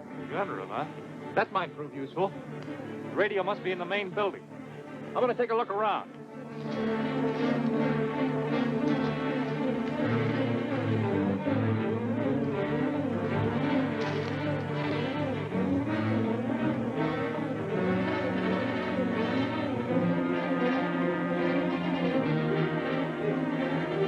We can have the robot planes in a few weeks. The ships are under construction. It's a matter of installing the robot and bomb-dropping devices. Blaine, have a fast plane ready for me at once. Look, here he comes.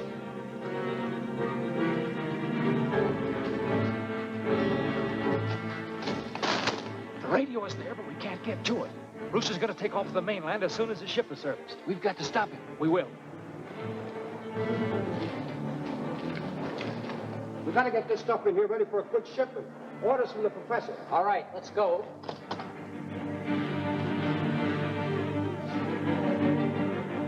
Let's start with these boxes. Be careful. They're full of explosives. If we ever drop that, it's just too bad. Put it down, boys. Go on. Put it down.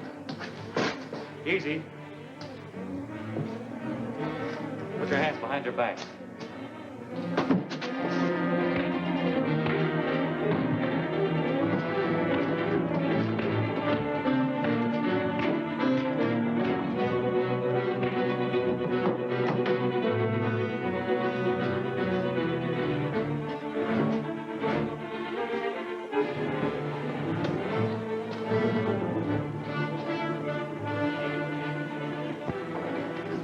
Plane's all ready. Fine.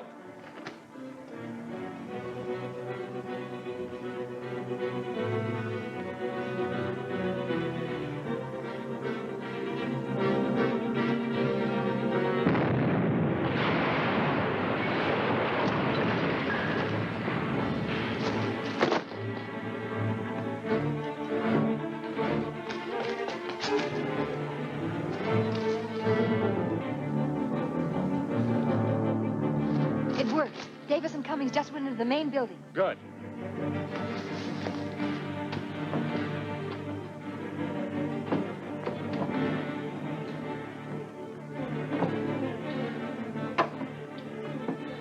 Calling FBI headquarters, calling FBI headquarters. Where are the men that were working here? There's nobody here when I ran in. Oh, here's Dugan. He was here. What happened? A man walked in on us just as we were rocked. Organize searching parties and comb every spot on the island. Brewster won't be going anywhere in this plane. Now let's fix the others. The bomber, too? No, we'll save that to take Brewster back when we get him.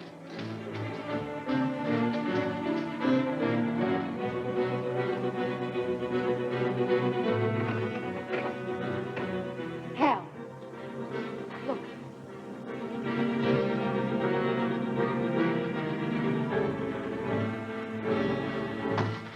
Wait.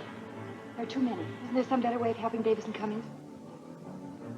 I've got it, the bomber. Calling FBI headquarters, calling FBI headquarters. Come on in, FBI. Make it snappy. We're going to have a lot of company in a minute. They're answering now. This is Cummings speaking. Put on Mr. Carlton, quick. Give them something to think about besides Davis and Cummings.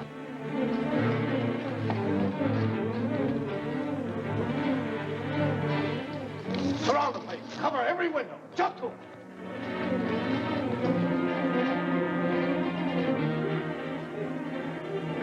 Yes, Cummings? Carlton speaking. They're here now. We'll try to handle things until help comes.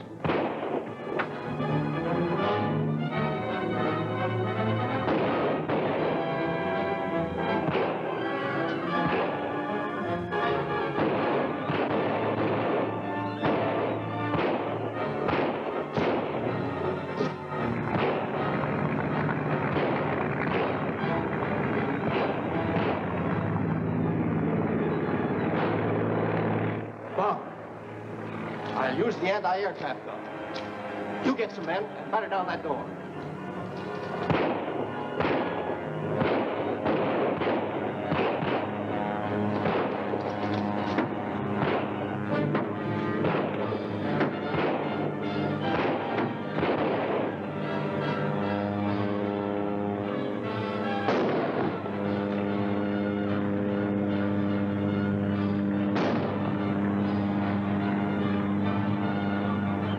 Let her go.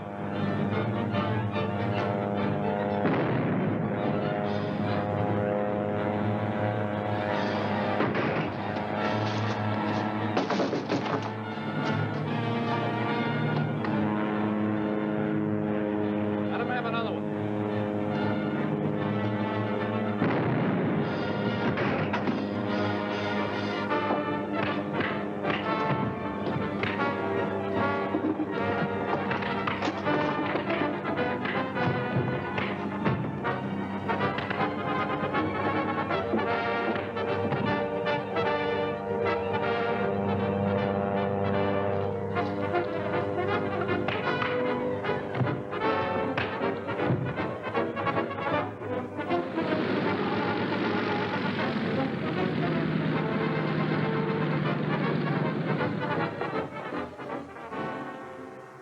Well, Brewster, looks like the game's up.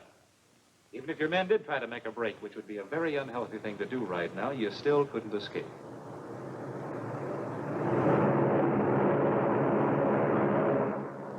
You hear that? Those are FBI planes. Carlton sent them over just in case. They'll come in mighty handy now for transportation. All right, Brewster. Get going.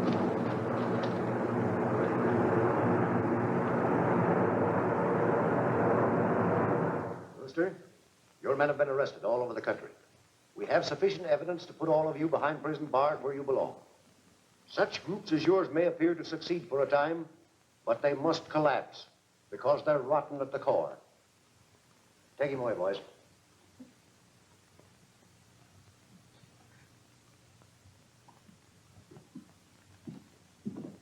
A toast to the Flying G-Men.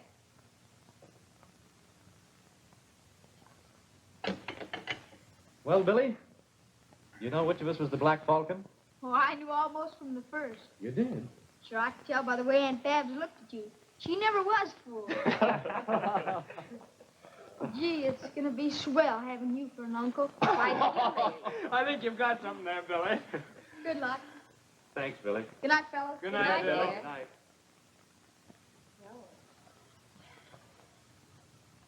Well, Well? Oh, have a heart, will you?